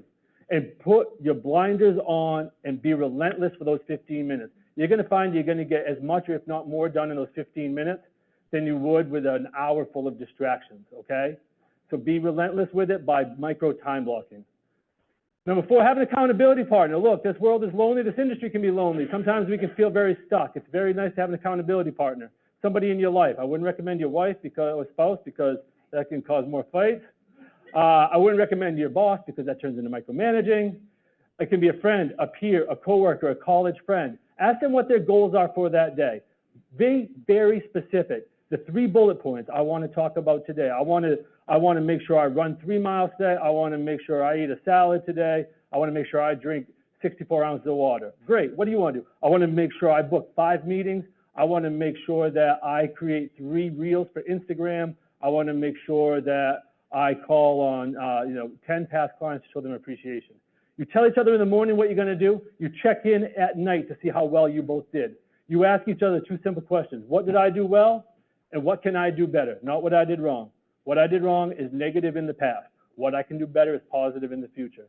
And you hold each other accountable, because when you're accountable to somebody else, you're more accountable to yourself. You don't want to let them down if they're achieving their goals. And you can talk it out. Why didn't you? Maybe you can identify some of those reactive priorities got in the way. So it's good to have an accountability partner in your life. And lastly, partner with companies that save you time and energy and money, okay? Listen, there's a lot of people that rely on you. You are their customer. Do not let them take away your valuable time. This is where I'm going to throw a shameless plug, all right? But long ago, we invented a product, a service called our condo doc retrieval services. The idea behind it was we had a lot of condos where we were waiting for the lender to be clear to close, and they were just waiting for the condo. What was happening was it was falling on the lap of the processor, and the processors, they were busy doing VOEs and doing everything they have to do. They weren't following up consistently, so there was a lot of time being wasted. So we looked at it, we said, we could do that. We could order the 6D, the master policy, the budget, the bylaws. We can get the questionnaire done. So we created this product. And what happened? We grew our business. But it wasn't because we were trying to. It was because we wanted to be more efficient and effective. And what it did is it saved time for the lenders and their processors. All right? If you have somebody you have to keep following up on, asking them for status update over and over, chasing them for docs, why are they working with you? Why are you working with them? They're not valuing you and your time. So why should you engage with them? There's a lot of companies out there who want to serve you, so make sure you're partnering with companies that are going to prioritize your time. You are their customer, never forget, all right? So my goal today, like I said, was for you to take one thing only. I was going to go around the room and ask, but I'm right up against it. I was going to ask what the one thing you're going to take away. So I'll be here all afternoon and at the cocktail hour. I want to know what one thing you're going to implement in your world today. I'm going to follow up with you if Lisa will give me the attendee list to see what it is you did in a week or in a month, okay? I want to see how it's working for you. And at the end of the day, keep trying things, because as Steve Jobs said, look, sometimes life's going to hit you in the head with a brick, all right? You just got to keep the faith, all right? So good luck, everybody out there. Thank you so much for your time. Thank you. Okay, All right, don't leave. all right. You get to pick the next ticket, my friend. Okay. This is what you all really care about. Yeah, that's right. We're picking the next ticket. All right, guys, listen, a few minutes of housekeeping. Ken Tessitore? Ken in the back. Come on. All right, listen up, guys. Thank you, first of all. My That was pleasure. amazing, and especially for your pivot, and this is terrific. Great. Well, Really thank you. terrific. Guys, really quickly, if you have parked somewhere where it says there is a time limit or the spot is reserved, you need to go move your car now, because they are going to start ticketing and towing. Okay, everything on this side of the building is like open space. You should not have a problem finding a parking space, but if you are in a spot that says reserved or limited, please go move your car. Lunch is behind us. We're gonna have kind of a networking lunch. Try to sit or talk to someone that you never met before, and we'll be back on in half an hour. All right, guys? Take it away. Ken.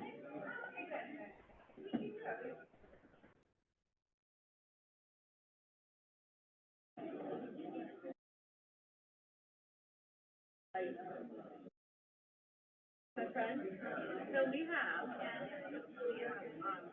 this was actually just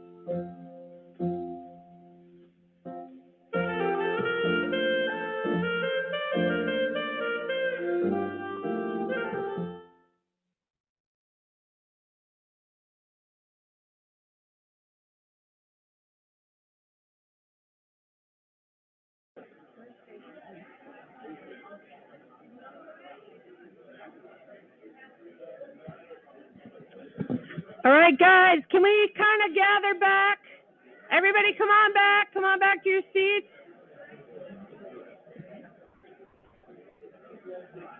All right, guys, for those of you that did not get a sandwich, my apologies. They are bringing more sandwiches, and for those of you that had more than one sandwich, don't get up again. Okay? Don't get up again. We know who you are. Just saying. All right, listen up, guys. God, you know, it's so funny. I keep saying one of my favorite people, but funny story, Shane is why I am here. Shane is why I just celebrated my 15-year anniversary at Loan Depot. And Shane is why, and I picked up his phone by accident when he had called me for years and years to recruit. My daughter's friend has the same name.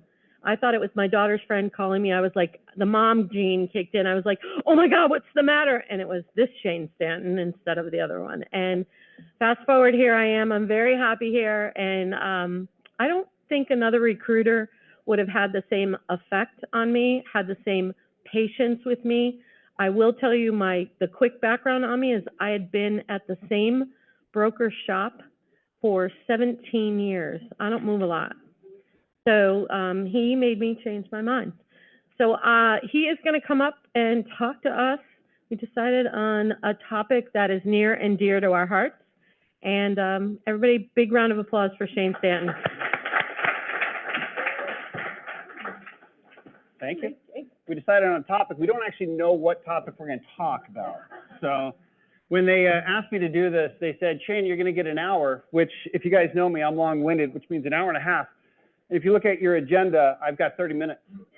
So it ain't going to work out well. So dealer's choice. Dealer's choice. Do you guys want the talk that, for me, I think is something we need to hear, but it's not sexy and it's not going to be something that is going to blow anyone's hair back?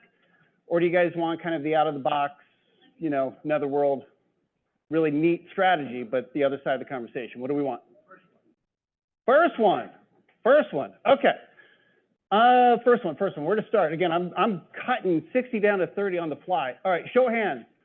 How many of us are happy with their volume right now? Yeah, exactly. I mean, okay, so good. We got a contract. None of us are happy with our volume. None of us are happy with our income. We want to do more. Hence the talk that I think we need to have. Maybe not the one that we want to have. All right, so I'm going to give kind of a life story. We can take this off the stage for a little bit if we want, because this is part 2. I'm going to give us kind of a life story of a loan officer's career. There's a lot of different human beings in here. There are people in different phases in their career. I'm probably not going to get 100% right because all of you are unique, but I think there's going to be components of this talk that you guys are all going to relate with. All right. So part number 1 is the beginning phase. Somebody fooled you into becoming a loan officer, right? So you get fooled into being a loan officer. This phase is like the Hunger Games phase. It is literally survive or die.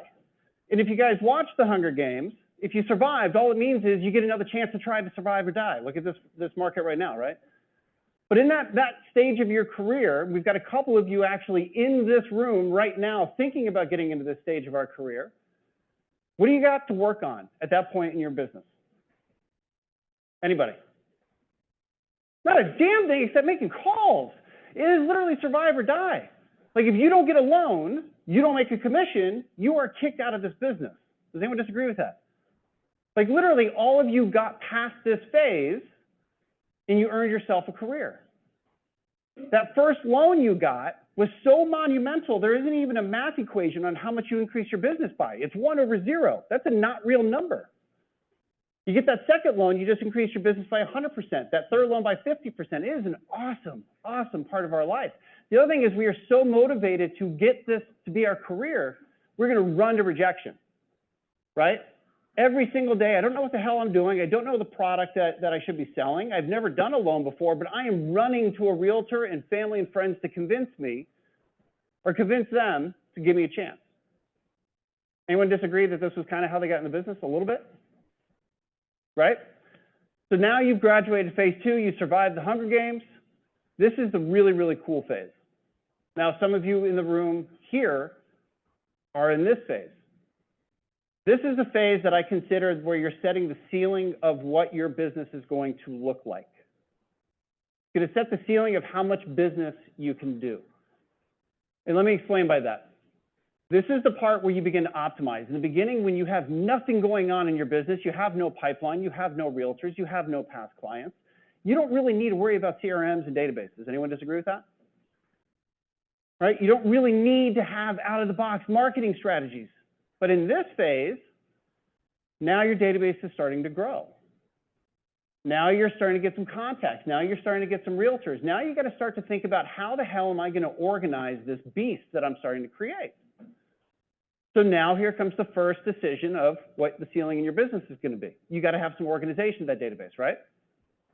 So some of us who chose Excel as our database system when we were first starting out, right? Some of us chose Outlook. Some of us chose what Joey taught us, CRM. They're all three effective at different levels, right? Now that you're getting experience and run at doing loans and talking to clients, the habits and the processes that you form in your career at this point are going to dictate how successful you are further down the line. Let me give some examples. I'm long-winded. I will take a one-sentence statement and turn it into a dissertation. I'm so poor at it. Anyone else afflicted with this, by the way? Or am I the only one? Seriously, show of hands. Anyone, right? Okay, so long-winded, what we do is we convince ourselves and say, that's how I establish my relationships. That's how I connect. That's how we waste time. People say the number Eric gave in the back was 20 conversations a day, right? 20 conversations a day. Let's cut that down in half, call it 10. If I'm long-winded and each conversation I have goes 5 minutes longer than it needs to, let's do some basic math at home. 10 times 5 is 50 minutes. 50 minutes times 5 is 250 minutes a week. 250 minutes a week is 4+ hours a week. How many of us want to work 60 hours a week? We don't. We literally just burnt 10% of our time bank because I can't shut the hell up. So while I'm burning 10% of my time bank on nothing, what's my competition doing? They're talking to my realtors, they're talking to my borrowers, right? Let me give another example of this stage. The habits and the processes that you create dictate how much business you can do. The best of you in this room, when you're talking to a borrower and you say, what I need is this documentation, okay? The best of you can get that documentation almost 10 out of 10 times within 24 hours, right? So here's the deal, borrower, super excited to do business with you. We're going to get you in the home. I'm on your team, Maura. I'm using your language already. I'm on your team. This is the rate. This is the program. So here's the deal. I'm excited to get you into this home with this mortgage, this rate. But to do that, I got to get this loan closed quickly. I got to get a complete package into my team as fast as I possibly can. So if this is the rate that we're going to agree to, I need you to get the documentation to me within the next 24 hours. That's communication style number one. Communication style number two is super excited. I'm on your team. Want to get you into this home. We're going to do it. It's going to work. It's going to be awesome. When you get a chance, if you can send me this list of documentation, I'd really appreciate it. Which originator is going to get their documentation within 24 hours? One or two? One. So when you don't get it within 24 hours, what do you have to do from a communication style? You have to chase it down. It's follow-ups, it's text, it's what's going on, the file's not getting into the system. Does that create a ceiling on your production? Yes. Right, so these are the decisions that in this phase that we're making that dictate our ceiling. Now again, I'm chopping this speech down. So I want to give this one other thing about where we create a ceiling. How many of us sell our business on service? Okay, because that's what we were taught. Look, if they screw up, come to me. I'm going to save the day. If you need a loan closed, I'm the person that's going to get that loan closed on time. I got your back. So what you're doing is you're making a mutual contract, a relationship with the realtor based upon service. How many of us think realtors have long-term memory? So the second you break that contract, one time you break that contract because you predicated your business on service, what's that realtor thinking about doing? Looking at somebody else. It's how you want a damn realtor, right? Somebody else had a bad day. Now, here's the thing. You tell me, is there a lot going on in a loan file that can go wrong? Things out of your control? Hell, the realtor could have been the one that caused the problem, right? And yet, because the contract of relationship was predicated on service, not value, you now need to rebuild your business again. And I'll come back to the value in a second. So we talked about another, or with the service, the other angle that matters. How many of us use our real estate agents to put in a good word for us to other real estate agents? We all do, right? Tried and true, sales 101, you know, be a champion of it. So when they pick up the phone and they call that realtor and say, hey, realtor, dude, you got to try Justin Perry. He's the best, man. He gets all my loans closed on time, no issues, everything else. What's that other realtor hearing? Oh, so he does the same thing that my current partner does. So now, while we're doing sales 101, we're asking this realtor to help us go win other business. How effective is their call compared to this call? Hey, you need to work with Justin. Yeah, he gets deals closed on time, product, blah, blah, blah. But here's the thing. My business wouldn't be where it's at today without working with Justin. He's helped me build volume. He's helped me capture clients. He's brought me clients. He has added value to me. If you're serious about growing your business, you need to meet him. Which one gets the appointment more? If you're building your business off of value and that bad file happens, is a realtor going to run out the door and cheat on you? Nope. Because if they do, their money train just left. You help build their business. Phase 2 creates your ceiling, creates your habits, creates your processes. So then we get to phase 3, which is a lot of the room here, right? So I was talking to a smaller population of folks. Now I'm talking to all of you. Our habits are formed.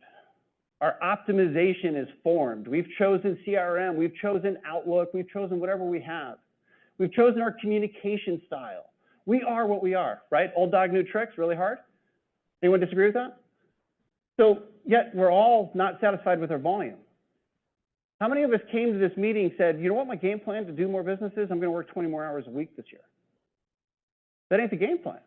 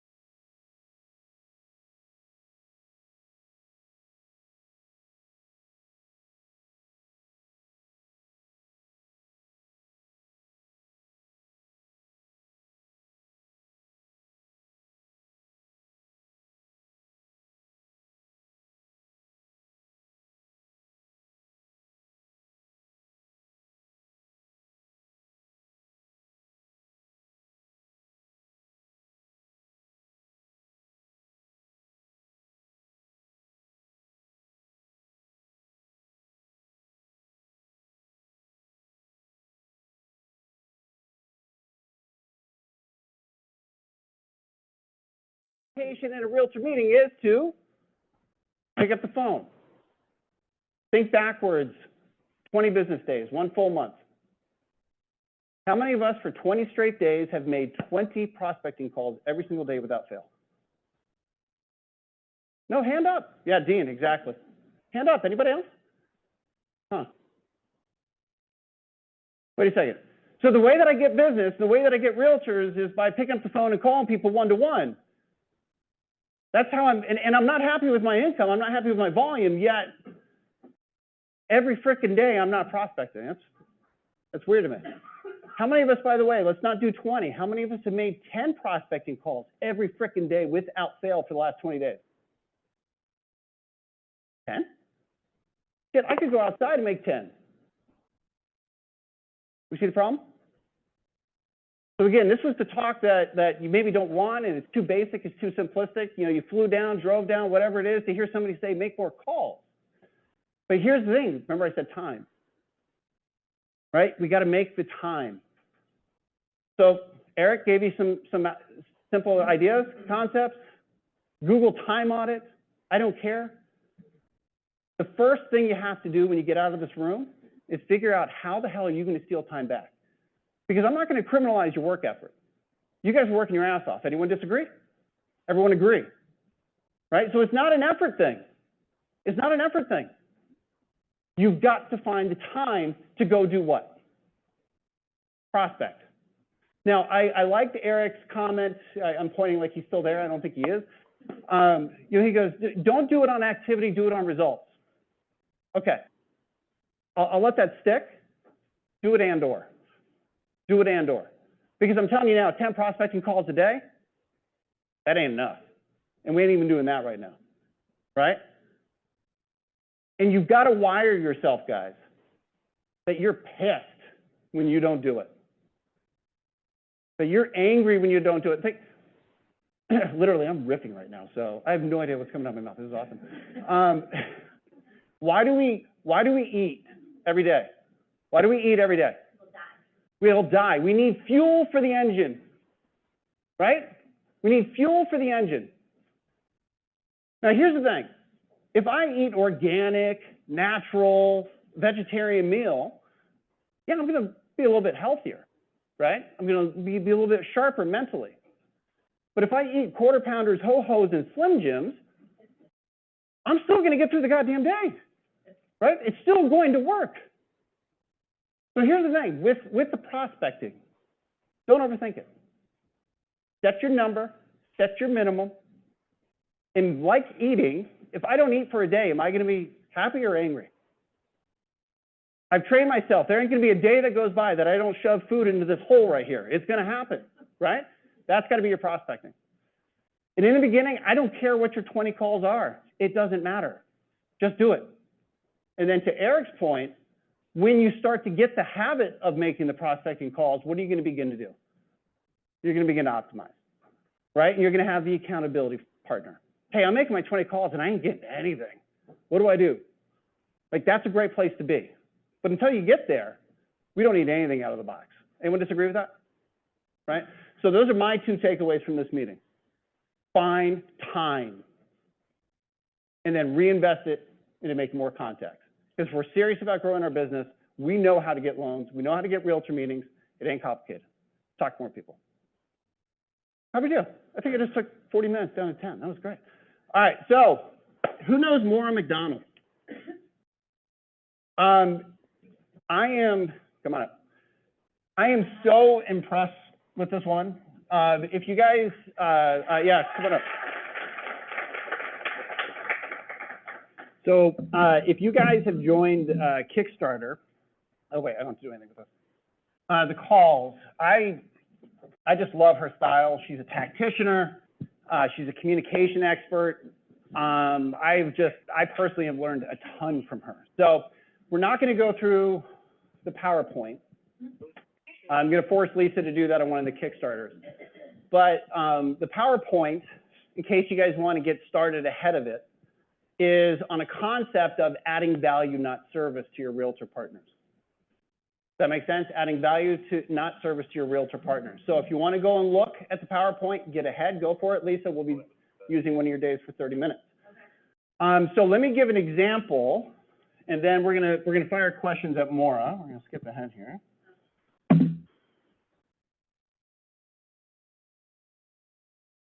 Yeah. Oh, yes, yes. Oh, long-winded. Yes, I can do that, I promise. I'm not good at PowerPoint. So, how many of us call our listing agents every time a buyer's offer gets submitted? That's awesome. How many of us ask the Maura special to that listing agent while I'm on the phone with them? Hey, listing agent, by the way, before I let you go, I got to ask you this question because I'm on your team. We're going to get this transaction done. What do you need from me in this transaction to look like a rock star to your seller? My goal is to get you 3 referrals at the end of this transaction. I'll do what it takes to make it happen. How many of us ask that question every time we call it? Value versus service. Service is, we're going to get you home. We're going to get this closed on time. Value is, I'm going to build your business. Now, why do we call the listing agent? Yes, we want the transaction to be, the offer to be accepted, transaction to go through. But what else do we want from the listing agent at the end of it? We want a meeting. I want to meet them. Is this listing agent going to meet you if you ask this question and execute? So, Maura, and literally, we were just talking, she's like, just ask 2 questions, Jane, whatever you want to do. Because I don't know what I'm, where I was going to go with all this. So, Maura, I want to talk about this call with the listing agent. That's it. You go. You share as much. Because if I ask any question, it will probably box you. I love your style of communication and how you talk about being on the team. Just when you call a listing agent, you don't have to use this quote. When you call a listing agent to upsell your buyer, can you talk about what the goal of the call is, typically what you say, and typically how you ask for a meeting? The goal, the number 1 goal, is to win the contract for my client. The number 2 goal is to get the agent to meet with me. If I can get those 2 things out of this call, that's great. If I don't, I have a follow-up plan that goes all the way through closing to make that happen. But this is helpful, and I get phone calls all the time from my buyer's agents that say, holy cow, the listed agent called and said, you're a big part of the reason why they took our offer. If you guys can get that call, how's that going to make you feel? And you're going to throw it back in your agent's face in a kind way often, right? So this call, and a lot of times when I present this, they say, I don't know. Well, I've already prepped for the next part. Of course they don't know. They weren't expecting, a lot of agents when I make this phone call say the 2 things that they would really, really like is a quick commitment letter and a fast appraisal. Not a problem. It walks me right into, I actually already have the commitment letter for you. I'm going to email it to you right now. So TBD pre-approval, I call it platinum pre-approval, and I do not send the pre-approval up front. I do not send the commitment letter up front. I save it for this call, because this is the point where they're going to be meeting with to try to get the contract. Once you get through everything, you got to hit them for the coffee appointment right on this call. Right on this call, hit them. If they say no, you have the rest of the process to get it through. What is it going to take? The other thing that comes into play and you're able to bring in is we don't have an AMC, and you explain that to them, because they're getting off the phone call going, I can hand this commitment letter to my seller today and say, not only did I get you a great offer, I already got you the commitment letter. And I encourage them to take credit for it and encourage them to say, again, over and over, I want this experience to be amazing. When we are finished, my goal is your seller gives you 3 referrals and is telling everyone, you've got to use my agent. How do we do that? We have to bring this value. We have to bring them something. Thank you for, by the way, I forgot to mention, this is where you take notes. My dribble you can ignore, and most of you are, right? So what do we hear? I saved the CE for this, right? Is that what you said? Yeah, I think a lot of people are doing TBD pre-approvals and you're sending over in an email, here's the pre-approval and here's the commitment letter. No. He's asking for a coffee on this call. How many of us are asking for the meeting on this call every single time? Right? Because it's a different tone. And I don't know if she said it, and I know that I'm going to get the hook at any point, so I want to make sure that this comes out, and this is straight her. This is just, I interviewed her, grabbed some concepts. Something that Maura, and I want you to expand on this if you can, in every engagement, whether it be with the borrower or with the realtor, the phrasing that she emphasizes is, I'm team you. I'm team Justin, and we're going to make this happen. We're going to make this happen. I'm team borrower. We're going to get you into this house. It is subtle, but it is powerful, because no longer are you on the outside and just a vendor partner. You are a part of their team, part of their family, right? Is anything need to be expanded upon that? No, that's true. And Okay. do it in your emails too. My emails go out and say, team so-and-so. And please don't forget the spouse. If you're talking to just the man, include the spouse. If they're not on the contract, ask if they can be included. They're still a decision maker. And if they have separate last names, your team and say both the names and just flip the order in which you say it. Don't exclude half of the equation. Just because they weren't your first contact doesn't mean they're not important and doesn't mean they can't refer you. So the PowerPoint, I'm gonna ask some questions, engage please, just because that's, oh, Cindy. So a lot of my agents will know when my clients are TBD approved, and we do them on like 90% of our files. I don't know who said that up there, but like, oh my God, why wouldn't you do them? So I'll put, they'll say, oh, they're TBD approved, because I have my agents all trained to copy me, text me right away so I can call. Have you ever had an issue sending a commitment to the listing agent, like has an attorney or like an agent ever kicked back at you? Because like, are you waiving your commitment in your contract? That's my question. I can answer that. We're an attorney state, so I will not, what I do is I send a templated letter that explains that they have a full mortgage commitment and it's pending these conditions. So, Oh, you don't send the letter? I can't. So, I cannot so send the it to letter, the seller. letter's not actually a commitment letter, so if you, I'm not in an attorney state, so, and they use the language commitment, just change your verbiage and call it a credit approval letter. Yeah. Because, Yeah. because that's what it actually says on it. Okay. It's not called commitment. I'm just using the consistent verbiage that my agents like to hear, and we're not in an attorney state. Call it, I have a. I feel like I would get yelled at. Yeah, it's a matter, Just say credit approval letter, same thing. yeah, for us, it's too much information to an attorney. Yeah, exactly. Part of the key is in what we're doing with our buyers, or at least what I'm doing with my buyers, is how is this going to make them feel? Because everybody can close in 2.5 weeks. Every mortgage company can do that. We have to do better. We have to be more. So my whole approach now is, how's it going to make them feel? Because how they feel about the experience is what's going to get me referrals. How they express how they feel, the buyer to the agent, is going to get me more referrals from the agent. And then we have to take the same piece now with everything that's going on and take this, the realtor's your client. The listing agent is your potential next client. And how are you making them feel? And that's what we're sort of doing with this, right? How is it going to feel if this experience is so awesome that your seller gives you 3 referrals when we're finished? That's my goal. If we work together on this contract, this is my goal. I mean, it's really, how do we make them feel is the key to what I'm converting everything to. You guys regretting your decision to have me go over my crap now, aren't you? Right? You're like, we need more and more. Yeah, Bob. Hang on. Guys, the microphone is not so much for us in the room, it's for those who are online. So Maura, I love the idea of not emailing, because it's so easy to email a pre-qual or a pre-approval and not differentiate yourself. When you get on the phone with the listing agent and you zap them the pre-approval or the TBD, how many times do you need to explain the difference between what everybody else is doing and your TBD? Is that something that comes up often, or the agents know? The pre-approval goes over from the agent with the offer, as it always does. The phone call follows, and it's the same phone call every time. Listen, I call every listing agent.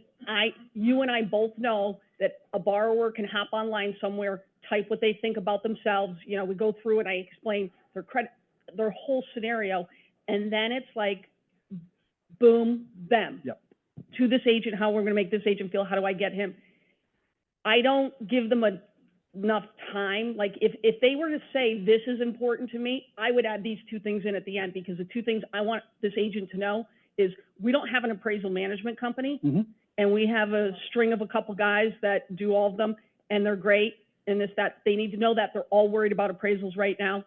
And I want them to take credit for delivering this commitment letter. You can deliver this to your seller tomorrow and you look like a rock star. You got them over asking price, and you got them the loan approval the next day. And it's a real commitment letter, not just off the computer. Perfect. So I'm gonna sell you guys on attending the virtual Kickstarter when you see the email coming out saying they're covering this PowerPoint. All right. So All the time. Yeah, let me ask this question. With NAR and just everything in general, who sees a future state where our buyer's agents are going to need to have a contract of some sort signed before they actually can put somebody show somebody a house? Who sees that future state? We see that. It's already here, right? Right? It's already here. Now, let me ask you a question. How many of our buyer's agents actually have a scripted out, processed, decked presentation when they're sitting down with this borrower to say, we're committing to each other, baby. This is why you need to work with me. How many of our realtors actually have that prepared? Zero. None. What are we really good at? Pitching, scripting, preparing. God damn, we love that, right? So if I'm calling a real estate agent that I work with, a buyer's agent, a listing agent that does both sides, and you know what? I'm gonna let the pro. How would you ask the realtor to meet you under the guise of doing a buyer's agent, kind of educate them on how to get prepared? How do you feel about what's going on with NAR right now? Doesn't matter what their answer is. How do you feel about it? Whatever their answer is, repeat it. It's not going to affect my business. I know so many people are getting so whatever. I'm nervous. Oh, I know. It's, whatever they say, repeat it back to them. Then, if it's somebody I'm working with, I say, I am on Team Cindy.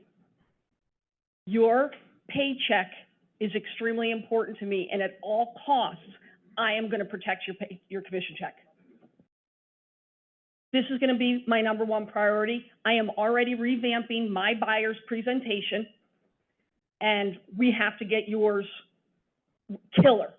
The agents who are going to win are going to be the ones who have the best presentations, presented in the best way, and get the most buyer agency contracts signed.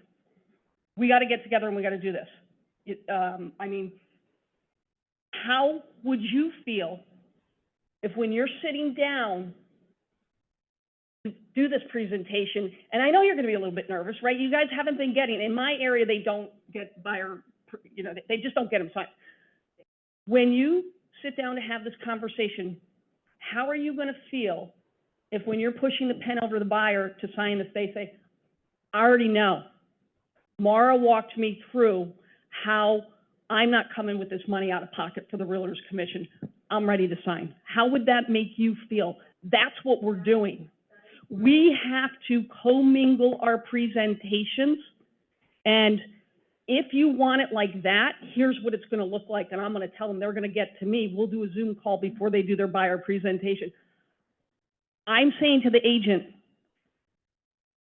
and even to the buyer, the cost of buying this house is not changing. How we're configuring it on the paperwork, the line item that the commission is going on is changing. Potentially, could it be a thing where the buyer has to bring more money to closing? Potentially. Cash to close is a me thing. We're gonna merge our presentations, and I'm gonna take care of this because, listen, the next thing we're gonna come up with here, guys, is here's the 10 ways in which we can handle the commission.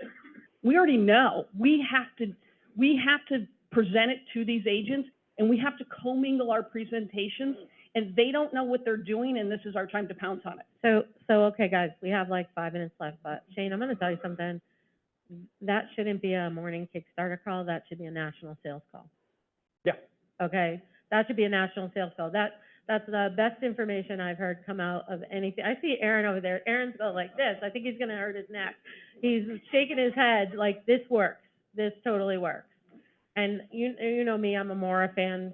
She and I go way back on this stuff. So I don't think we should keep it just to us. What she's putting together is valuable for every loan officer in the company. How many of us get more buyer's agents when we approach realtors with this approach? We all get more? Bad thing happens on a file. What are the chances of that realtor leaving you? Zero. Service versus value. Very simple, right? So I interviewed Maura. I'm not a very smart human being, but I can listen to really smart people and organize it into a PowerPoint. And that's what I did. So when she sends out the information, you will have the PowerPoint if you want to get some ideas and concepts and get started on it. So actually, really quickly on that, big thank you to Joey Simpson, who gave us a Kickstarter page on the Community Hub. So the recordings will be there, the paper will be there, you guys, it's all good. I take pictures of screens too every time. Jess and I are at a conference and we were like elbowing each other to take photos of what's on the screen. All of this will be available to you on the Kickstarter page. So thank you for that. And we will roll on a call. I'll talk to John and them about, national, but, if Maura helps you, let's give her a round of applause. Yeah, Maura.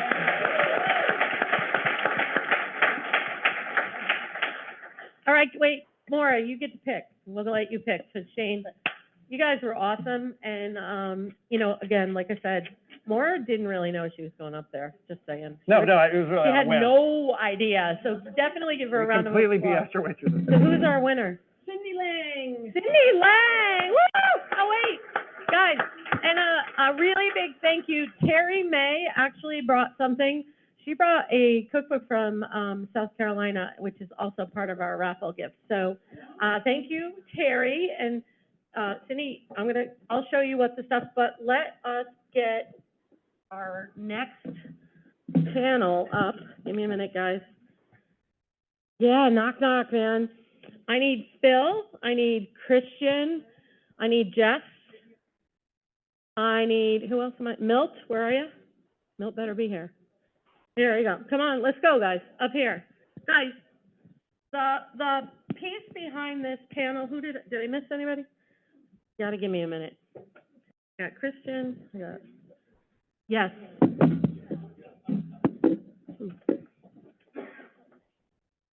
That's one for you. I'm missing somebody. Hold on. No, this is this one.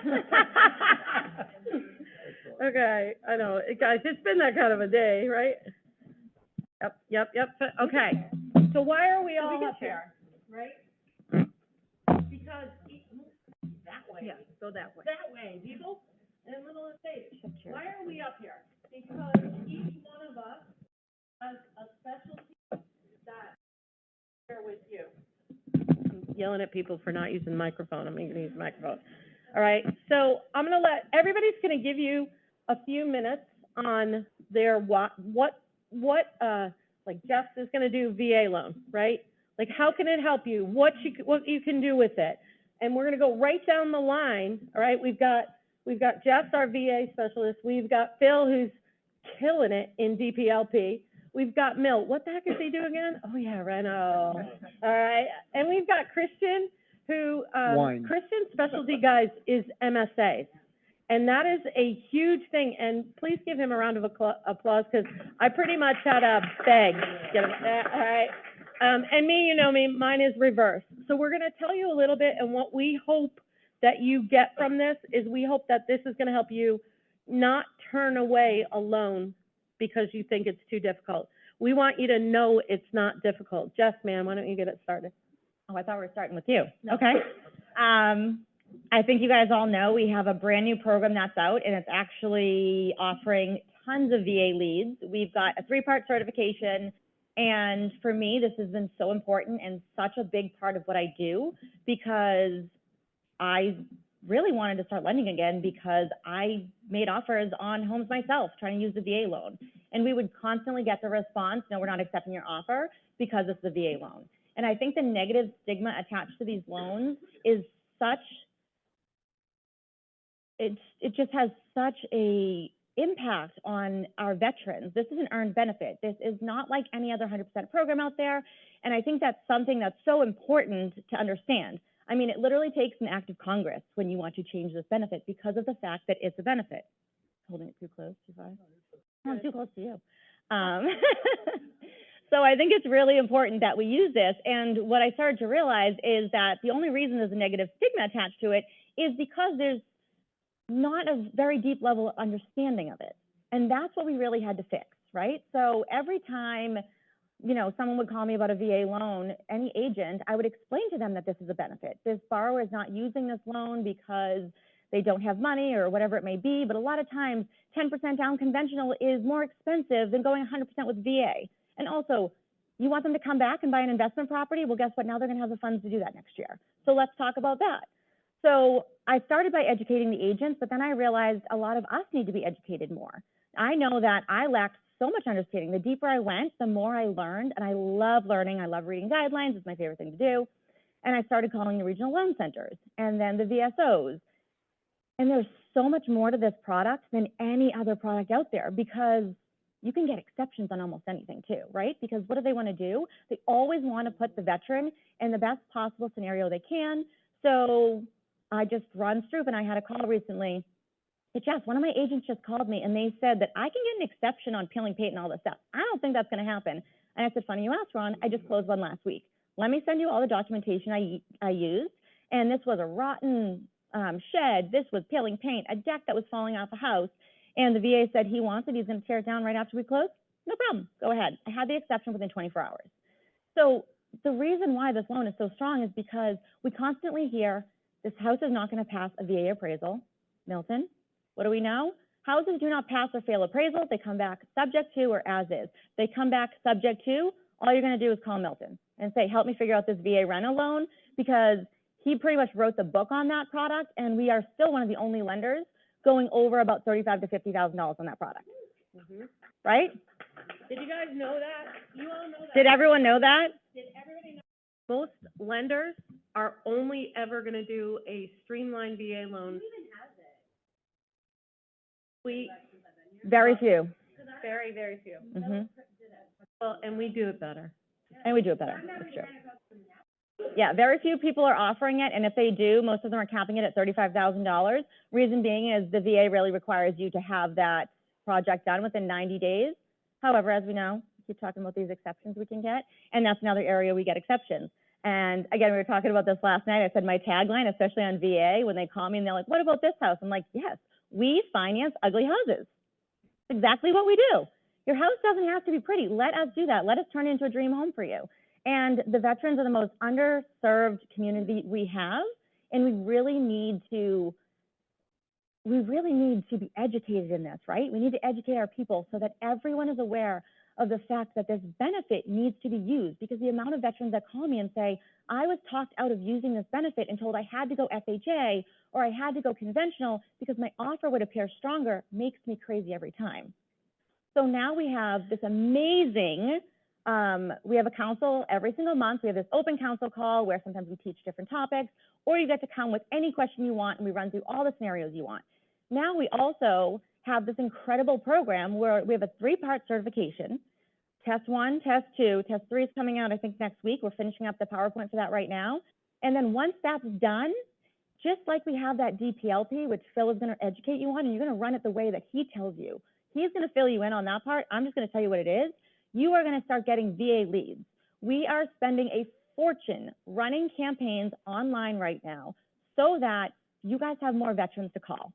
You are required to be certified now so that when they call and ask you those crazy questions, you're like, I have the answer to that. Or I know where to find that answer for you, because we're never going to know all the answers. But I'll tell you right now, when you dive into something that you're incredibly passionate about, people feel that coming through on the other side. So they want to work with you. Not only do they want to work with you, but you create raving fans so that they send you their mother, their sister, their father, their brother, and there is no greater compliment than that. And I'll tell you right now, my military clients are the most loyal clients I've ever had. I had 4 call me today who I financed years ago. Jess, can you run some payments on this? I'm getting ready to buy a new house. And these are all $1 million+ homes using a VA loan. So whenever I hear, oh, these people don't have money, whatever it may be, I just got a clear close last night on a $1.2 million home that a veteran wants to buy because he decided he needs to own a plane. Does that sound like somebody who doesn't have money to buy a house? I don't think so. It sounds like somebody who needs someone in their corner to help them get that offer accepted. And that's what you guys are here to do. Here, I'll take that one. That's on me. All right, so, guys. Okay, Phil, now, DPLP, you're killing it with This is DPLP. fun. I mean, you know, even hearing a lot of LOs ask the question, how do you get, biggest thing behind DPLP, how do you make it work? How many times you hear, well, it's not a great lead, or it's, you know, what do you say next? What's your conversion rate? The best part about DPLP, and I think it's just a niche how you approach it. We were talking about, like, and my team will tell you, first thing I do with the bar is right out of the gate, pay stubs, W-2, tax returns. I take it all. Up front, old school, I want it. Why? Because it makes you feel like they're committed to you. It makes you feel like, hey, you know what? I gave them something. that artificial intelligence takes away the common sense and it makes loan officers lazy. And what's a loan officer right now? You know, my team will attest, like, the thing I always tell them what we're really bad at, we stink at follow-up. All of us. You can just do 10% better, you're gonna capture more people. My initial calls with the bars on the line, I always ask them, it's real simple. I always start my conversations the same way. It's, tell me a little bit about what you're doing. Speak slower, let them hear you. Hey, tell me a little bit about what you're doing. Stop, listen, they're gonna give you 5-10 minutes. What's the worst thing you can ask somebody? Hey, can I pull your credit and take an application? You know, 90% of the time, the answer is no, because I don't want my credit hit, this and that. Immediately, as soon as I'm done with the, hey, tell me a little bit about what you're looking to do, I slow it down. And then my next approach is, can you help me build a profile? Keyword, profile, it's not an application. Can I build a profile for you? That profile is gonna tell me a little bit about yourself. It's gonna tell me a little bit about your debt. It's gonna tell me a little bit about your income. And no hit to your credit score. We're gonna do a soft pull so I can get all accurate information. I'm gonna take, and here's the next piece, I'm gonna take all doubt out of the equation. So what'd you do? You built a profile. You're taking all doubt out of the equation, and now you got their paperwork. Kind of got somebody on the hook. And, you know, the next thing is, I immediately, as I'm starting the conversation, hey, I'm a local lender, I'm your local person, and I always say this, I'm not one of these online companies like Rocket Mortgage or Quicken Loan. Like, I make it very, very simple. Like, I let them know that, like, and I always mention 2 or 3 names of my competitors who are in the market, and I kind of like put a ding in their armor by saying, hey, I'm not this person, I'm not that person. I'm your local person. I'm your local professional. So that's my niche. It's like, it's so easy. And then when you do all 3 of those parts, follow up, follow up, follow up. I mean, I heard one of the guys in the office, they're like, oh my God, I spent like 30 hours just working this one deal. Well, congratulations, you got 10 hours left in the week because there's nobody else calling you if you don't follow up on this one. I mean, team, the best part about it is just stay on top of it. But if you take anything out of these, like whether it's DPLP, whether it's anything else, build a profile. They're not applications. Real simple.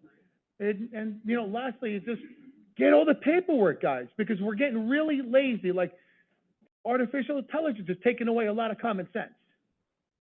Save it for somebody else. So that's how we start, that's how we end, team. I'm good. All right, really quick, guys.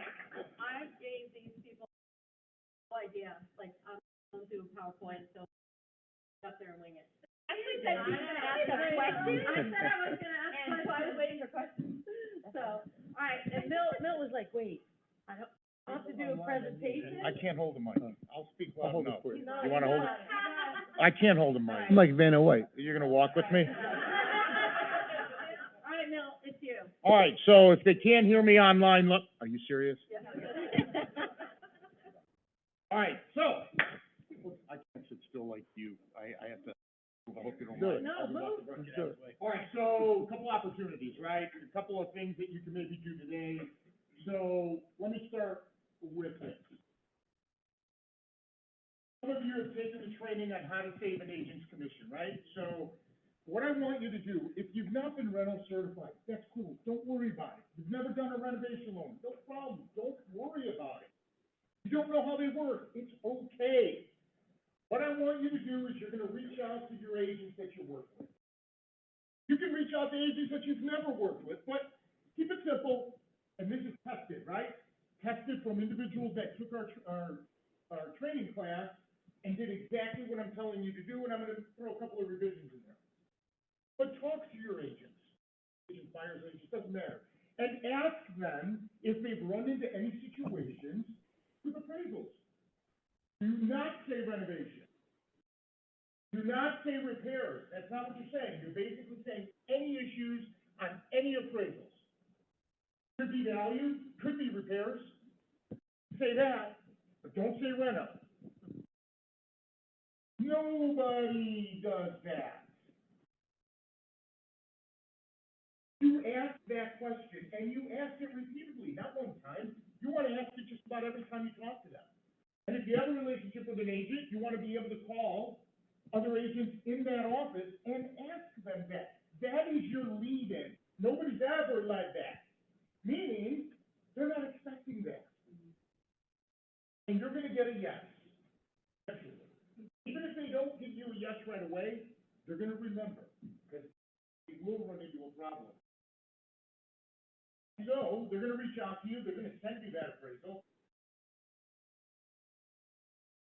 That's all you have to do. Nothing else. Okay? We'll get on the phone, it'll take us 2 minutes. Those of you who have done this already know, I just open the appraisal, on the phone, I tell you, chances are, really good chance that we can solve it. Solve it with a renovation. As some of you have taken the training, understand how the 110% variance works. Do that one time. Save one transaction, an agent, issue you will lock down. You leverage the heck. If you're a little nervous,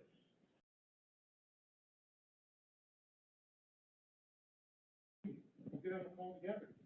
Let me do it. You can hear me explain it to them. Deep, it's going to be very simple. And you'll get a good vibe for the conversation.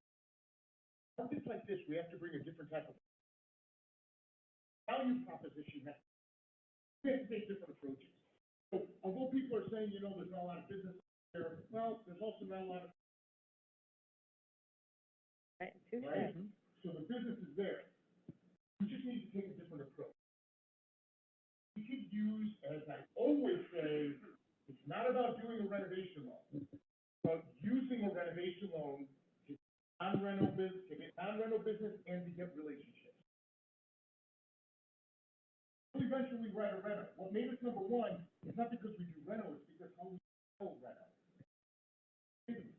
Okay, so takeaway on point number one, all your agents having any issues with any appraisal. Value issues? No, not really. Okay, well, keep me in mind, we should be able to provide you with.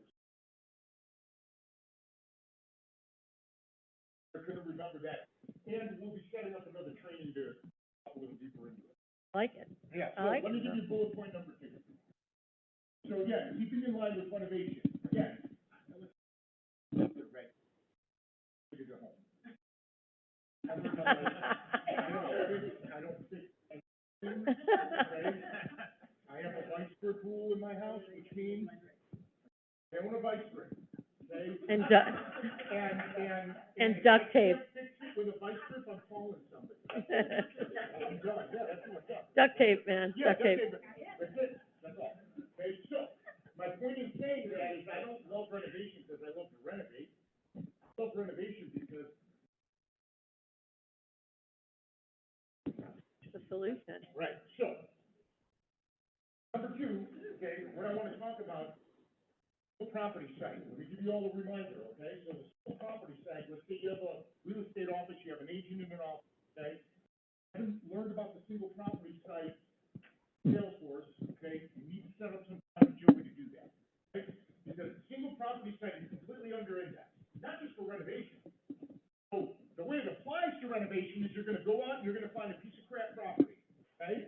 The biggest piece of crap you can find, and then you're going to create a single property site with it, and you're going to spin the way you market it, and then you're going to reach out to that listing agent with that single property site for them to open it and take a look at it. Now, your angle is you're using renovation to get the relationship, right?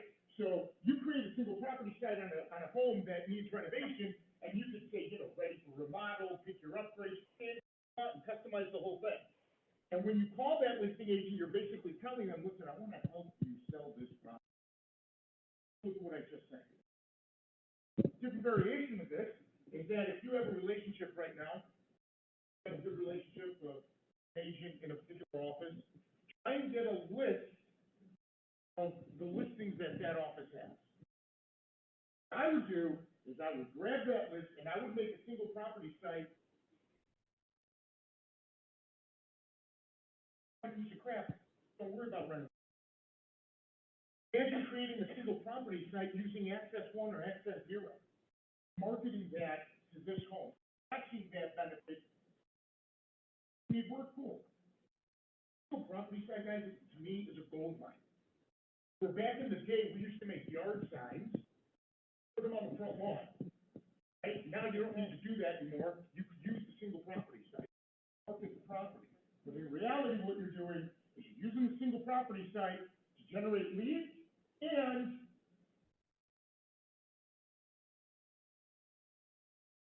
the property site allows you then to post it on your social media. Let's say Tori posts it on her social media and tags that agent. Doesn't matter how many followers you have. They tag that agent, and then you tell that agent, hey, you posted on your social media, you're going to tag me. You can see where I'm going? This is what I want you to do today. And now, believe it or not, it's the best time to do it. Because no one else is doing it. Everyone else is trying to figure out where their next deal's coming from. And you need to plant those seeds now for when this market stabilizes and improves, you're there, you got the relationships. One last thing. Am I good? You're good. Okay, one last thing. You need to understand trends. And I'm going to share something with you. And this week I saw it in one of the news articles, right? We've been calling it aging in place. Aging in place. One of the many trends that aging in place is senior citizens who would normally sell their home and move into a retirement community and are choosing to stay in their home. Right? Now, they don't want to put in a lift gate, they don't want a chair taking them up the stairs, they're not down with that. I actually saw a commercial of you guys put in an elevator. Yep. That looks like on Star Trek. That is right. Yeah, that looks complete. You know what I mean? But the reason you're seeing those commercials is because they're aging. They don't want to move. And you have kids moving back in with their parents and parents moving in with kids. That's also, you know. The reason this trend is so significant is they're not going to sell that home. What are they going to do with it? If you think the economy, forget our industry for a moment, if you think the economy is going to get worse, how do you make money there? Very simple. They can sell that home and stay on. They still want in the home, so they're going to need A reverse mortgage. exactly. That's what I was saying. That's where I was going. They need to build out a bedroom and a bathroom on the first floor. And if you think the economy's gonna get worse, mortgage, this is it. Those kids move in with their parents, they pay their parents, do a reverse mortgage. They don't have a mortgage payment. None of them have a mortgage payment, and they're all together. This is where it's going. Going to accelerate. Mindful of aging in place.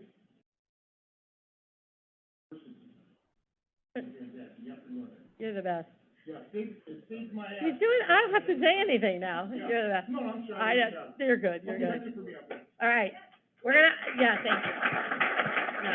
All right, Christian, so, guys, what Christian does with his MSA baffles my mind, honestly, because he manages a boatload of real estate agents, and he does a great job. They love you. They put you on camera once a week, I'm understanding. Tell us how you built that. Tell us what we can do. Give us a couple of tactical tips. And if I remember, you're in a particular agency that often has multiple lenders in. No? This one has, okay, because, yeah, that is amazing in itself. So share with us, my friend. Okay. Is this on? Yes. All right. I mean, when I started in the business, it was 2002, and I shared an office with a guy that his phone just constantly rang. Like, and every time it rang, it was like somebody being referred from one office. And it was, at that time, it was this little boutique office called Beryl Z in New Rochelle, New York. It had like 10, 15 agents, but they had enough activity that his phone just kept ringing. I was sharing an office with this guy. I'm like, how the hell is this guy It's the same, I hear in Barrel Z, oh, they're from referral from Barrel Z. So it was like, I want that relationship. I went to a Brian Buffini conference around that time, and Brian Buffini's thing is always about narrowing your focus.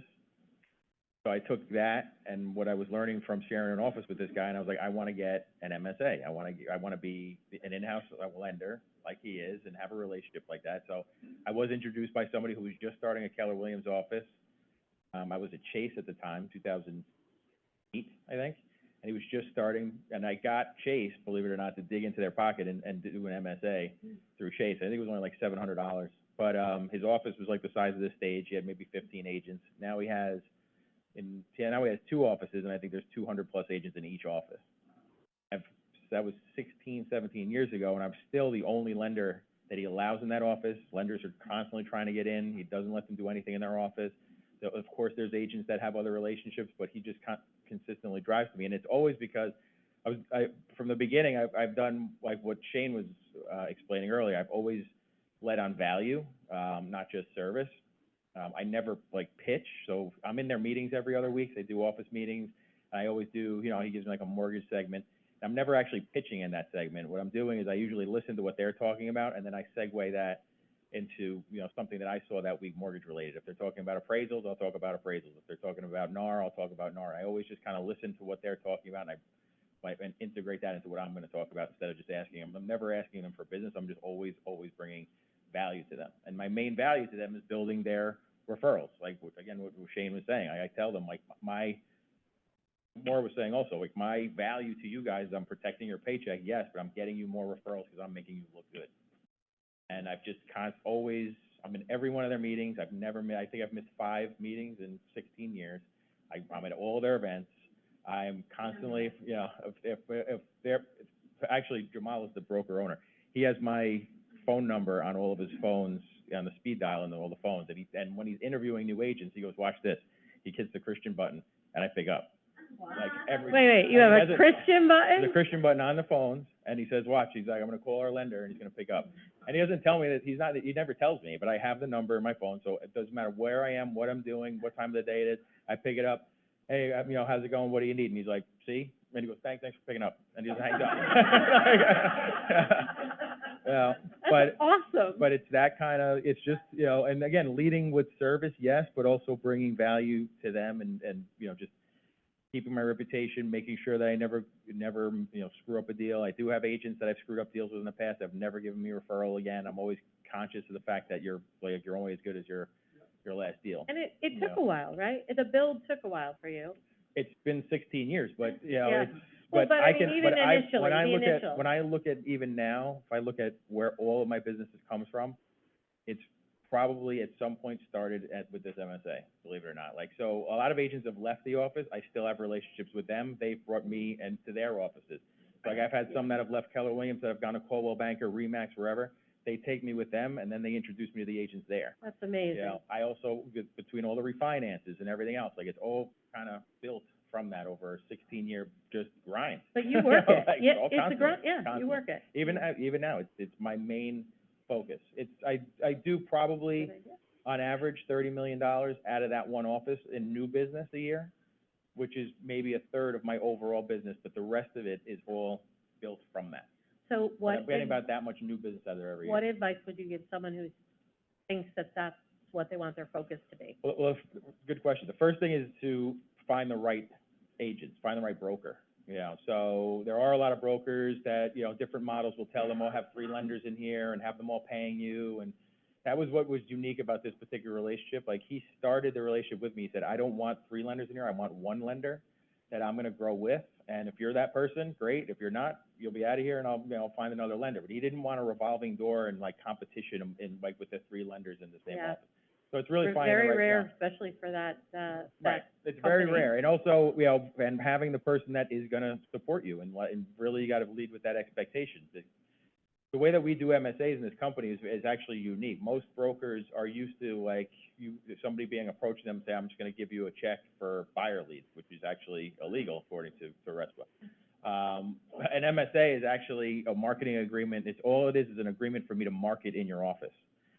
So, and I think where a lot of these fail is that people get these things signed and then they think like, ta-da, like I got the broker to sign this thing, so now you have to give me business. It's the complete opposite of that. A lot of times, some of the top agents have resentment that you're in there because you're like, you know, maybe they try to get their guy in there, they don't know you. Somebody's you know. paying for their Zillow Right, lead. right, exactly. So you have to, constantly be working those people, but, where I was even going with that. But it's just a constant, it's a sense of entitlement. That's what I was kind of like, you can't go in there with a sense of entitlement, say, all right, I have this signed, I'm chummy with the broker owner, so now all the agents are gonna use me. No, I'm still constantly battling other mortgage people trying to get in, hitting these people, doing all the activities that you guys are talking about, like behind the scenes, like trying to get in there. And you just I'm always on top of it and making sure that I'm doing and I'm actually, everything that I learn, I bring into that office first before other loan officers do. That's awesome. You know, That's what I awesome. try to Thank do. you. Yeah. That was great, you guys. All right, so reverse. So funny enough, you heard Milt say it. You don't say the word reno. Well, you don't say the word reverse either, okay? You don't say the word reverse. In fact, our social media guy said, Lise, on social media, I don't want you to say the word reverse until line 4. You cannot say it until line 4. So how do you ask someone for a referral? You don't. You ask them what it could do for them. So when I go to see a real estate agent, I'll talk to them about the senior buyers they're helping.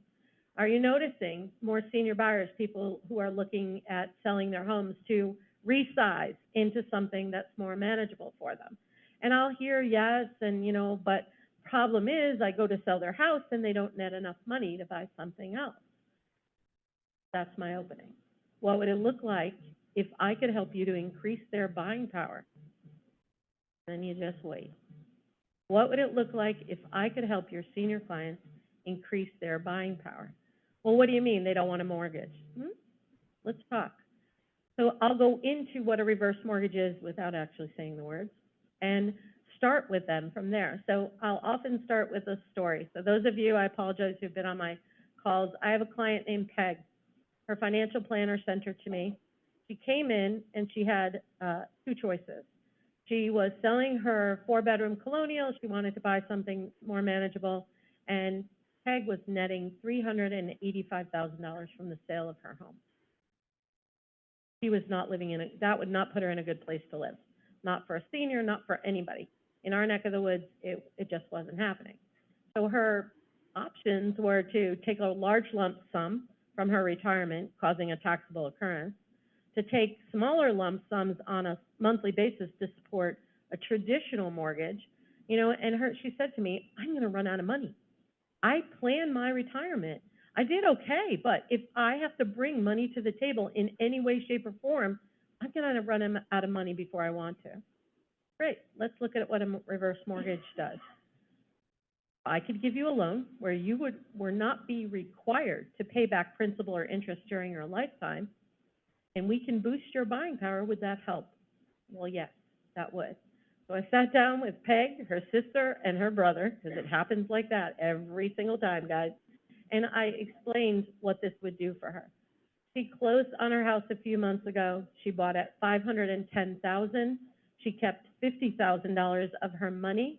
She did not have to bring that $50K back. She was able to use it to renovate the property, which was really cool. And she is happy as a clam because she did not have to take a large lump sum from her retirement funds. Her retirement funds are going to last her for her lifetime. She is extraordinarily happy. Those are the types of stories that you share with your partners.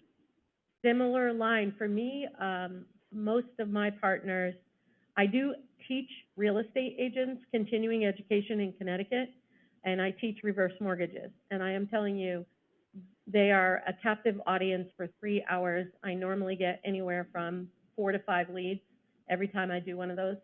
So that is something, if you are not teaching continuing education in your state for real estate agents, talk about a way to become an expert. That is how you become the expert, okay? So I teach the real estate agents that, but financial planners are probably my favorite referral source. And a lot of times the way that I speak to them is I talk to them about what would it look like if I could create a non-taxable stream of income for your clients. I know Rose likes that one. What would it look like if I could create a non-taxable stream of income for your retirement, your clients in retirement? So guys, I'm gonna give you my hot tip. This is my one hot tip. Raise your hand if you're in some type of civic organization, Rotary, Lions, Kiwanis, you all know the drill, right? Okay, who's in that group? We have accountants, CPAs, financial planners, and bank managers. Now, what are we? What is Loan Depot? Loan Depot is a non-depository lender. So these bank managers are now seeing their 30-year clients come back in to get another equity line because most of these seniors had an equity line just in case those equity lines are either expiring or they need more money they can't qualify for. So for me, I sit down at Rotary with at least 3 bank managers every opportunity that I can. They know that by sending their client to me, and by the way, it doesn't just get me reverse mortgages. I get FHA, they don't do that. I get VA, they don't do that. I get all of those things. Lender Express, right? Well, that's a whole different thing. Yeah, that's a whole, we didn't get a Lender Express expert up here. But yeah, these are the things that you do, guys, because we become their partner. We are not taking their clients from them. So that's my thing, that's reverse. I hope I gave you one thing for you to make a new friend, a new referral partner. But what I want you guys to do is take a minute. Who has questions for the people up on stage right now? Anybody have questions? Dave Harrington. Here.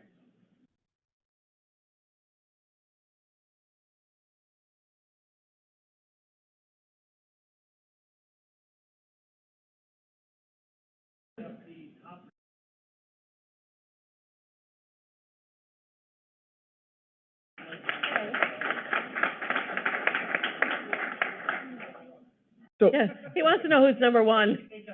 Oh.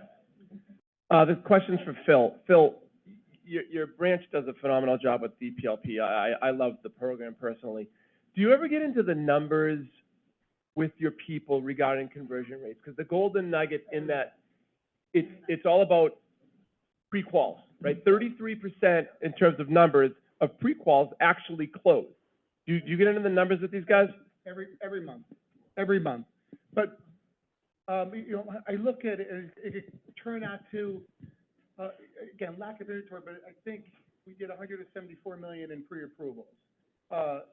What the conversion is, they're gonna get bigger, but more importantly than sometimes the conversion rate, which is absolutely very important, not necessarily, but they also get to meet some of our agents that we work with through Mello. They also, I mean, there's a lot that spins off of just closing a deal, because you get to introduce them to your partners too. So it's, the conversion rate's not necessarily always, the real number, but let's call it 10 to 15%. That's a big number. It's a big number. Because what is it, conversion rate on leads, it's like 3-4%? It's about, yeah. I mean, on the pre-quals, it's like 30% or 33%. It's that high. So, I mean, we're aggressive. And this will all pay off more tomorrow. Right now, it's paying off because it's building relationships. Unfortunately, the lack of inventory is also causing chaos, but we're there. But those other people, you know, if you take 175 million pre-approvals and you close 20 million of them, that means that there's 150 million pre-approvals out there that you can keep soliciting or call during the day. It'd actually be close, it'd be closer to 50 million that you close. Yeah, absolutely. That's awesome. Who else? More questions? You guys, you got your experts. These are people, guys, that you can call. I called Jess. I'm like, Jess, can I do this on a VA? I was gonna say Aaron. the same thing. If you didn't notice, guys, every single person up here that spoke today referenced calling somebody else to get help on something, and it's somebody else in this room. Right. So that's really, if you want to be a top producer, if you want to grow, you ask questions. Because you can't just sit there and dig for 8 hours when you could spend 5 minutes calling an expert, which you have at your fingertips here, and get the answer. And they'll probably say, not only here's the answer, let me help you with the deal. I'll help you get this to the finish line. So use that. I didn't hear anyone up here say, I didn't use this person or this person. We all work together. So you need to call your resources. And that's part of the chat. Hang on, we got one question here, Aaron, and then over there. It's for Milton. I'm finally closing my first, 203K loan. Yeah. And I've closed them for other companies, and I was astonished how easy it was with Loan Depot. I didn't have to do anything. It was just done Yeah. for me. It was Yeah. amazing. I couldn't get over it. My question is, I do a lot of networking with roofers, contractors, solar people. When I get them vetted in our system, do we have to vet them every transaction, or? Yes, we do. Okay.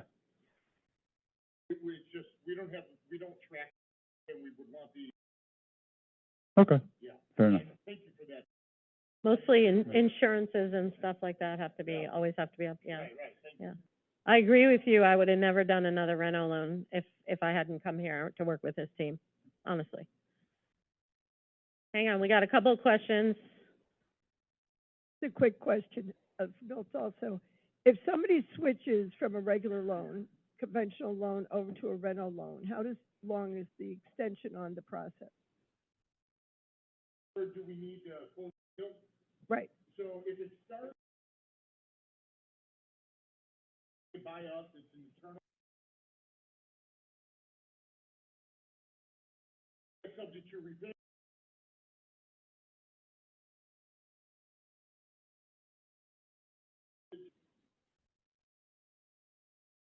Hmm. You know, if it gets us what we need.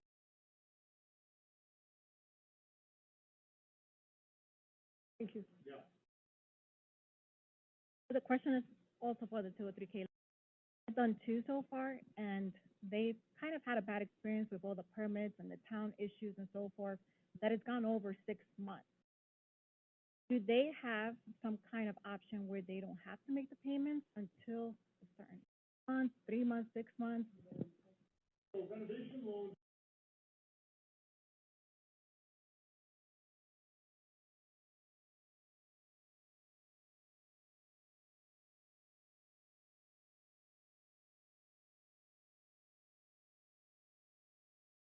Then they can.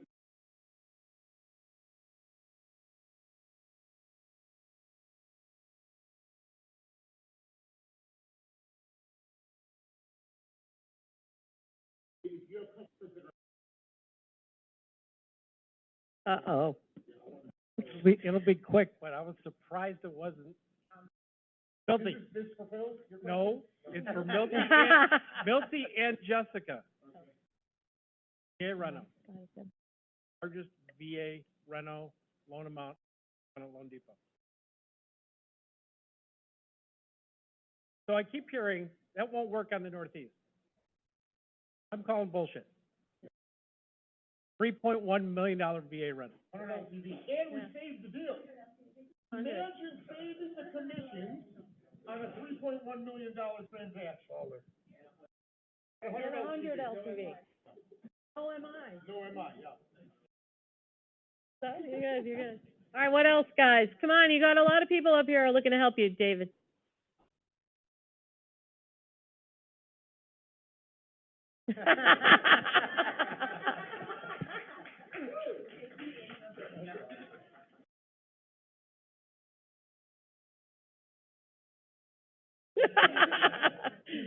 You are a good sport, my friend. You are a good sport.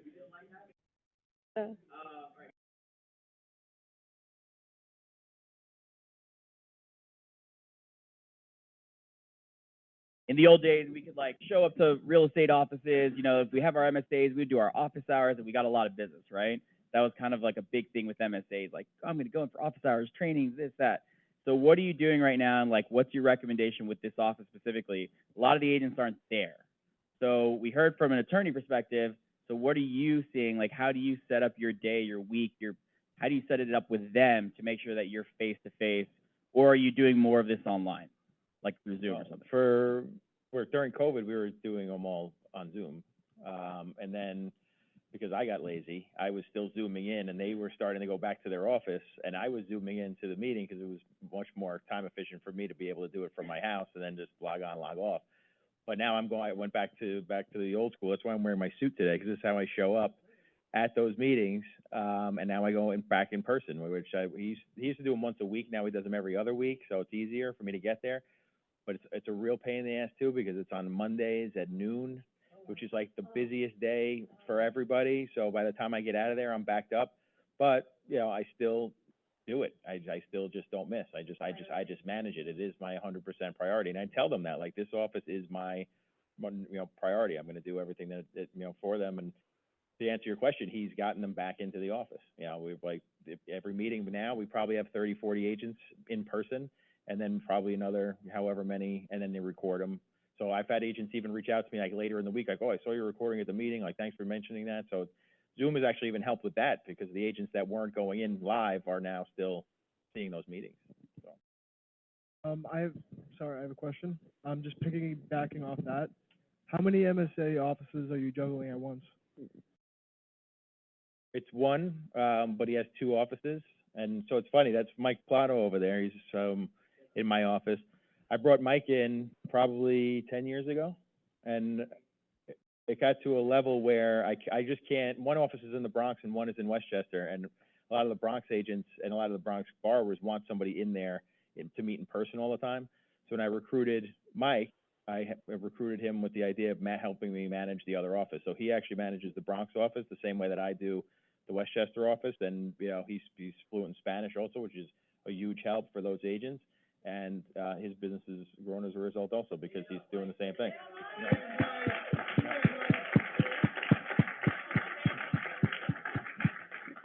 So, but yeah, so as it's grown, I've grown with it, you know, and I just continue to stay, you know, on top of it, because I never want to see them, you know, slipping.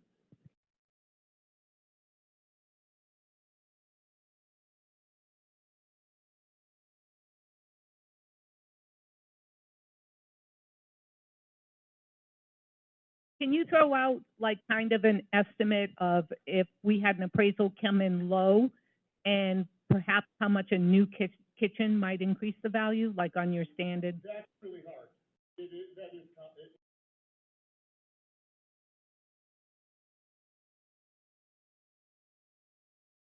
Yeah, there is a statistic, and I think I have the graph. It says like 92% is of the cost. And the 110% of the cost, to get 110% back, it was literally a minor bathroom renovation, new fixtures and paint in the bathroom. Yeah, so. No, that was a huge tip too. You know, I always think if the appraisal comes in subject to, that's my cue to get it over to you to take a look, but. Yeah, but it's a huge tip for me today, because I just lost the deal because the appraisal came in 30 under and the sellers wouldn't lower. It was conventional.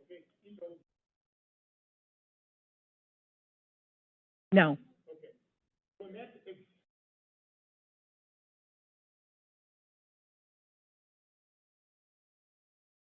Yeah. So going to figure out a way to solve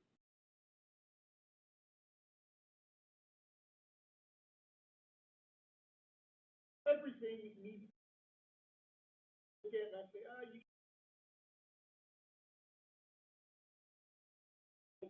you know.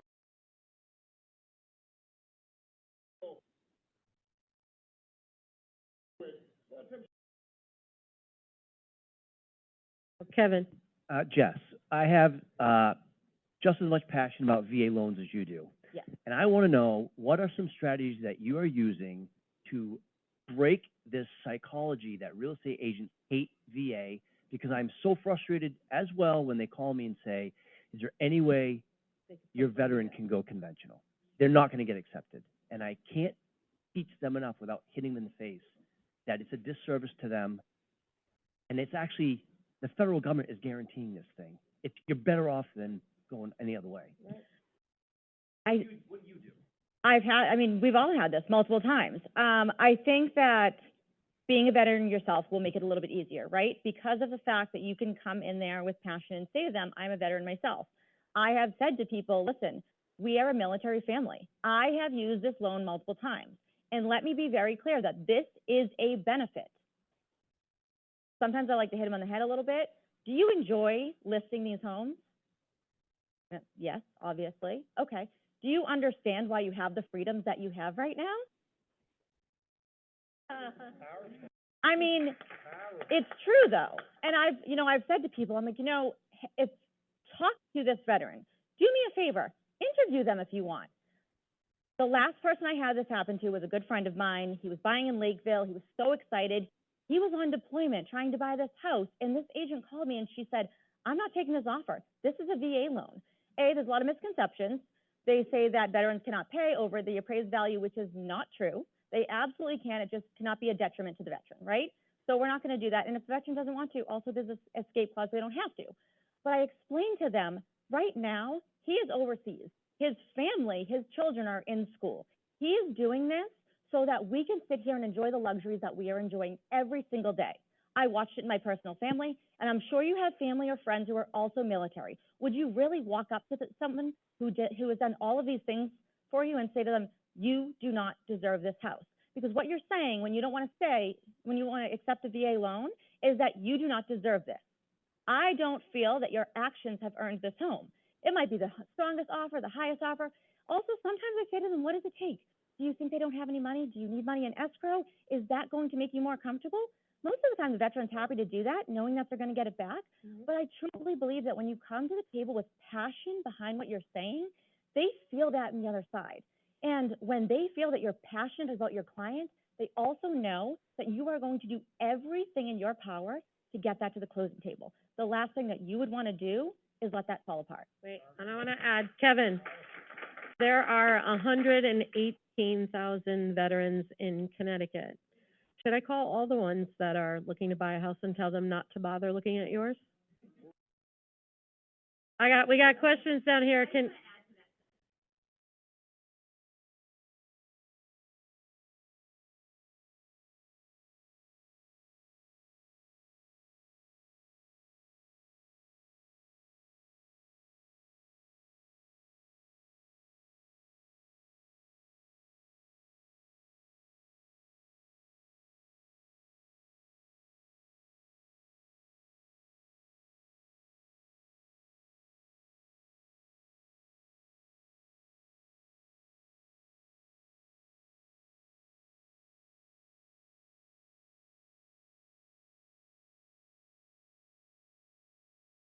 Yeah, we have one question right down here.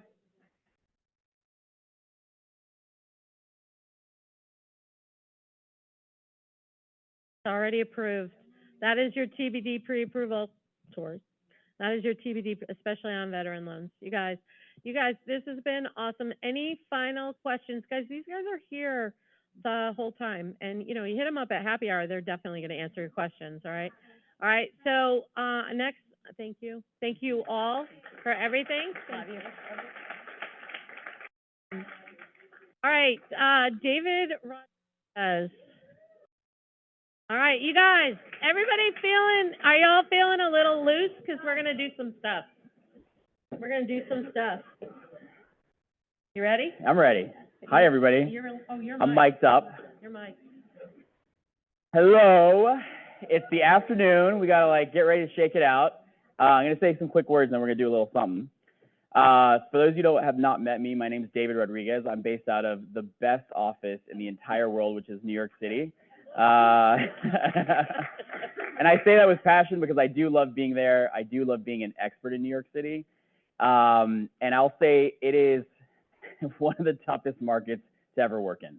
You have high end, you have entry level, you have big personalities, you have big pockets, you have small pockets, you have entitlement, you have everything, right? But one thing I've learned, I came from the big banks, and when I came to Loan Depot, first thing I said to myself was, oh, I'm never going to do a bond program. I'm never going to do this anyway.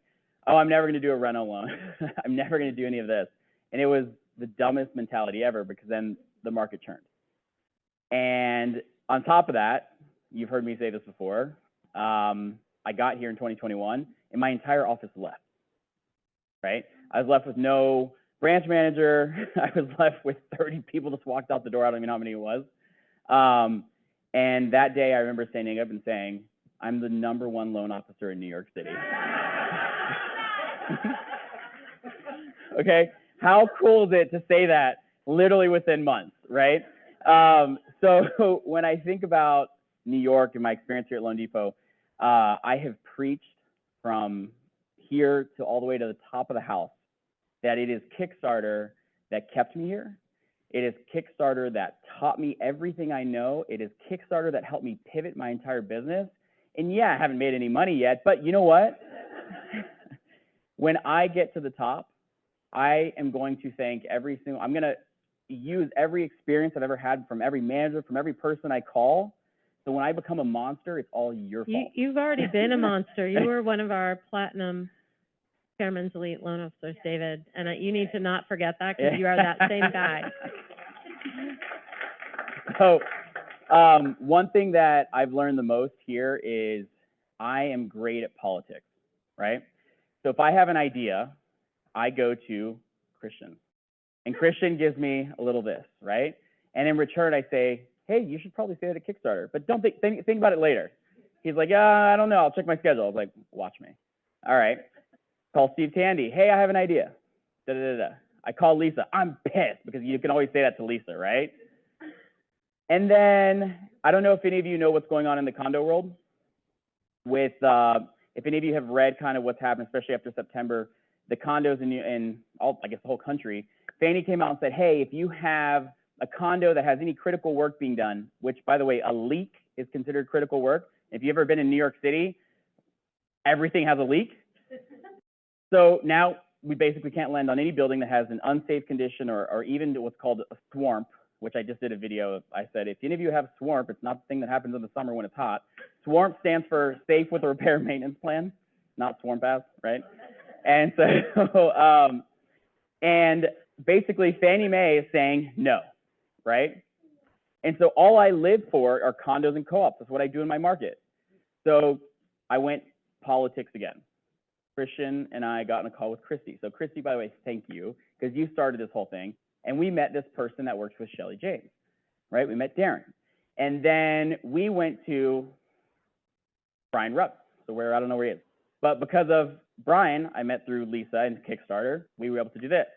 And then in the background, we have Fiddler, who is yelling at them because I'm pissed, right? So between them, Marissa Moore, whatever, every single person came together and they're figuring out a solution. And we're talking, this has been 2 weeks, and we already have loans that I had 6 declinations, and we're already in process to get those through under LDJA Flex. So I just want you to understand, like, it's because of this group, who I've met, who I've networked, who I haven't pissed off yet, that everybody's helped somebody like me. And again, I'm not on the top producer list this year, right? But you will be. But I will be. But at least through this access of people and this networking internally, it's what has changed my entire business here, okay? So I want to thank you and congratulate you all, because this is where it all starts. We have huge plans for Kickstarter. We want this to go national. We want this to be something that you almost have like a chip on your shoulder because you're a part of the Kickstarter crew. I want underwriting. Kelly, my challenge to you and Christy, when you guys have your meetings, I challenge you to send some wins from your underwriters to Lisa so that you can disseminate those on our calls and we can figure out little wins. Like, one of the biggest wins I ever had with you, Kelly, was I had a client who had a family-owned real estate. He had a W-2 job and had family-owned real estate, so negative K-1s. And Kelly looked at me like, you fool, you don't have to use those K-1s. The main job for Fannie Mae is what all we need. And guess what? Every bank was declining that client.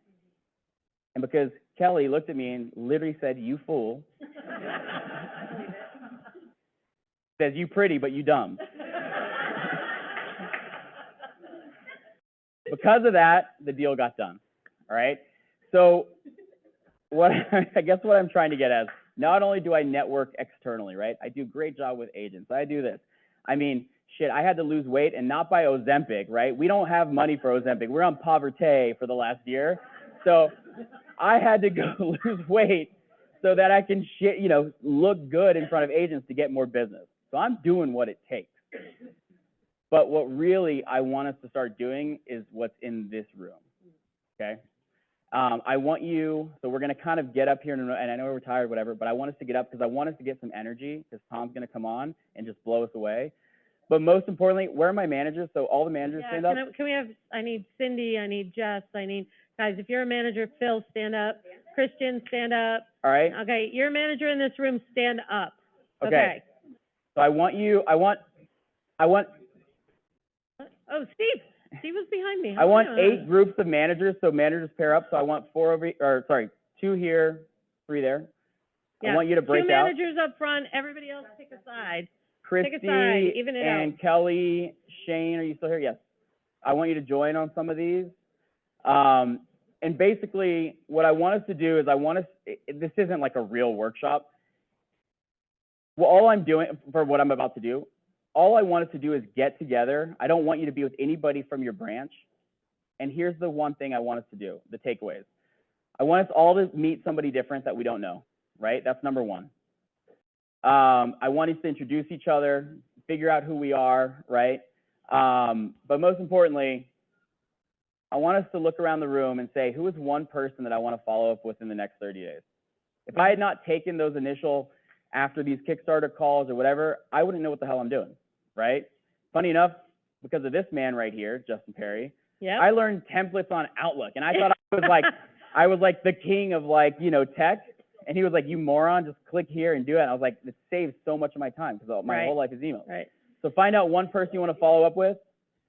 Secondly, and within the group, I want you to discuss what's if you could just have one thing, let's not go crazy. What is one thing you've heard today, whether it's through CRM, whether it's Christian's way of doing MSAs, whether it's learning reverse, whether it's getting, I'll be honest, Milt, I haven't gotten certified yet. I'm sorry. So I didn't even know what the hell that wrench thing that you were talking about was. What was it called? So one, back to basic. And then here's the most important, right? Now I'm going to go church pastor for you and get kicked out of it because I am who I am. So I want to find out who is one person you're going to bring to the next Kickstarter event. So here's what we want to make sure. We want Kickstarter to not be able to fit in this room again, as Lisa said. The capacity of this room is 200. We need to be over. Thanks to Tom, we have a budget. Yeah. But I want to make sure that the budget is so big that it's coming from Frank. All right? I want servers with very tight shirts to serve me hors d'oeuvres. Men and women. Okay, listen up. Hang on, managers, spread out. You can't just, No, I'm just, all I'm saying is you guys got to spread out. You're going to each have a group. Oh, we have groups. You have a group, spread out a little bit. Okay. And I want you to meet the people in these groups, and let's just take a minute to just be with ourselves, ask the questions. Wait, hang on. I want it loud as hell in here. Yep, loud, and you are not allowed to go to your manager. Correct. You got it? You're going to do this. One person you'll follow up with in the next 30 days, one back to basic you're going to implement, and one person you want to bring to the next Kickstarter. Okay? All right. Look at Ward's already on it. All right, You're you going guys, to gravitate to who you get want. up. Let's go. Let's go. Find a manager. Go hang out with them. There we go. Bring more people in here? Non-real people, or just one? Good stuff. So good to see you. How's it going? Good. Good. That's awesome. So you would definitely. I just want people to meet each other. I'm like, nobody's going to a lot of people skip the happy hour. You can't bring I don't know. I'm working the room. What's up? I just want people to not everyone goes to the happy hour. What's behind the scenes?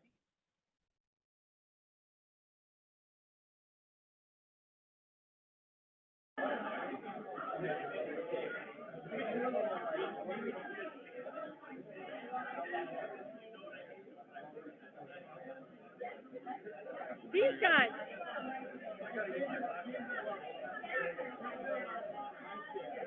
Hey, one more thing. Is this on? Hello. Okay. Hey, everybody. Wait. Everybody, one more thing. Hey, I forgot to mention one little thing. Everybody, I want to know right now who's got a Hawaii license. Does anybody have a Hawaii license? Craig's online. Who has an Arizona license? Anybody? Okay, who has a Texas license? Texas. California? Perfect. Okay, Georgia? South Carolina? You want to hear something crazy? Because of Kickstarter, I forgot to mention, I got a lot of business in New York because of people I met here. So I want you also to mention your licenses, and you better realize this is your network to make money internally. All right, keep going.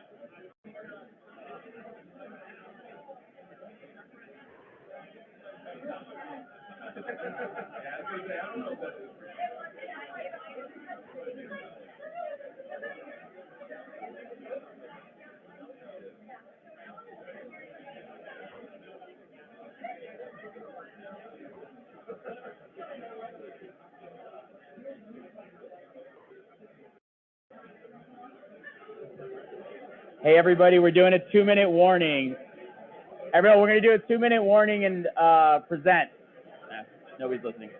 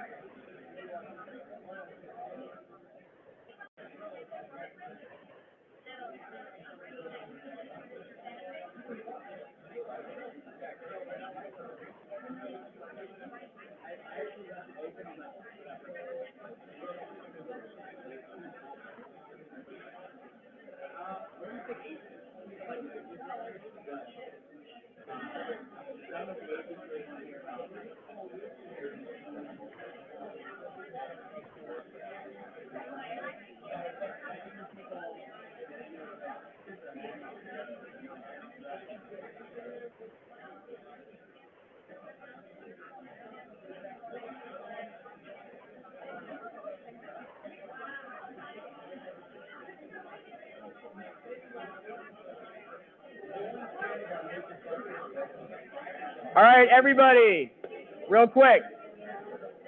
All right, let's come to a close, everyone. All right, everybody, I want to go around the room real quick. Can we come together? All right. Hey, managers, raise your hand. All right, everyone, quiet down. This sucks. Yeah, close. All right, this is good. All right, thank you, everybody. How did that feel? You got to meet some people. You're standing up. Hopefully you got a cookie. All right. All right, I want to go around the room real quick. All right, I want to start with Jess. Hey, everyone. Jess, what did your group come to a conclusion? Like, give me some highlights. They came to the conclusion that there's no other company that's doing what we do and brings people together in the way that we do here. We've got a fairly new branch out of Rhode Island here, and the fact that the majority of them are here and learning from other people from all over the country is actually really cool.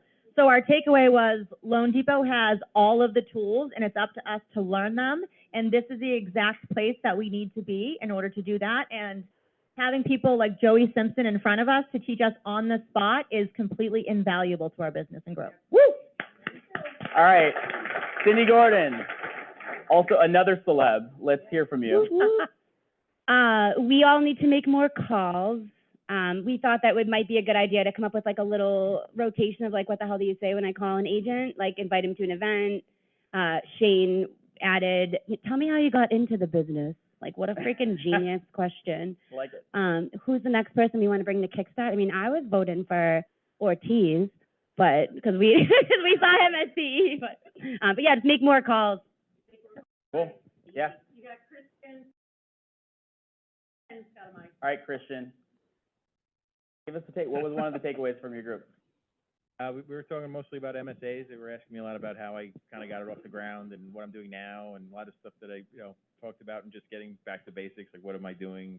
I'm going to open houses. I'm going back to, being in office meetings, and the stuff that I was doing before COVID, I'm doing again. And if you're a manager, something I've learned most from Christian, he fights for his people, escalates things in such a beautiful, poetic way, but it's powerful.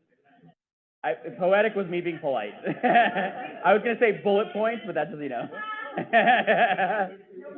Look at All right, here we go.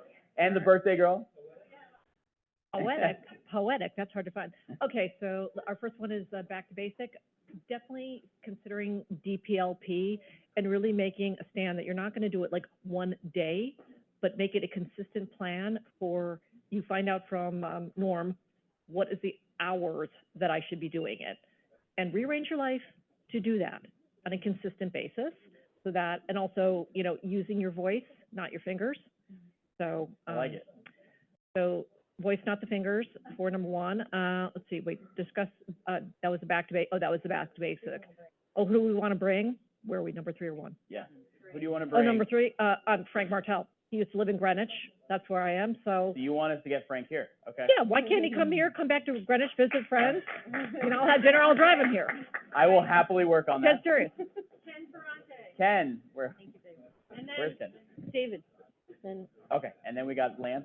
no, Okay, Scott. with respect Not yet, to not who to yet. bring to the next Kickstarter, I would say Jeff DeDarian. who we Jeff, can t- okay.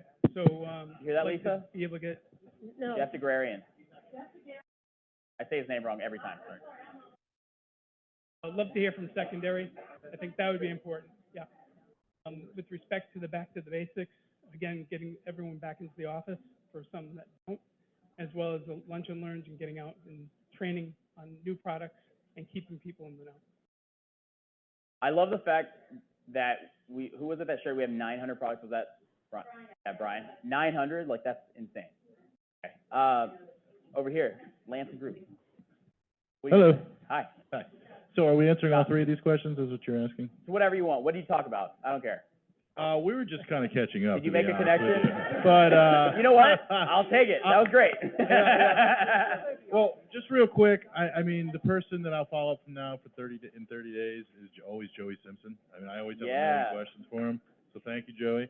Hold on. A little bit off the track here, but I discovered them pre-approving a lot of people, right?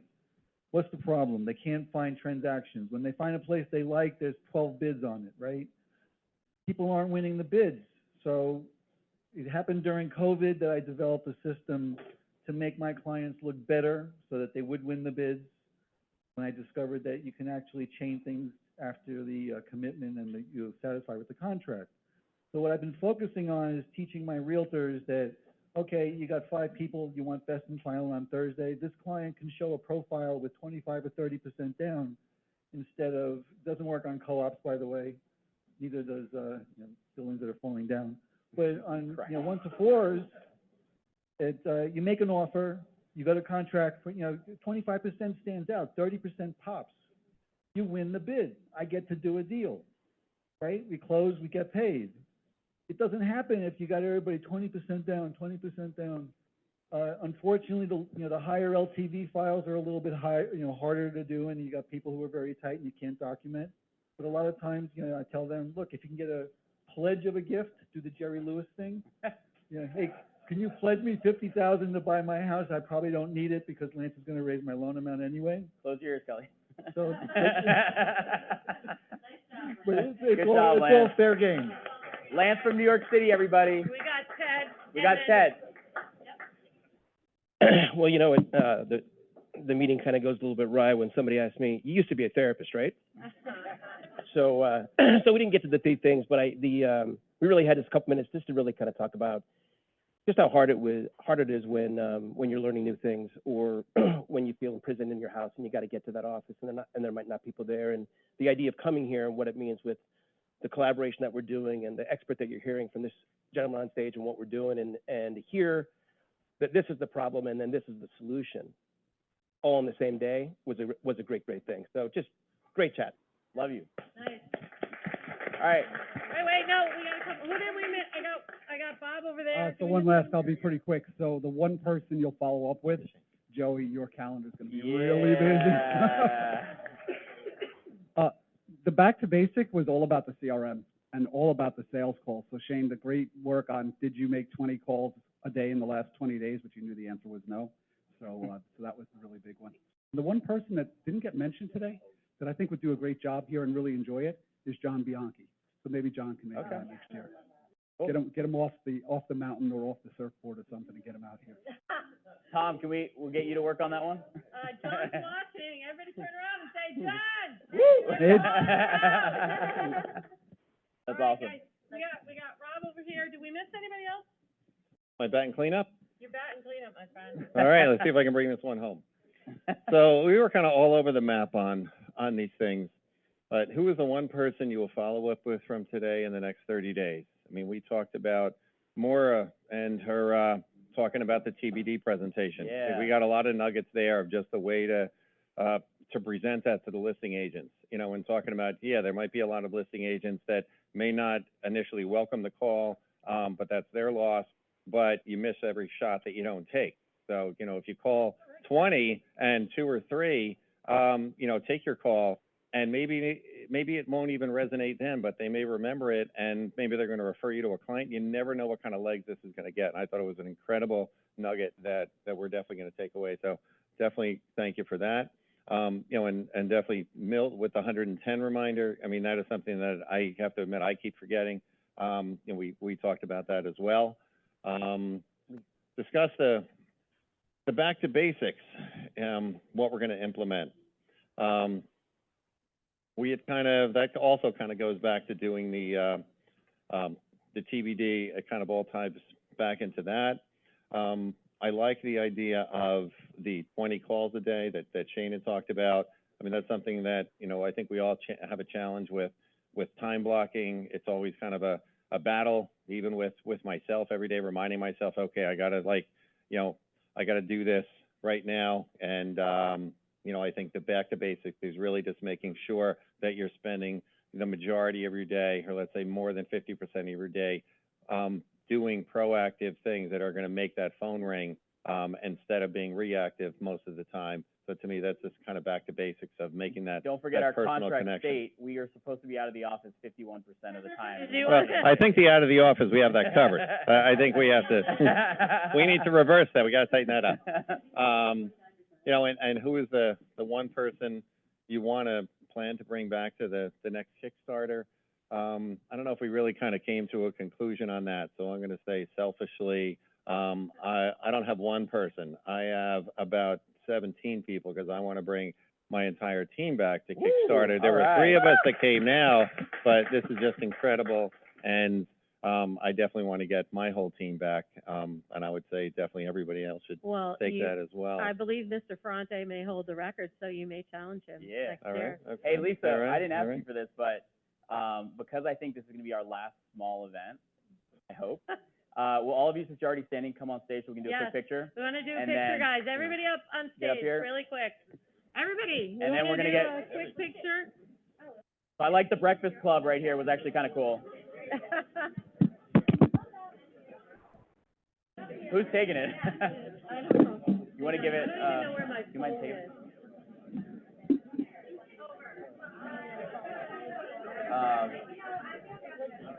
Yeah, get in there, get in there. All right, guys, just figure it out. If you're All right, let's squeeze everyone in, like, go, go, go, go.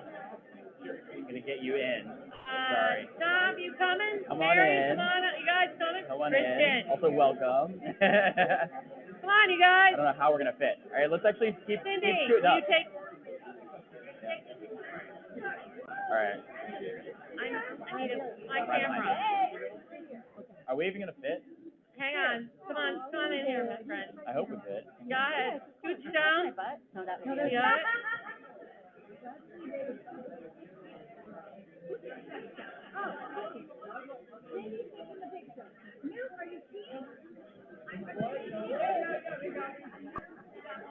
The second row can probably bend down. Guys, everybody, on the count. You got it? Woo! Right, here we go. Nice.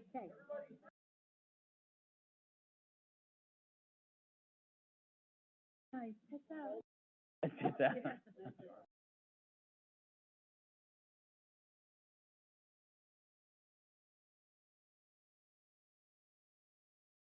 Everyone say, thank you, Tom, for paying for this.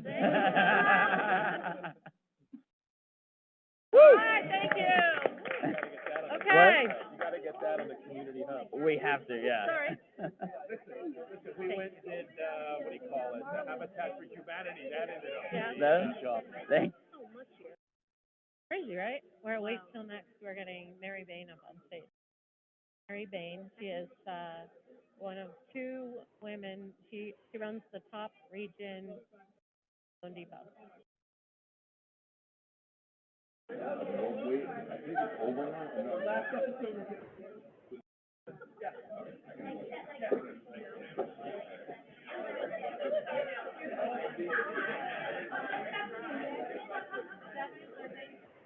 All right, Lee. I got your pick.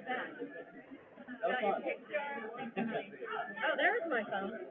Okay, guys, let's get back. Mary Bain, can I ask you to come to the stage? You guys, we have a surprise guest. Mary Bain is going to join us on the stage. Now, guys, I see Mary Bain. You know what amazes me most about Mary Bain is every day I see her post something personal about her team. You too. Cindy Gordon said the same thing. She's really good at it. But Mary, thank you. Thank you. Thank you for joining us. Guys, number one region. Mary runs the number one region in the country for Loan Depot. Okay? Number one region. But yet, she still has time to post when her loan officers are celebrating an anniversary. She still has time to post their accomplishments. She knows her people. It's freaking amazing to me. So congratulations. Thank you. I don't want you to, I want you to know it does not go unnoticed. No, thank you. Okay? It does not go unnoticed. Thank you. It doesn't. And you look really good doing it, Mary. Yeah. Okay, guys, so first thing I'm going to ask you is, what do you think about this? I think it's fabulous. It's crazy, Am right? I like super screaming loud? No, you're good. Okay. You're good. I sound really loud. I usually don't have a problem being heard, so just ask Kelly. But yeah, no, I think it's fabulous, and I just wanted to throw it out there that for 2025, Region 7's in. So, Okay. All you right. know, we all have the same leader back That's there. correct. So I always think of 7, 11, and 12 as one unit, I like in my that. opinion. And I was always very, very, very tight with Mark too. And I'm just thrilled that, you know, he gets to kick his feet up and smoke cigars and whatnot. But I know that it does leave somewhat of a void. And I'm here if anybody ever wants to reach out Nice. for anything. Thank you, you know, Mary. but- Thank you. So anyway, yeah, I came here completely unprepared Yes. to say anything. Yes, but that's kind of our So- way. That's kind of our way. But you guys, I want to hear questions, but like for me, Mary, I'm like, you know, the one thing I think about is, and I've had a conversation with Tom. He said, our blessing and our curse here. Me personally, this is a fault of my own as well, but in our region, is that we are self-sufficient. Yes, Okay, we are self-sufficient. We get things done. that is not a curse. Okay, it's not a curse, but sometimes we don't see an opportunity. I mean, you know enough about us from your dealings with Mark. You know enough about us with, you know, from Tom and stuff like that. Like, is there more opportunity out there for us that maybe we don't see at Loan Depot? You know, it's hard for me to say, here's what you should do, here's what you shouldn't do. You should make 50 phone calls a day, you should make 20. I'm not walking in your shoes every day, okay? I did walk in your shoes for about 15 years of my career, though. And it was long before we had any technology. So I was like doing good faith estimates on carbon paper, so Yeah, I shit you not. Is Michelle Alexander still here? No, you're good. Okay. We're gonna bleep everything out, or well- put a parental warning. Yeah, 8 times. Yeah, yeah, but I mean, I go way past that. So, and if it does, it just slips out, and I apologize. I spent, my children are older, my daughter's about to turn 27, and for their entire growing up, I never swore. So I'm getting it all out of my system. And that's just the way it is. But no, I think this is fantastic. Joey, you're always fantastic, okay? I came here 8 years ago. I joined Loan Depot 8 years ago. And yes, you were quite a different person then. Mhm. You have broken out of your shell, and I love it. And the people love you, my friend. Yes. The people love you. We agree. So, We agree. yeah. So the one thing I can say is that I do look at 7, 11, and 12 as one unit, okay? And we are the strongest division in the country. I mean, by miles, okay? Let's just say it. Is John Bianchi watching? Yeah. Hey, yeah. John. But and John, we're family, so we stick up for each other. Just saying. yeah, no, John doesn't want to go. Yeah. He loses every time. But what I wanted to say is that I'm super proud of the women in my region. That's a big deal to me because as much as I love men, and I do love them, all shapes, sizes, colors, doesn't matter to me, I love them. It's so much fucking harder for us as women to do this business than anyone else, okay? And if we are tough, we're yep. Yep, a lot of different words, a lot of And- different words, but come to Yeah, mind if there. we're tough, then, you know, and that's the thing that, it is a shame, because I absolutely think that women bring such a different perspective and a point of view and an element to this business, but men also do too, don't get me wrong, but you guys have been doing it all along, okay? I mean, you've been doing it forever, right? But women, we bring something different to the table. And I think that putting that together is what's really beautiful, right? So probably, well, I've spent 20 years with Tom, very different personalities. But it's, you know, it's being able to mesh those sort of things together. I think that's really important to me.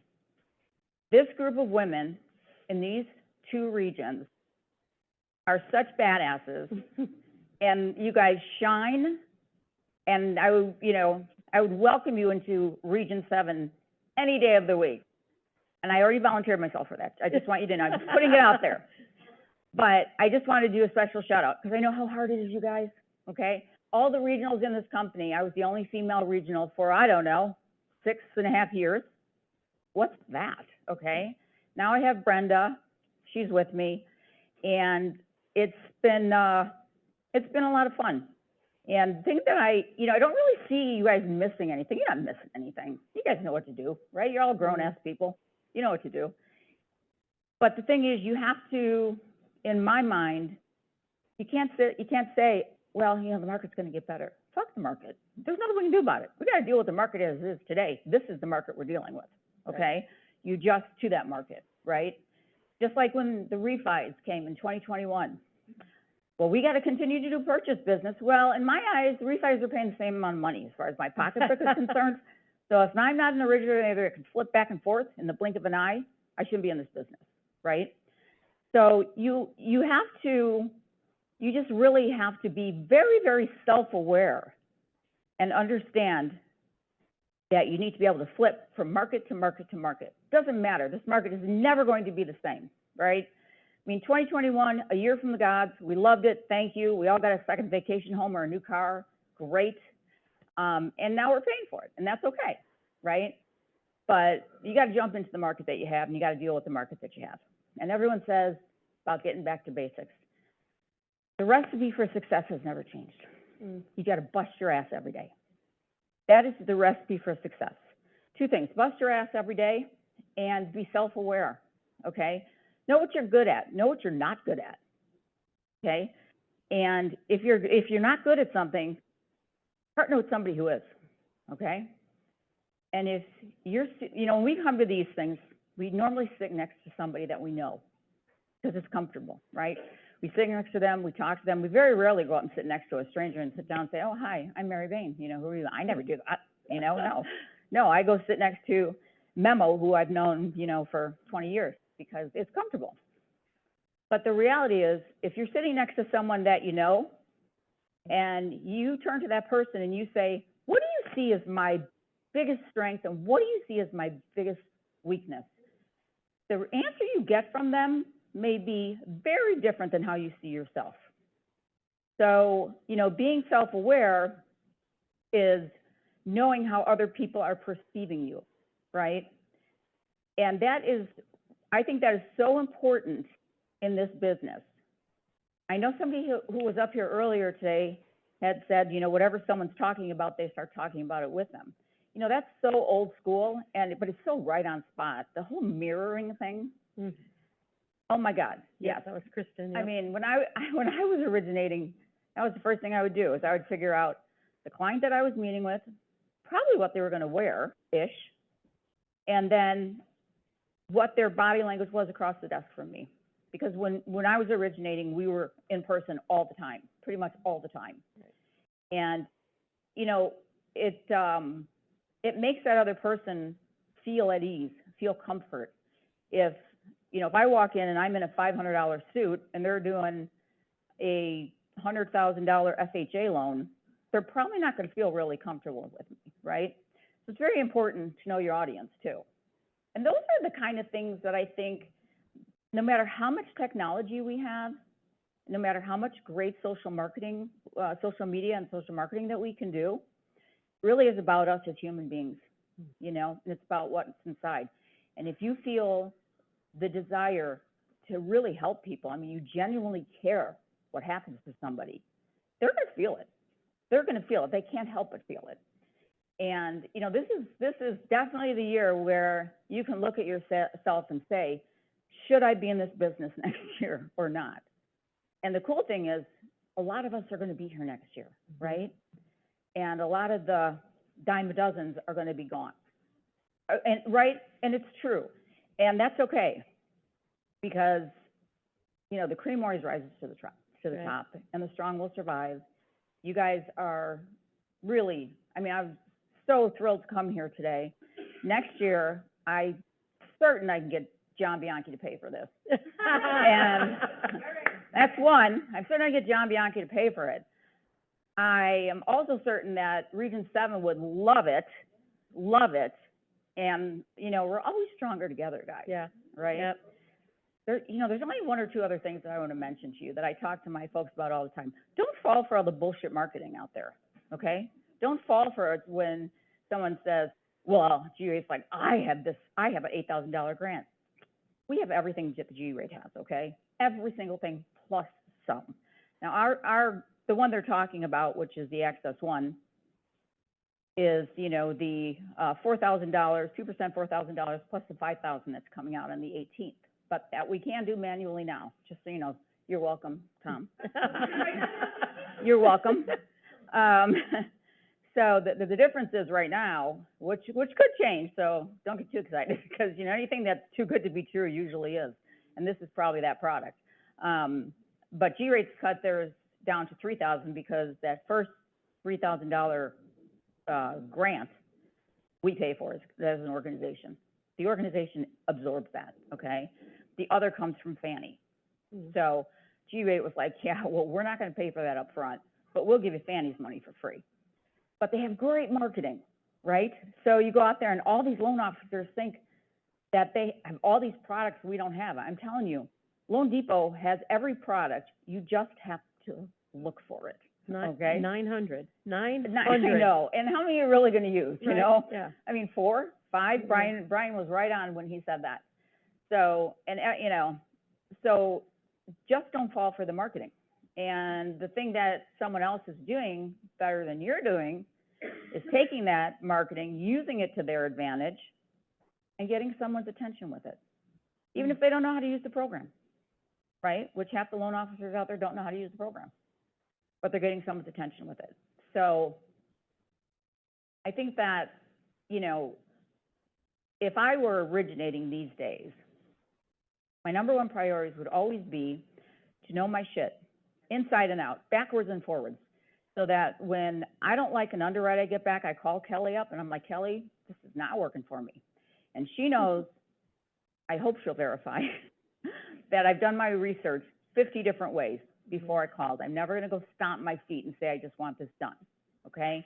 Because nobody appreciates that, just so you know, you guys. And nobody wins. No, and nobody appreciates it. But don't be afraid to challenge an underwriter. If you feel that you're right, don't be afraid to do it. We are here to do loans, and we're here to do them with the guidelines, okay? And yes, sometimes our underwriters get a little squishy. It's okay. I mean, you know, you think about it, they just get black and white paper in front of them, and you guys get the opportunity to meet the people, to feel them, to feel their pain, to feel their joys, and there's a whole different way of looking at it then, you know? So you know this person on an emotional level, and they know this person on a paper level. So it's our job as sales to introduce them to the emotional, okay, on the file, right? And it's our job as sales to make their job easier, to make them want to do the loans, okay? So if you've got crazy income, there's arms and legs hanging out of the car everywhere, you're going to pack those all in, you're going to shut the doors before you send it to underwriting. And then if you don't like their answer, then you have all kinds of grounds to appeal it or anything. Don't ever give up if you really believe in something. But know your guidelines too. Don't go and stomping your feet saying, I want something done. It's not gonna get you anywhere. How was that? But otherwise, like I said, I wish I could come up and give you some magic bullet, but there really isn't any. It's about busting your ass every day and doing the grind. And once again, just being self-aware of what you're good at, what you're not good at, and absolutely play up on what you're good at. And then, you know, find someone else to do the shit you're not good at. Lean on the people that are here around you that do better stuff. But like Do I said, things. you know, I feel like we're one big division. I really, really do. Nice. Mark and I used to share all the time. Chris, before he was gone, we shared all the time.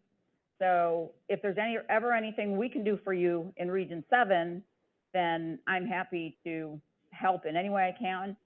But I want to see KickStarter next year. John Bianchi's paying for it. And although some of the people that you guys want here, and I'm not going to say any names, but there's no way I'd want them at my party. Yeah. I can tell you that. I mean, I know these people. There's just no way. You know, I mean, let's bring Anthony in. Yeah, okay? there you go. Now, he knows how to party, so let's Yeah. bring Anthony. We'll trade the other ones in, but thank you guys for having me. I don't know if there's anything I can do for you. Don't go anywhere. All right, no, you gotta, so, okay, really quickly, does anybody have any questions for Mary? Anybody wanna ask any? It is the Illinois. 11 states down the Midwest that nobody wants to vacation in. Those are all mine. Except for Chicago. I guess we get some visitors in Chicago. Yeah. So, yeah, I got that. I got that. Okay, I got that. So anybody else? You know what? I mean, if you think about it, it could be right in the middle there, right? Somewhere. So, I mean, I think that we could go to, I don't know, we could go anywhere in Ohio or Kentucky or any of there, yeah. So we do have an idea for our next big one, to make it a little easier. I'll share it with you later. Okay, So, well. it'll be really good. But I want you to pick one more prize, pick for us. Yes, yes. Giveaway, and thank you. Oh, Really, my thank you. pleasure, my pleasure. Okay, I'm excited. Okay, who is it? Ryan Ferranti. Call him Zoom. Zoom? Zoom. All right, I'll take care of you in just a quick second. Well, hold on. All right. Thank you.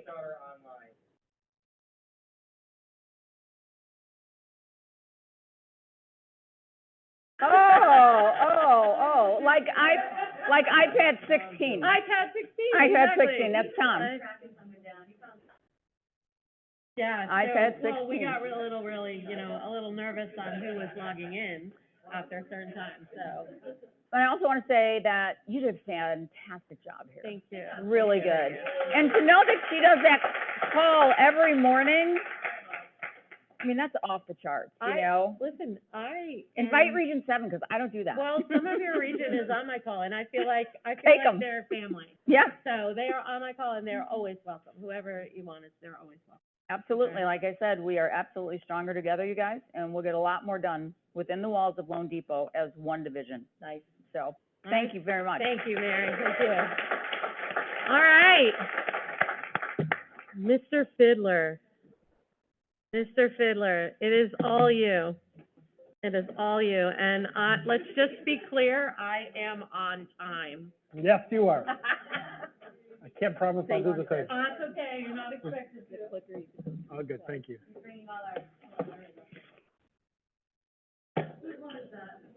Gonna go through the whole folder. All right, I got a couple things to say first before I get into some other crap. Drives me nuts. Hate getting old.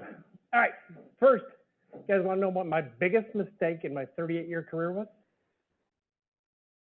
Not promoting that woman faster. I promoted somebody ahead of her, had to reverse it 3 years later. She knows it. She's still pissed at me for it.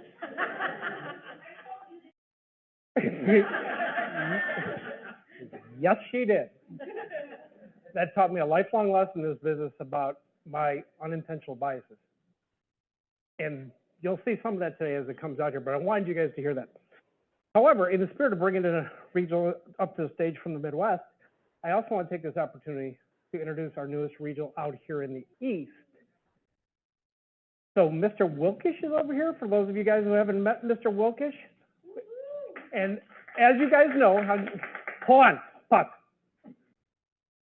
With 11 and 12, now kind of without the heads right now, so to speak, with Chris leaving and also with Mark retiring. I'm getting tired of having 134 direct reports and seeing every frickin' PE that ever comes in. No joke. But also, this group deserves active, astute leadership that can help people grow their businesses, help the branches grow, and help us add more branches. And that's precisely why Jeff is here to help us in the New England state. So I want you guys to help me welcome Jeff. I know you guys will see him after we get done here. And you guys have been here for like 10 years or so. The people have been here 10 years. How many people have been in this company 10 years? Do me a favor. Don't do the MMR thing and reject somebody like a bad organ. I know you guys. Understand that I've gone through a long, long process to try to get to the place where I think we are building a team that can help you guys grow your business and help us grow as a franchise, which hasn't grown fast enough in some states. That's why that guy's here, and that's why I'm also going to start building in some way, shape, or form that I can't tell you yet around Phil Iosa, who's here. As I roll out this plan that you'll see in the next few weeks, still got some steps to go, but I want you guys to help these people because they're here to help you. Does that make sense to you guys? Thank you for letting me do that. Secondly, some people asked me today, throughout the day, because the people who were here last October remember the story that I told last time about my eldest daughter, who is now 34, which scares the shit out of me, and she's 34. But Omar and his family are now in Tampa, fully Tampa. They have 7 people in a 1,000-square-foot apartment, which is 3 times what they had in Afghanistan. They all have jobs. The kids are all in school. The high school girls are on TikTok. The high school girls are also working as greeters at Walmart at night to help bring money in for the family. They're short 1 car, so my daughter's trying to raise funds to get them another car so they can double their income. They can drive a little farther. They only have 1 car for all 7 of them. So they are doing very well. So I thank you guys for asking those questions about Omar and his family. All right. One thing I want you guys to hear first, and then I'll show you something stupid. And then I'll get into some good stuff. Before I get into some data, some rich stuff, I know after this many years, and I know specifically coming out of the last 5 years, that the number of like a 80-10-10 thing, you know, that principle of 80% and 20% and all that shit, it's really more like 80-10-10 in the mortgage business. 80% of the loan officers in this business are pretenders, complete pretenders, and it's okay. That's who they are. They're always going to do this amount of transactions. They're going to pretend like they want to do stuff, and it's really never going to happen. That's part of why I get frustrated, even going to like I heard the Brian Buffini events, the Todd Duncan events, where people come back every year just to get an inoculation, feel like they're doing the right thing, and I'll be all happy with themselves and never do crap. 10%, the next 10% are people who want to do really well and to do some different stuff, but can't commit to the work that is required to get there. And then the last 10% are the people who want to do it and are willing to commit it and who give us extraordinary results. They give themselves extraordinary results. So we try to focus on the 10 and the 10. See how many of the first 10 we can get into the second 10. And how much of the last 10 is really doing all the shit right. How much can we pour into them to keep their wheels on the road and let them drive faster and do more volume? So the question as we go through the next 45 minutes together is, where are you? Are you in the 80? Are you in the 10? Are you in the 10? I'm going to talk about some of that. First, I'm going to apologize before I put this next one on screen. You guys give me a hall pass because it's going to have some not suitable language on it. I want to tell you, just frame it though. This email came to me from, you guys know who Brian Hale is? Okay, he was the president of Countrywide CMD, of the retail marketplace. And when I was helping Brian at Countrywide with some stuff, we were in a meeting that just went completely sideways, even though we were trying to roll out some good stuff. And he was trying to remind me that no matter how you feel in a given meeting, no matter how you feel in a given day, people that you're next to don't always feel the same way that you are, and they're not in the same space as you are. Okay?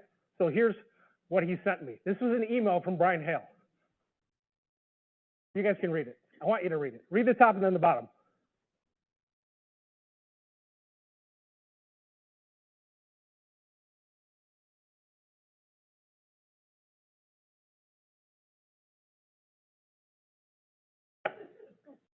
Well, that's what came from the managing director of Countrywide to me in the middle of the day after a meeting down in Plano, Texas. Just keep this in mind. I just bring this to the table that some of you guys are going to walk out here exceptionally excited and go back and do some really cool stuff. Some of the people you're going to go back to next in your office or talk to in your office are still going to be in that 80% sector. Don't let the 80% suck the energy out of the 10%. Do not let it happen. It's way too easy. Secondly, I want you to hear this one. I cut off a little bit at the bottom, I'm sorry. This is one of my favorite comics that came to me in 1989 from Todd Duncan. And this is going to hold true to this, and I want you to see this. I don't have time to see any crazy salespeople. I have a battle to fight. Guy standing at the carton with a machine gun. The people with the swords don't even have time to talk to the person. Okay? So when Lisa said that the back to basics was going to be the theme of this, similar to Mary, my brain goes, not much has changed. The key core principle about what needed to be done hasn't changed. Technology has changed. Media has changed. How you build relationships may have changed, but the key core principles haven't changed much. I'm going to show you some of this. See that?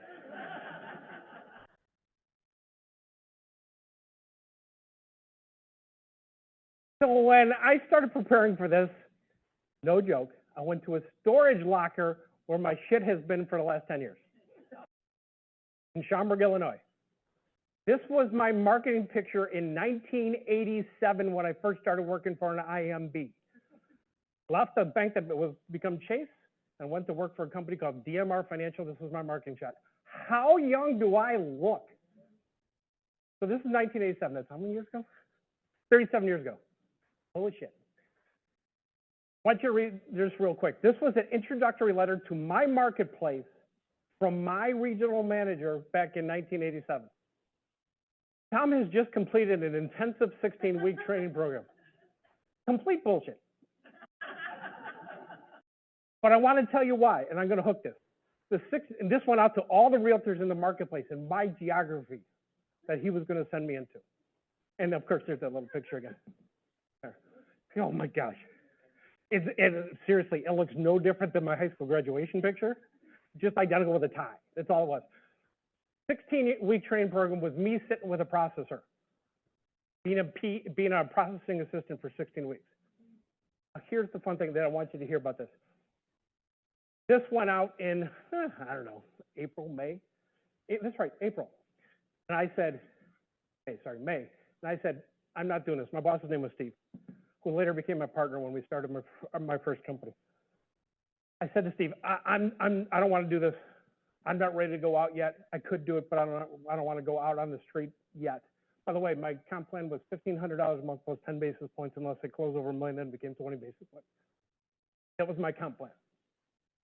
I said, I don't want to go out in 16 weeks. I'm not ready to go out yet, because what I learned in my last 3 weeks of working with processing was that if I didn't know more or equal to every underwriter in that organization, I was going to fail because my career was going to be held hostage to people who were not as committed as I was to those borrowers. Make sense to you guys?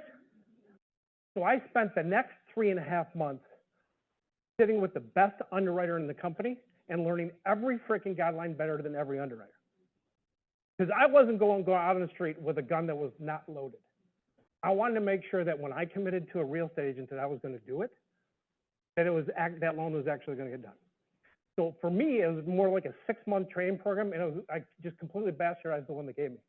So I wasn't just going to be a processing assistant and learn how to push papers. Guys, remember then, in 86, 87, it was pushing papers. It was not paperless. It was pushing papers, putting 2900s in the typewriter, reversing the carbons, typing all the shit up, doing all that fun crap. Working off of 45, 65 net income for FHA qualification. That's what our ratios were, 45, 65. So this is going back in 86, 87. So I did that before I got on the street. That's me.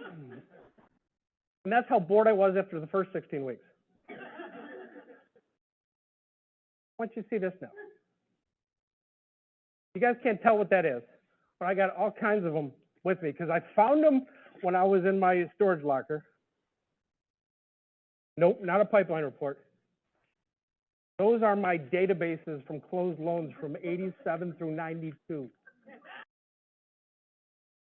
Listed by name, and this one, what you see is the realtors' names with all the borrowers that they sent me.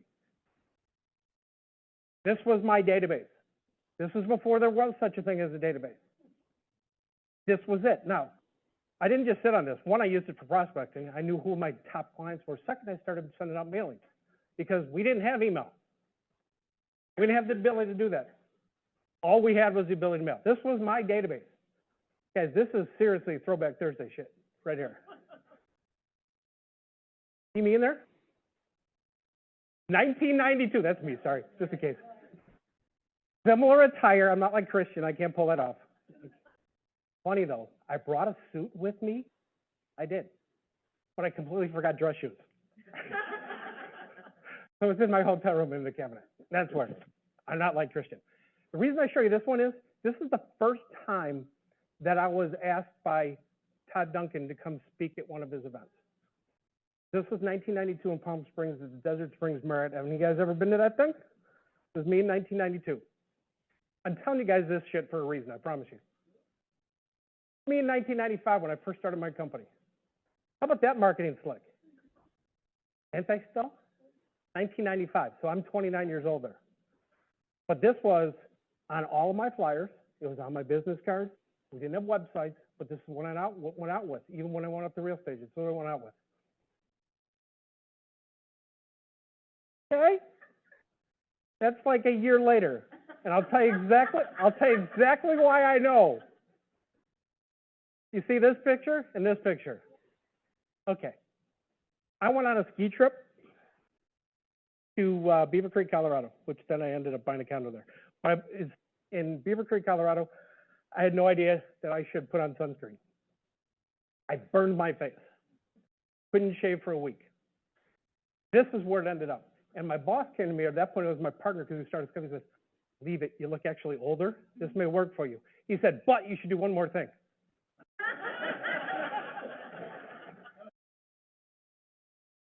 Now the fun thing is, completely clear lenses. No prescription. The sole purpose of those glasses is to make me look older. And you want to see what my youngest daughter thought? When I came home with that, that's what she did. Now I want to go back to this for a second. So as I was getting ready to prepare for this, this is just a side note for you guys. But I'm going to use it as a side note instead of a side note. I'm looking at this thing thinking, this went up. Shit, am I old? I'm looking at all this stuff. I'm sure you guys, some of you guys may have experiences like that. I'm looking at this thing. Oh my gosh. So you know what I did? Now, I know I talked to you guys about this 2 Kickstarters ago. I've been going to a personal trainer for 15 years, 18 years. Had to take 3 years off after my back surgery, but I've been back for a year and a half, right? I saw these pictures. I brought them into my personal trainer last week as I was getting ready for this. Okay, there's my personal trainer. No joke. That is my personal trainer. And by the way, I've told him I can't accept anything with any substance ever coming out of his mouth because anyone who dresses in his underwear and paints himself like Donald Trump, I have no respect for. He knows this. I told him as soon as he decides to go into a contest representing Blue Man Group, then I'll accept what he tells me. But that's John. That's my trainer. So what I told John, I brought in my pictures of the old shit that I put together. I brought him in, I showed it to him. I said, "John, you know what this means?" What is it? "You suck as a personal trainer." Because I'm like, you suck as a personal trainer. Now, the sidebar of why I want to tell you guys that, leave him up there, just for fun. By the way, side note, you see this little thing here? This is how bright this guy is. He's got a big scar on his leg, he almost died, because he decided to get in between 2 pit bulls that were fighting. Chewed apart his leg and he almost died from an infection. Like, dude, you're so stupid. You may have muscles, but you're so stupid. But my point with the coaching piece that I told you, where I went up to him and said, "You suck as a personal trainer." How many guys have ever gone to a coaching? Southwestern, Core, all that stuff, right? Almost everybody. My first experience with coaching, not personally, but coaching was, I did coach some people for money because I had to make sure they were invested. It wasn't much, but I just wanted to make sure they're invested. But I had, in the late 90s and early 2000s, I had a lot of loan officers who started going to Building Champions for coaching. You guys remember this? Daniel Harkavy's company, Building Champions, right? And after like the first year of it happened, I'm like, I'm done with this shit. Because they were coming back with some weird ideas and weird concepts. And I knew Daniel really well, Daniel Harkavy. So I called Daniel and said, here's the deal. I'm going to pay half of this coaching, but you have to talk to me at least for an hour before every quarterly session with one of my employees. Why do you think that was? Okay, here's the reason. What I figured out after watching my people go to the coaching is they were lying to their coaches.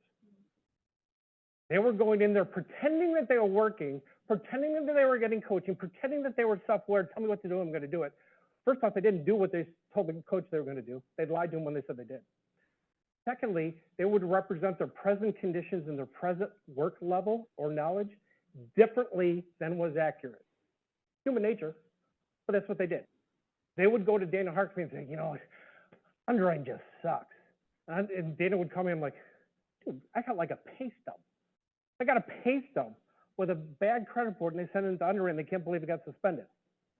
So they're telling you that underwriting is not working well, and I'm telling you, this is like a piece of paper or an envelope with maybe a postage stamp on it. You can't underwrite this for shit. So what I learned in that lesson early on is, if you want to be coached, you have to be self-aware and you have to be held accountable outside as well as inside the coaching platform. You guys understand that? You have to have somebody, like Mary said, somebody who knows you well, say this is what you do well and this is what you suck at. And then you go talk to a coach with that knowledge. Otherwise, it's every human being's predisposition that you will alter the information to a coach because you want to feel good. Okay, everybody does it. But if you actually want to get results, that does shit. You want to get results, you have to walk in with accurate input in order to get the exact output that you really desire. Now, so we have people in this organization who pay 20 grand a year for coaching with bad input. What do you think they're going to get as a return on their dollar for $20,000 in coaching? Like nothing. They may get a couple things because you're not really working on what really does. I'll go back to my guy here, which is why I left him up here on the stage.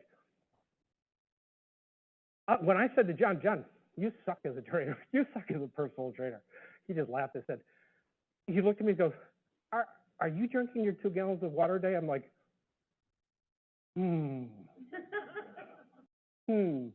Yes, I'm drinking 2 gallons of water a day. Are you going to sleep at 9 o'clock every night? Yes, I'm going to sleep at 9 o'clock every night. Are you like not eating too much rice with your chicken? Yes. Yeah, so I know it was a little facetious, but I asked him to personal train me. I'm paying a lot of freaking money to have him personal train me. And if I'm not willing to do the stuff that's actually going to get results, I can't expect anything less. All I'm doing is pretending to myself. Does that make sense to you guys? I tried to put this up on the screen so you could see the analogy with this. We have a lot of people in this room, and there's a lot of people in this room that are going to be falling the 80%. There's some that are going to be in the 10, some that are in the 10. If you're in the 80, okay, I probably can't help you. If you're in the 10 and you really want to get better, but right now you're not willing to commit to do the harder shit that like multiple people have talked about, and Mary referenced, it's a grind. It's hard. And you guys heard me at the last October when I was here. And Mary said that it's not rocket science. There's no magic bullet here. There's not. It's about being able to get uncomfortable again and do some of the harder stuff that we haven't done for 15, 18 years. Some loan officers won't, like I said last time, because they made too much money in 2021. They're not willing. They're in their 50s now, you know. They're in their 50s. They're not going to go back and cold call again. Okay, well then you're in the 80%. Or maybe you're in the 10% where you think you want to do it, but you're not willing to do the hard shit. In this meeting, there's been a whole lot of stuff that people have brought up as examples of what you can do, even when you guys separate into groups. But the question is, how many of this group, of this 100 people, are actually going to do the stuff that they said they did when they broke up? That's where I'm at with that. Okay, let me go forward with this. Get John off the thing. Let you see this. From the desk of Todd Duncan, fact. The fact. to David Savage and myself. You know David Savage? Mortgage coach, David Savage, right? I can't be around. I got fatherhood. I got to take one of my kids because Cheryl was sick. Cheryl had cancer. His wife had cancer at that point. His first wife did. Could you please submit to me the top 3 or 5 questions you would want answered if you were in the audience in Palm Springs? 1994. 1994, 30 years ago. How should the internet affect my business today? Same question we're asking frickin' now. What's the best use of technology for an originator? How can technology help me manage my database? How will AU affect organizations? AI, AU, same frickin' thing. When will internet begin to be a free flow of financial information? I put never, right? This is long before the Graham-Leach bill, but absolutely. How does internet fit into my scheme of business? What has changed in 30 years? 1994. Yeah. Oh, and my handwriting. My handwriting is way worse now. If that was bad, it was way worse then. But even see, best use of technology, AU, email, 1003s, database. This is the first edge of database. This is when ACT first came out. 3 years later, I spoke on the stage for Duncan in front of 2,000 people in San Francisco about how to use databases to create more business. But this is 1994. This is 1995. We're still TBT. I want you guys to see this. This was a mortgage fitness checkup we came up with. I'll tell you who the we was. But this was a way to solicit refinances from your database. By mail, because that's all we had. By mail, send it to people we had saying, hey, it's time to check out if you're still in the right mortgage. This came out of a group called the Mortgage Mastermind Group. Mortgage Mastermind Group was, we brought in Todd Duncan just because he could facilitate a bunch of shit. But it was Jim McMahon, Greg Frost, Barry Habib, Dave Savage, myself. That's what we did. This is 1994, 1995. Every time we went to a Duncan event, we'd come in 2 days early, we'd do some of this stuff. This came out of that. We asked the questions, we got them back. Lisa, this one's for you, and I talked about it 2 sessions ago. This was from 1995. 1995, it's mailings to financial planners. Mailings to financial planners in 1995. I'm a top mortgage professional looking for a few top financial planners to provide financial planning services for my clients. Anyone remember what I talked about two sessions ago about this? 70% of the people you will deal with from the from the MBA statistics do not have a financial planner. Hold on, that was slightly inaccurate, sorry. 70% of first-time buyers do not have a financial planner. Okay? You know what I hear in that? Holy shit. That means if I'm doing 20 loans a month, if I'm doing 10 first-time home buyers a month, just keep it round, 10 first-time buyers a month, I have 7 clients that I could refer to a financial planner a month. Because 7 out of 10 of them won't have a financial planner. Make sense to you guys? And guess what we learned as we started probing into we brought the head of the National Financial Planners Association into one of our mastermind groups. So tell us how this works. If we were to refer you 1 person a month, every month, to a financial planner in your association, what would we be? How would we rank? He'd say you'd be the #1 referral source for everybody if you gave them 1 a month. Like, all right, let's see. At that point, I was doing like 20 purchases a month. I got 20 purchases a month and 15 of them were first-time buyers because I worked in the Govy marketplace. And I could hand off 15, let's see, 10. If I could hand off 10 to 10 different financial planners once a quarter, once a month, I could be the top referral source for 10 financial planners. And every month I can multiply that. You see this? What do you think I'm going to expect when I refer to financial planners? Not only refer back, now I'm going to anchor with what Mary said. Do you know what the difference between financial planners and CPAs are to loan officers? They have to talk to them once a year. Not an option. I'm still avoiding my guy at Merrill Lynch. He calls me every day. We need to do your review. We need to do your review. We need to do your review.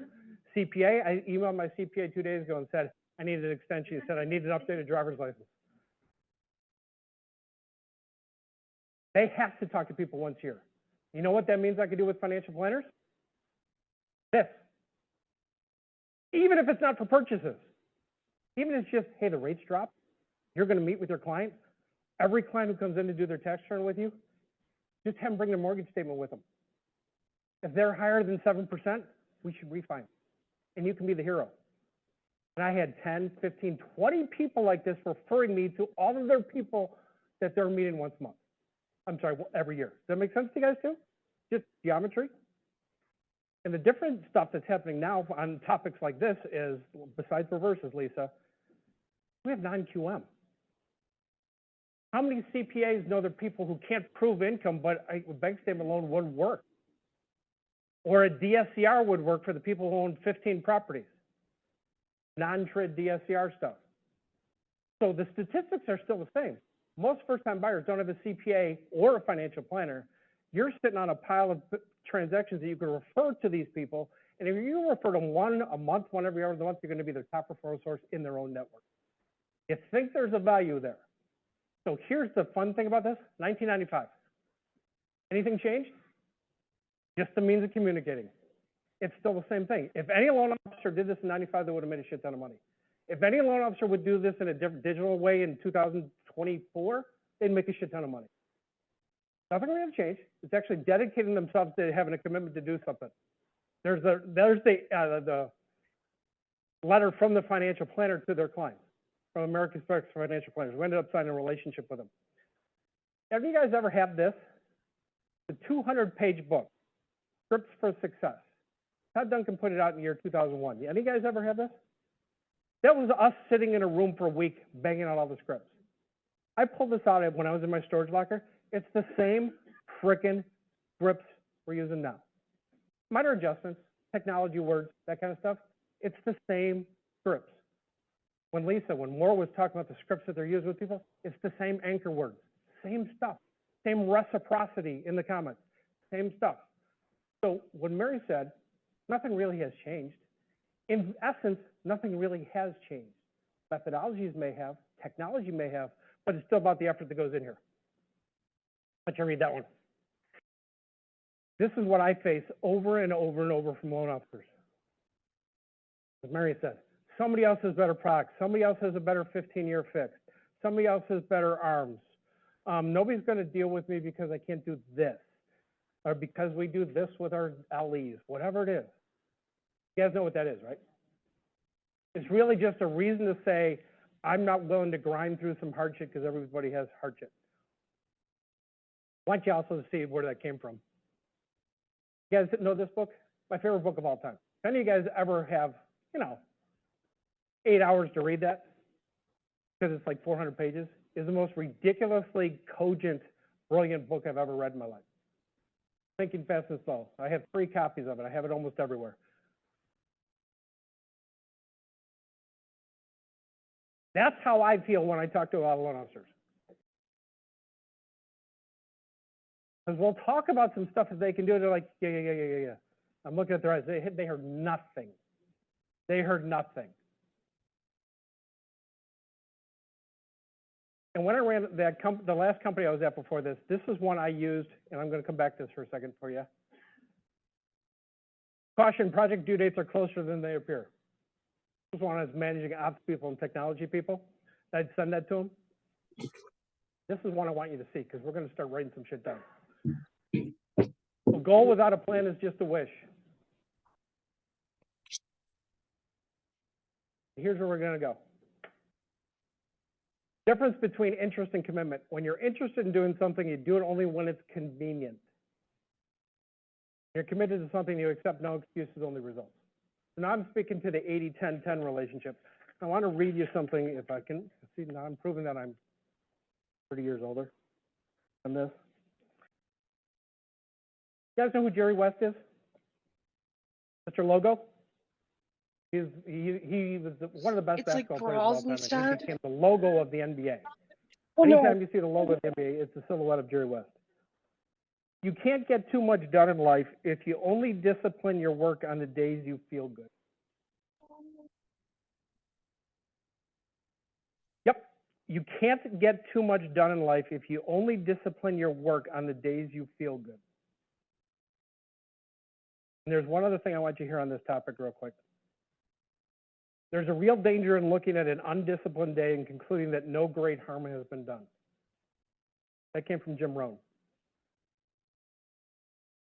Okay, so here's what I want to tell you. Where's my marker?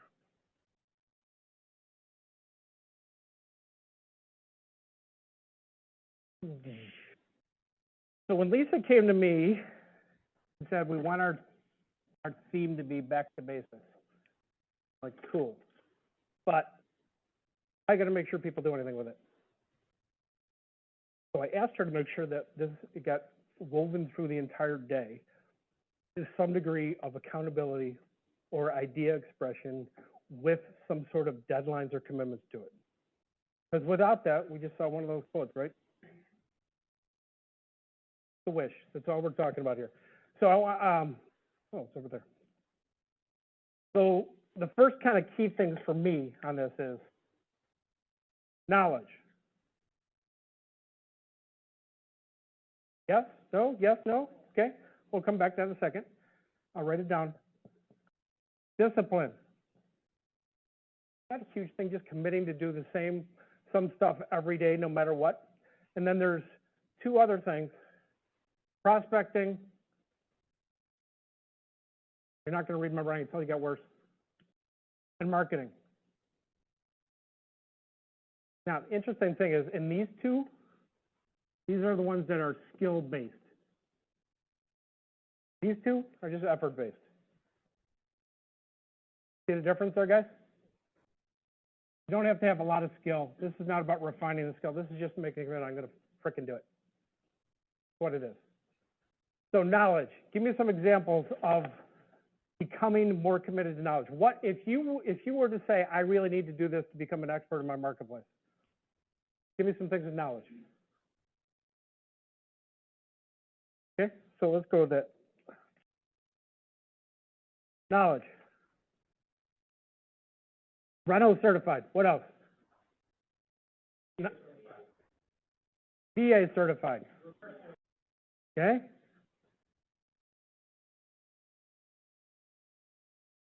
Non-QM.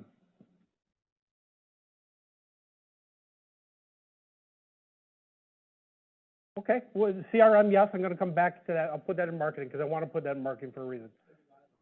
Okay, I got guidelines on there. HELOC, okay. You know, it's kind of funny here, guys.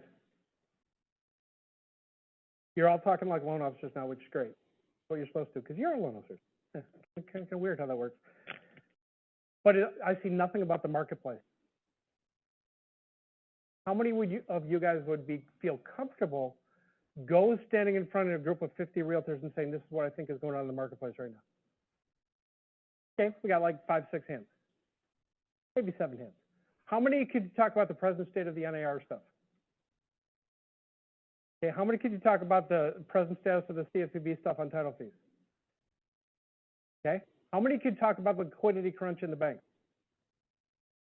None of the last 4 things I listed are rocket science. All of it can be gained by reading a few articles on the internet. But yet, most of our loan officers, and excuse the derision for a second, who claim that this is their career and their chosen career path, have invested 3 hours to read a couple articles so that when they talk to a realtor, they can say, have you thought about this? This is what I'm hearing. Have you thought about this? Because here, I'm going to connect one to you, and I didn't put one thing down there yet, but it's going to be in marketing. But I wanted you to hear this.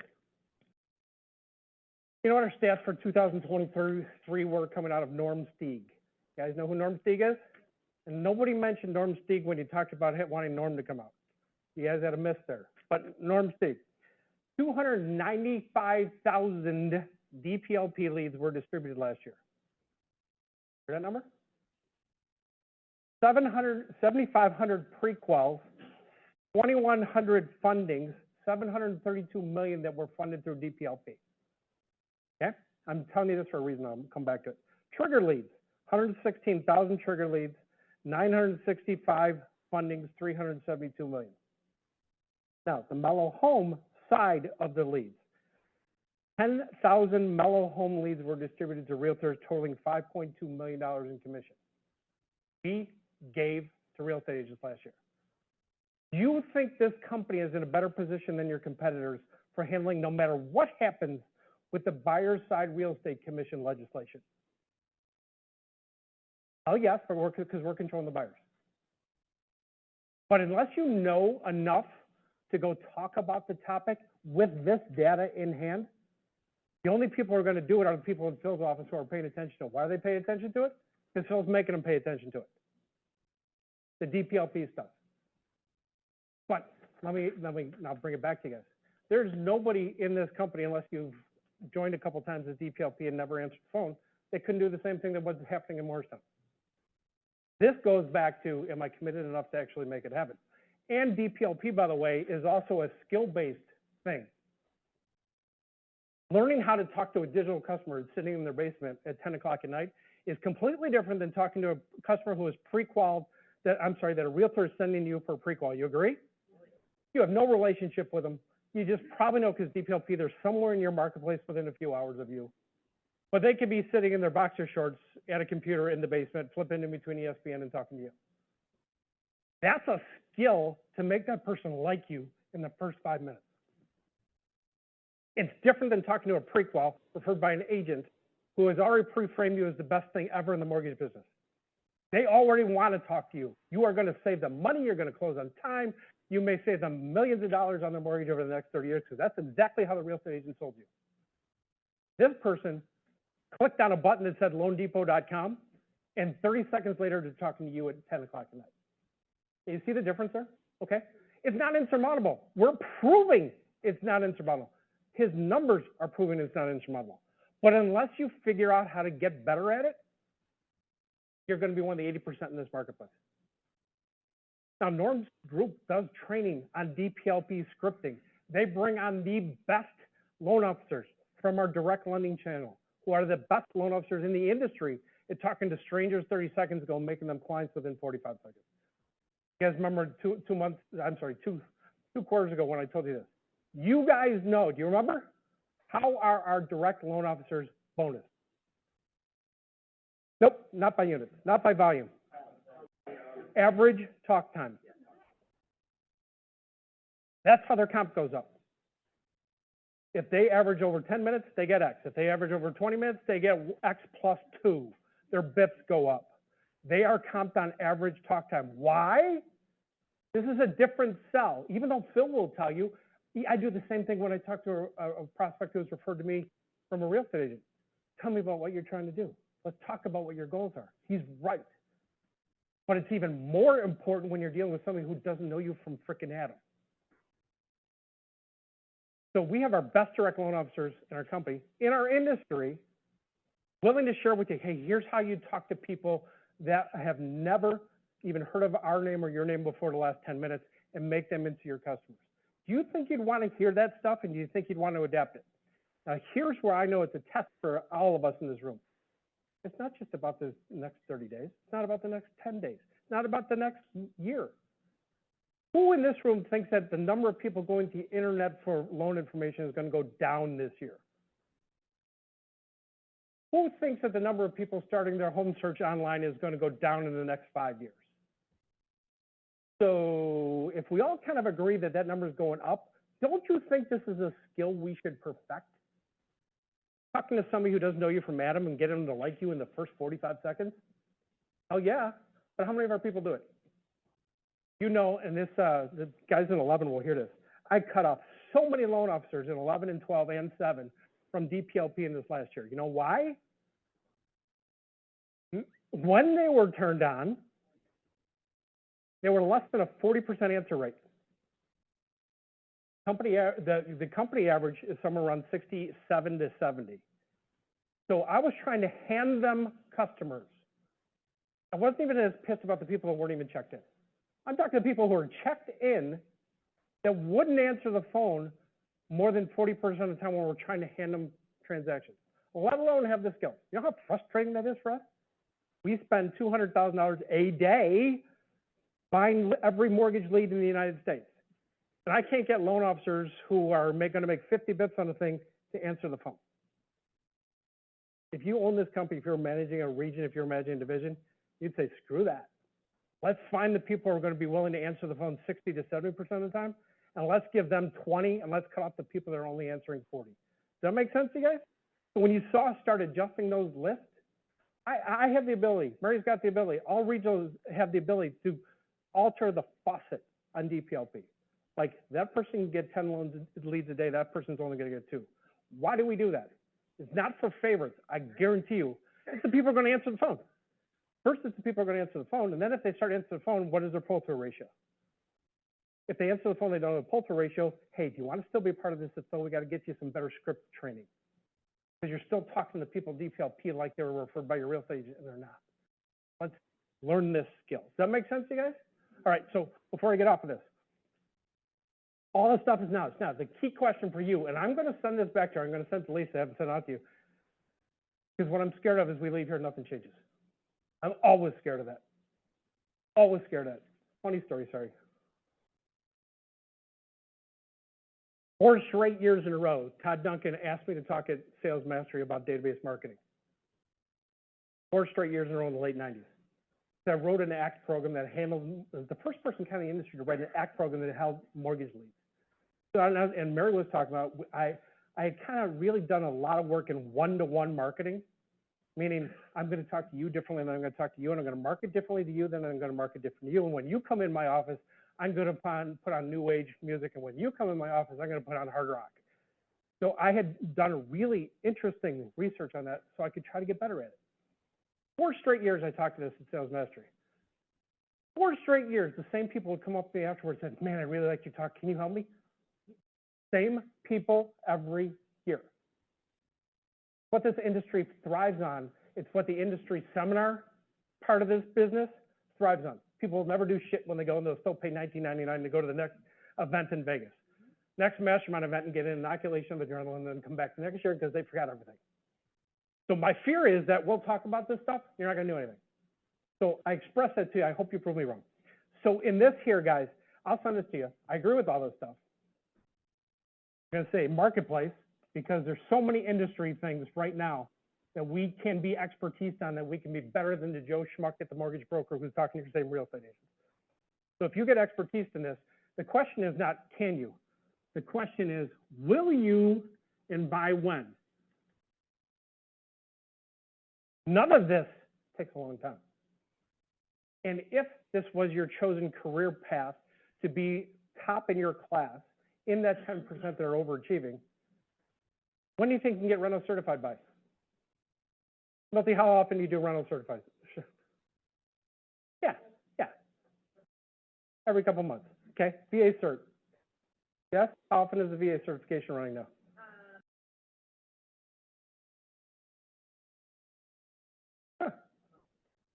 On demand. Kind of funny. Lisa, on demand. Non-QM. How many people showed up for our hour-and-a-half non-QM company-wide call about all the nuances of JA Flex? That's what I thought. You know why? Because I got a list of everyone who logged in. You guys know that it's still, the recording is still out there. So I talk about, I jumped in there when Lisa put me in timeout, that we're doing 2%, the market's doing 10%. That means we're missing out on opportunities. Well, this is on demand. The training department has this recording. It was from 45 days ago. They have it on recording. How long would it take you to listen to an hour 15 recording on demand while you're driving? That's your question. Hour 15. Take an hour 15. Guidelines, that's probably the biggest investment. HELOC, there's recording online too. All of this is recorded, with the exception of rental, because that kind of changes once in a while. Marketplace stuff, that's just you, late at night. I don't care. You're watching sports, you're watching soap operas. I don't care. Go online and read a couple articles. $49 a month. Barry Habib. I got lots of stories about Barry Habib, but I'll go on differently. Okay, so that's knowledge. What was the next one? Discipline. So back to basic skills. I got knowledge, but back to basic precepts. I got knowledge gain. I got discipline, making sure that you're disciplined. Now, I'm not talking about, you know what I hated when I was growing up in this business? I'd go to a seminar and somebody would say, you have to time block. Like, there's no freaking way I can time block. I did 300, it really pissed me off. I know this number because it really pissed me off, guys. I did 363 purchases in 1993 as loan officer with one assistant. Pissed me off because I was too short of one a day.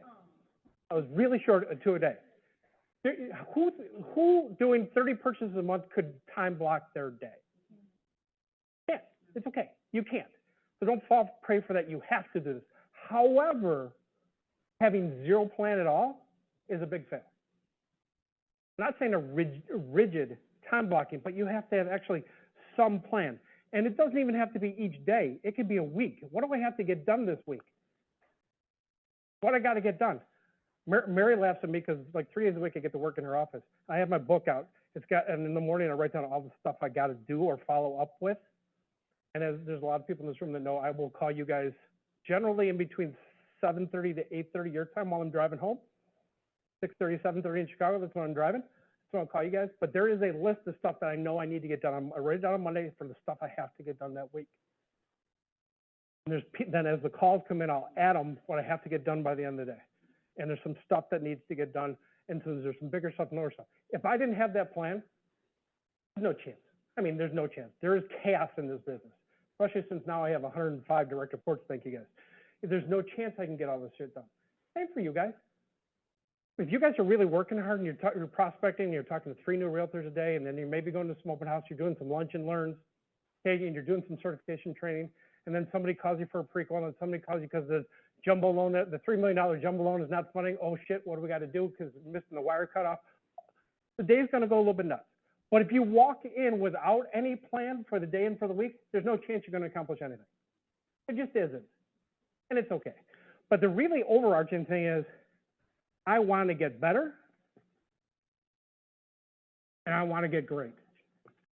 If there's no commitment to getting better and great, you're one of the 80%. And it's okay. I'll still like you. But you're not going to be one of the great people. You're not going to be one of the people that the organization should pour into. I mean, pour into. Does that make sense to you too? You guys can look around the room and you'll see some people that we have poured into because they've said, I want to be the best in the industry at something, and I'm willing to do whatever it takes to get there. I don't care if it's the VA stuff. I don't care if it's the rental stuff. I don't care if it's the DPLP stuff. People say, I want to get great. We're going to pour into those people as an organization because they're one of the final 10. Not the 80, not the 10, they're one of the final 10. Make sense, guys? Okay, so once again on this, it's how hard is it for you to say when on these? I can't make that call for you, but if I'm you, I'm writing down exactly, I'm going to start doing this next week, I'm going to start doing this next week. Whatever it is. Now let's go to the next one. Prospecting. Tell me some stuff we need to do right now that we're not doing on prospecting. You heard some of it today. Okay, what does that mean? Okay, buy and thank you. See, now you just brought my 2005 stuff or 1995 stuff up to 2024. Reach out, phone, video. Okay, what else? Yeah, the stupid thing I bring up every 3 months or 6 months with you guys, no matter if you need it or not, because I know you're not freaking doing it.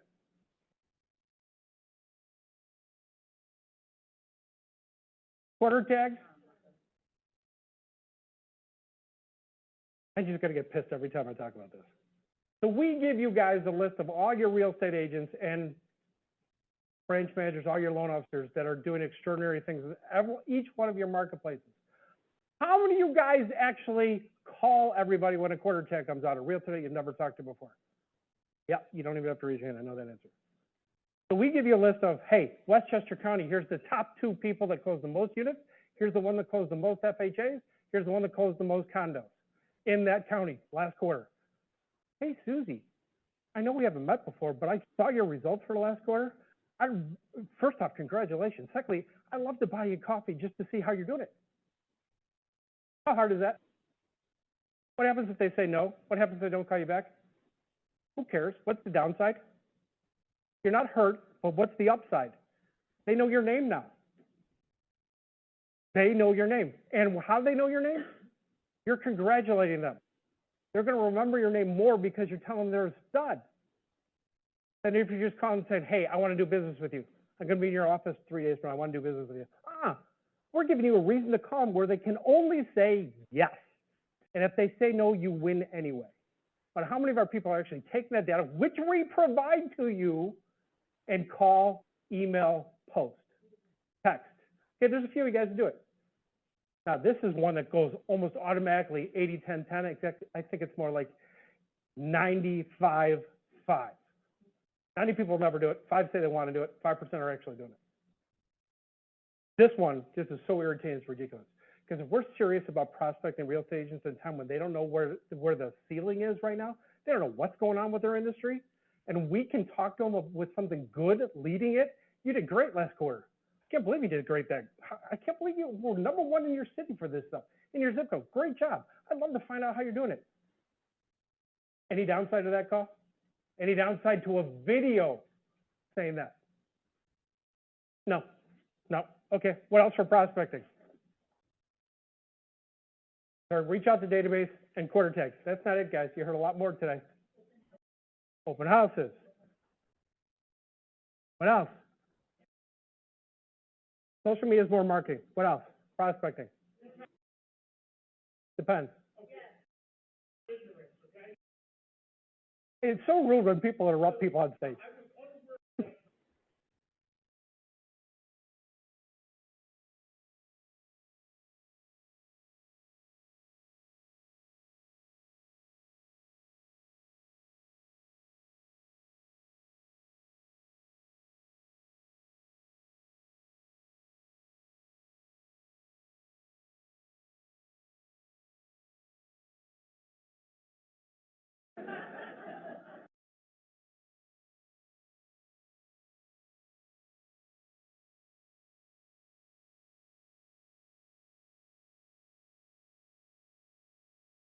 Okay, I wrote down a few and you won't be able to read them, so I'm going to have to read them for you. Open houses, I heard that. Lunch and learn, D-Rod. Lunch and learn. You presented it here a few times ago. I still remember it. I call the more offer escort. When an offer is going in on a house with a buyer that you've pre-qualified, I'm going to escort that offer right through. Just say you're a loan officer, and you know, this is the thing that most people miss. The math of it is just ridiculously in our favor, and you guys aren't paying attention to it. The industry isn't paying attention to it. Everyone in certain marketplaces, everyone will bitch multiple offers. There's 10 offers per house. It's taken my people like to make 15 offers in order to get one accepted offer. You know what I'm saying? That's 15 listing agents I just got to talk to. 15 listing agents I got to talk to. One of them is going to have my deal, and I'm going to hold their commission hostage for 45 days. The other 14, I get to meet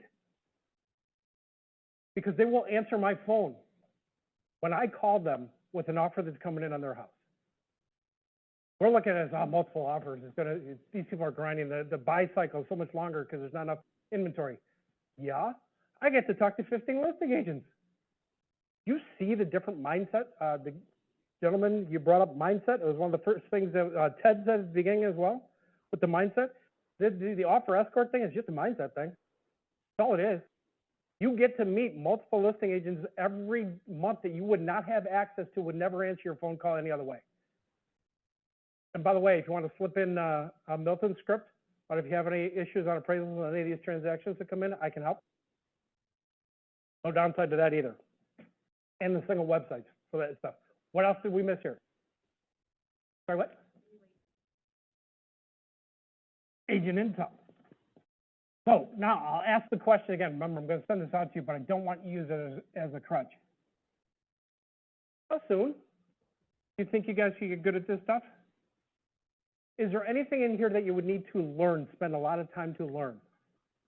Or is this all effort and commitment? It's not even that much time. Yeah, go ahead.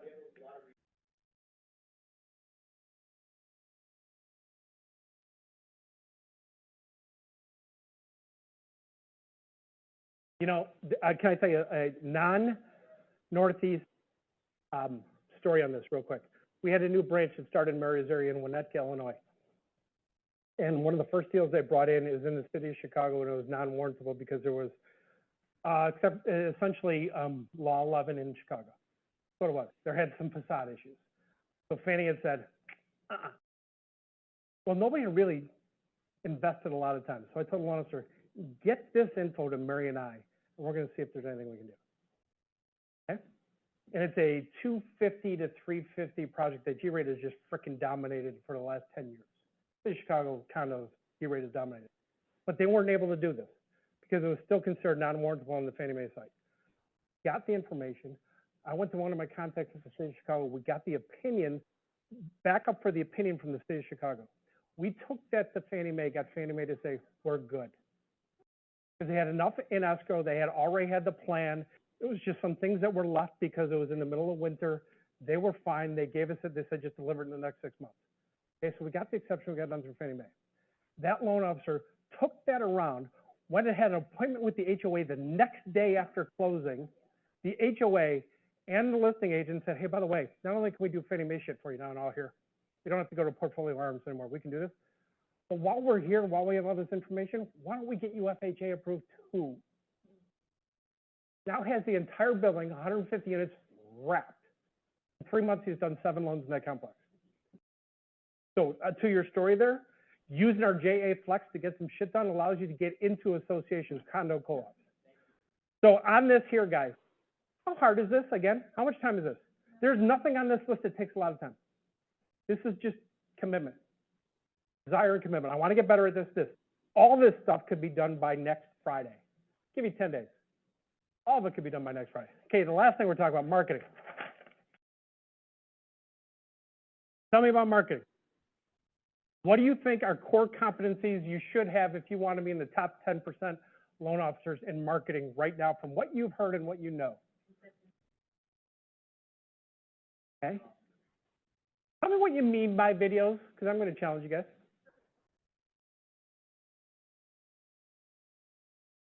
Keep going. Keep going.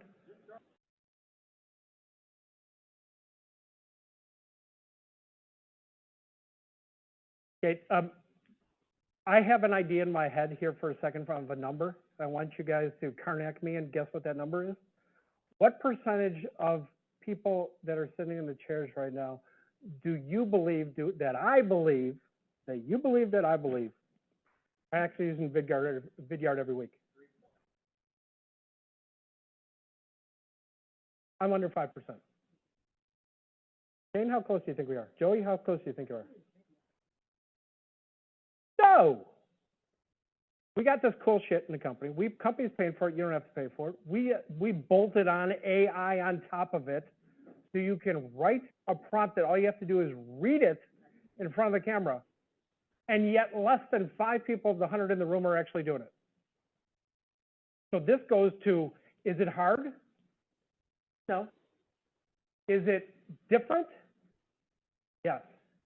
Is it uncomfortable for some people, especially the people in the 50s, 60s who have never done anything like this before?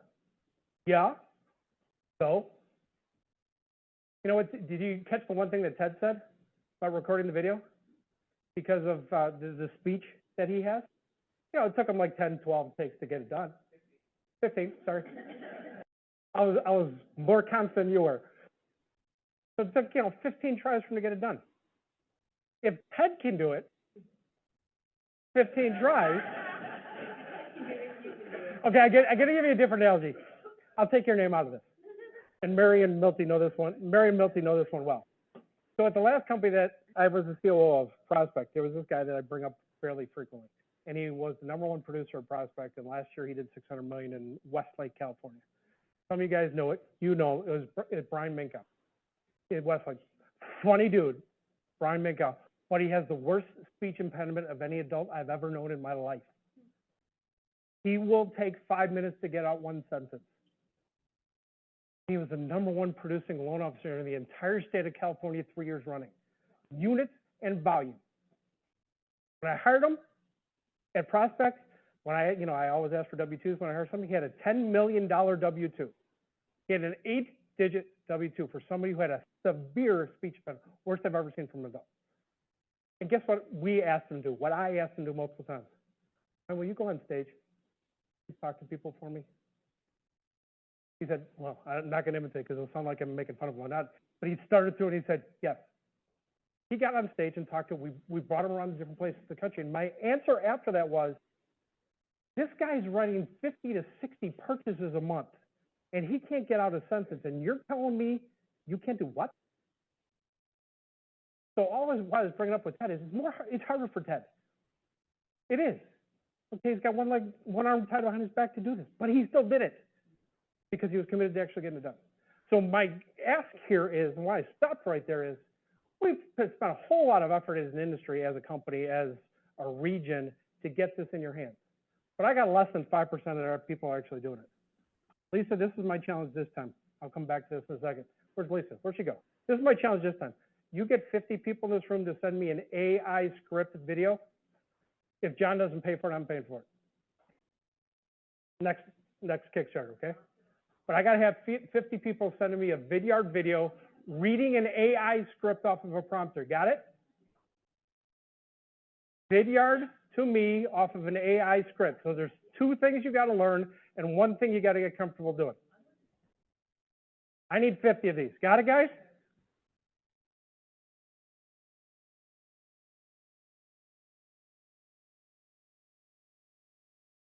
I don't care. It's got to be at least 30 seconds.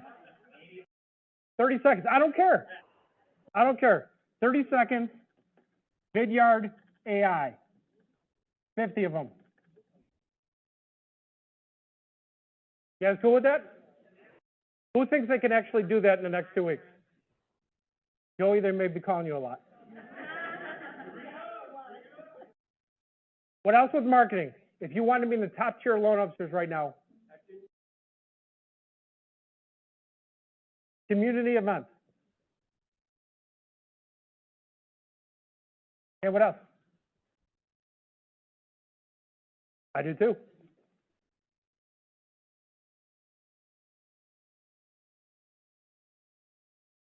I'm sorry?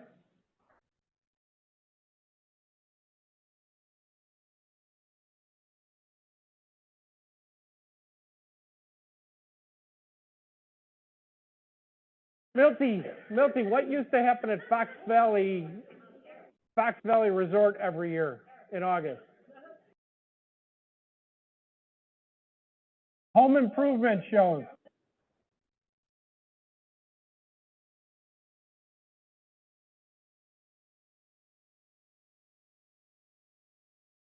I'm sorry, what?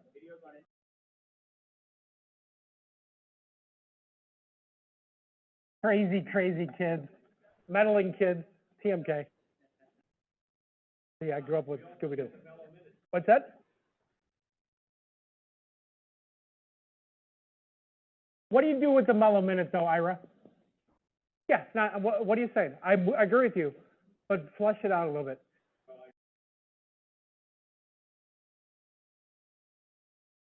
So using the mellow minute in videos to whom? Yeah, who are you gonna send it to?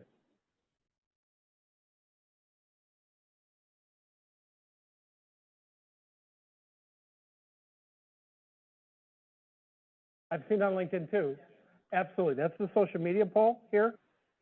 But what I was driving at there, and I'm glad you answered the way you did, you're using the video process inside of your 300s and 400s journey. Appraisal comes in, here's the video I sent. If you're gonna type an email saying, hey, your appraisal came in, it was 400,000, everything's good, why not record a freaking video and tell them that? And also say, thank you so much for coming to me for your transaction. Can't wait till you close, can't wait to meet all your friends.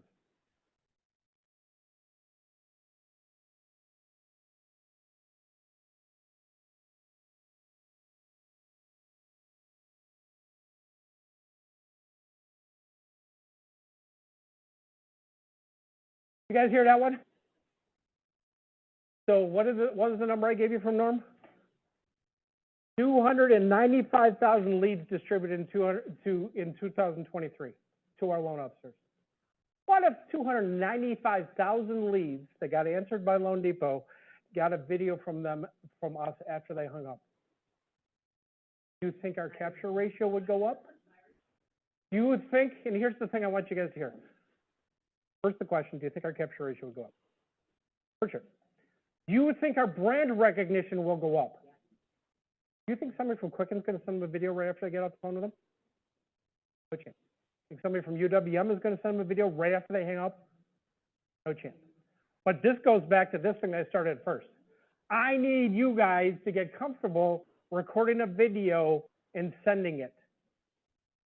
Because without it, you guys aren't comfortable doing it and you're not becoming knee-jerk. Instead of typing an email, instead of sending a text, I'm going to send a video. That should be your first thought almost every time now. I can send an email. I can leave a voicemail, but how about if I send a video instead?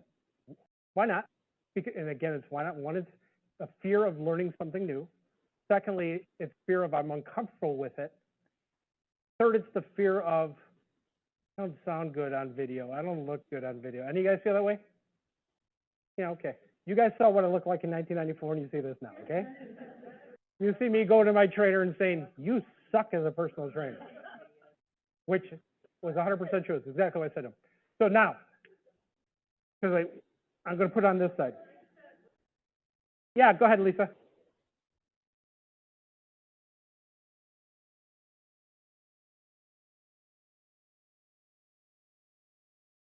By the way, Lisa, you have the best voicemail I've heard in a long time.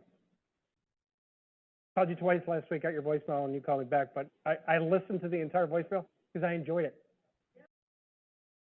How many people can actually say, I enjoyed listening to her voicemail? Call Lisa's phone and listen to her voicemail. Anything else you want me to add to this, guys? Whoa, I like it. Hold on. What's that? What's that? Okay. What do you mean club involvement?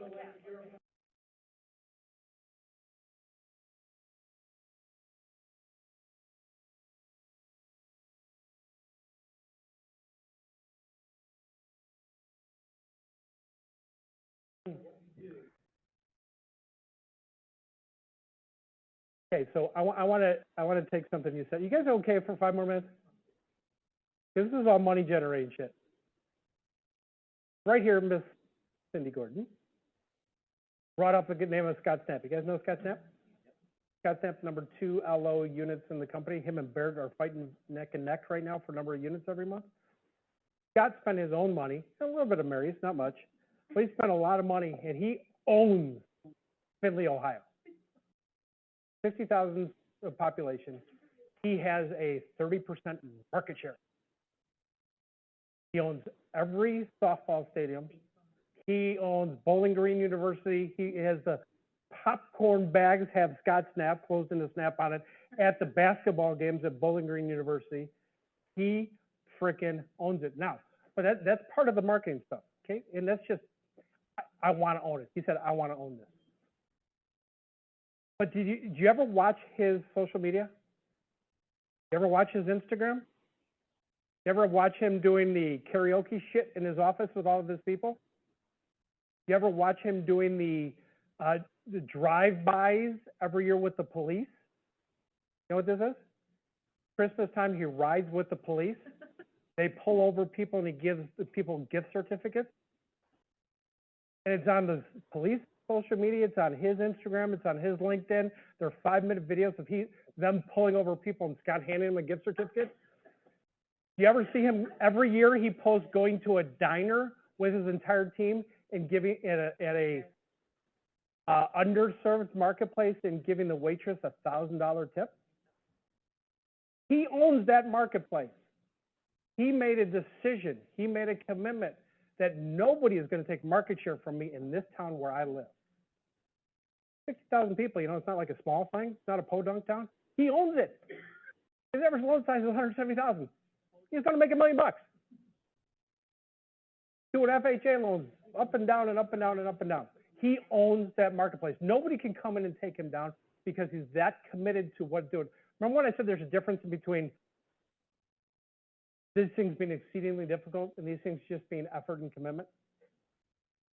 Scott's not doing anything exceedingly difficult. I guarantee you the first time he started doing karaoke on Instagram and on YouTube with him and his whole team singing songs and filling in the blanks, he was not comfortable.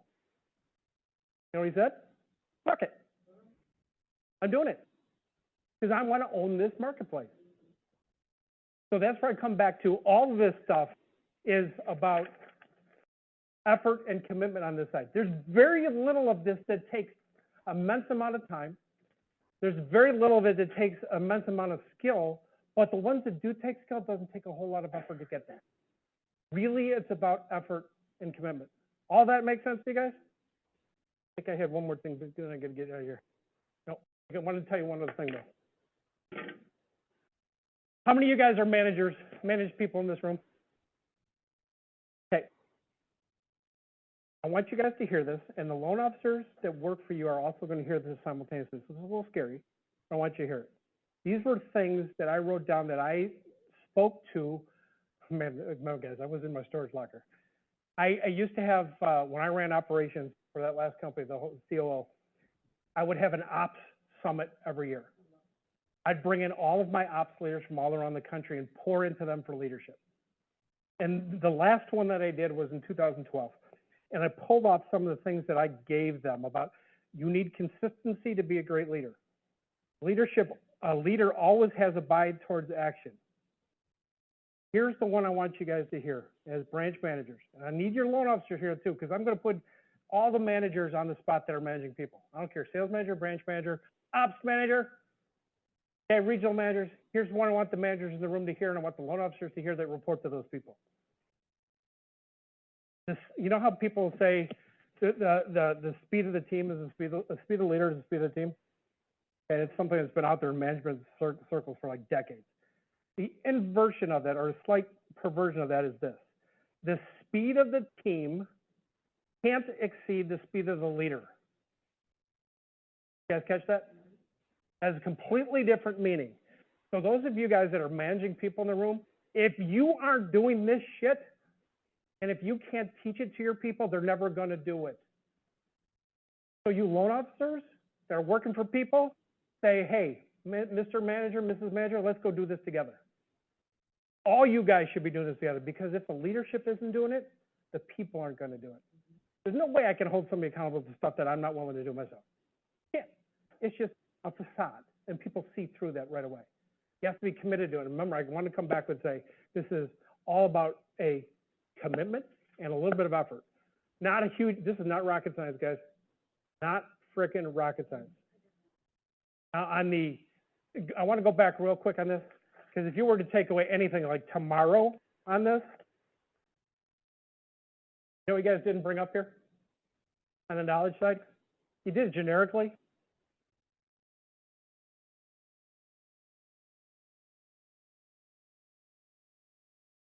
Grants and Fannie Mae. Remember when I hopped in and said, I can't believe I had to overturn or readjust 8 PEs that came to me from this group in the last week, totaling over $25,000 in PEs that were unnecessary? This is from October of 22 that we're still screwing this up. That means our people don't get it yet. We need some, we're losing transactions, like I said, and we're pissing away money that we could be using for something else. This grant stuff, so Mary touched on it, you know, I got this new grant coming out on April 18th, right? You guys know what this newest grant from Fannie Mae is? Nope.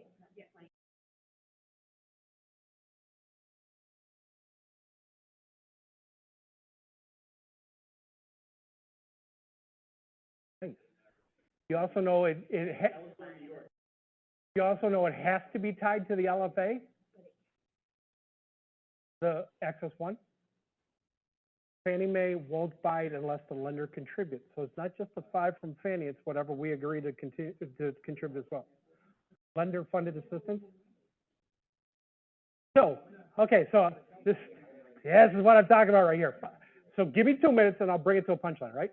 The first grant was the LFAs from Fannie Mae. 80% borrowing home ready, 2% up to 4K. Got it?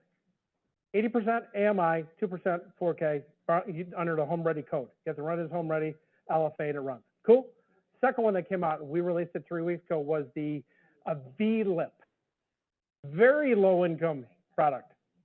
So it's people at 50% have AMI. And knee jerk, most of our loan officers say, I don't have that many. Bullshit. Take one of the borrower's income off. take one of the borrower's income off. If it's a $200,000 loan, because it's 40 LTV, and you only need one borrower's income, you could be at 50% of the AMI in a hurry.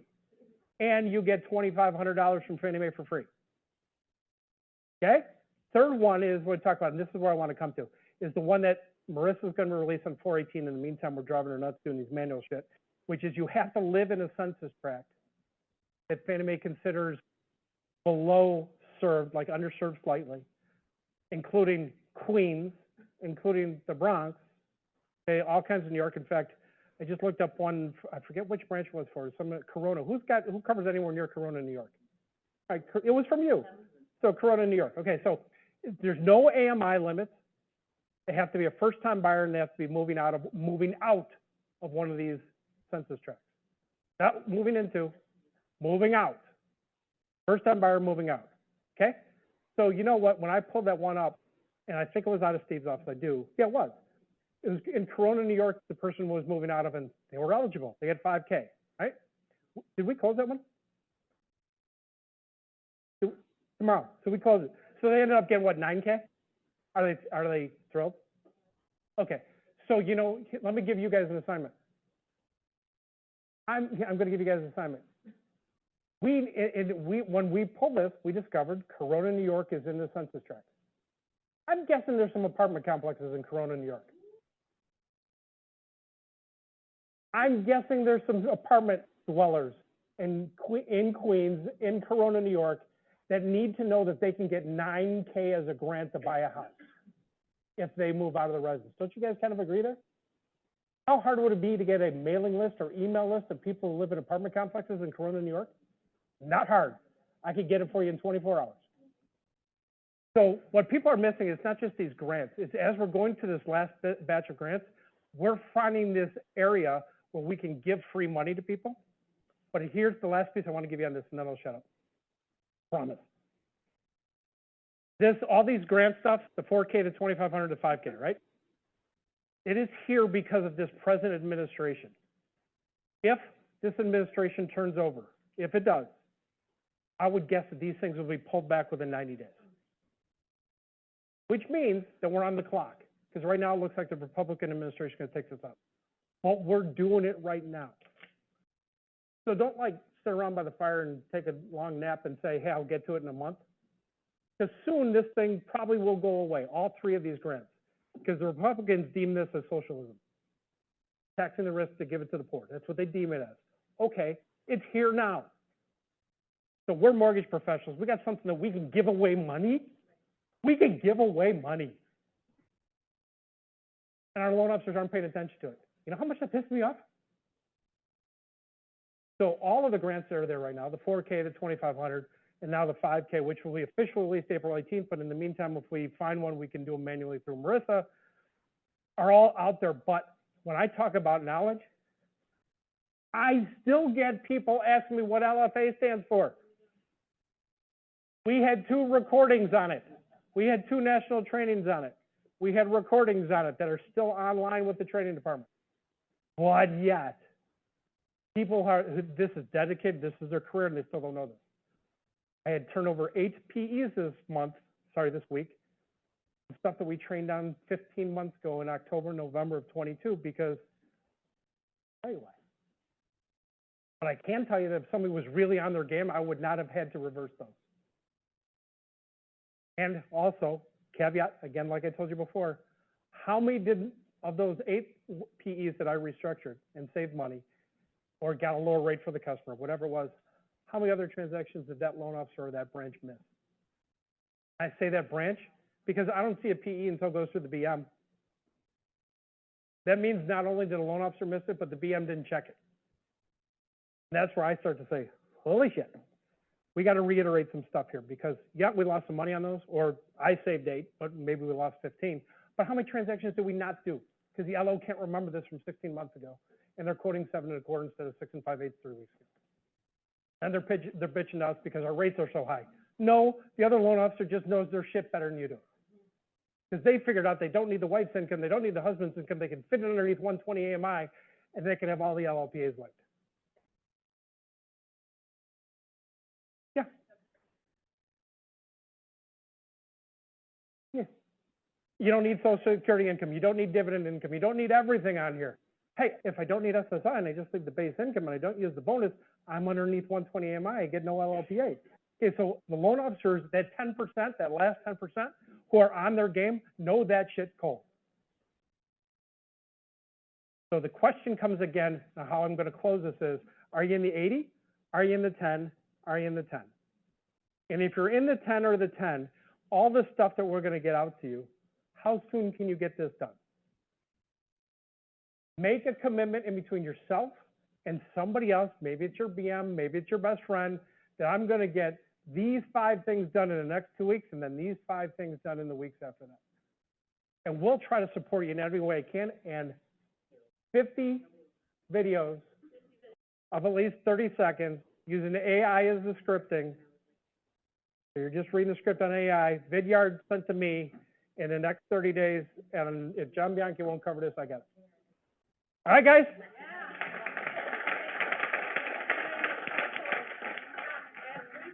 You have to actually pull 3 names. Okay. Okay, pull 3 tickets. 3 tickets from where? Here? Right here. 1, 2, and 3. Ready? Josh Woodard. Josh, nice. Come on up, my friend. Pick. Stephen Belby. I know you. Tori. Sorry. Yeah. Did you pick already? All right.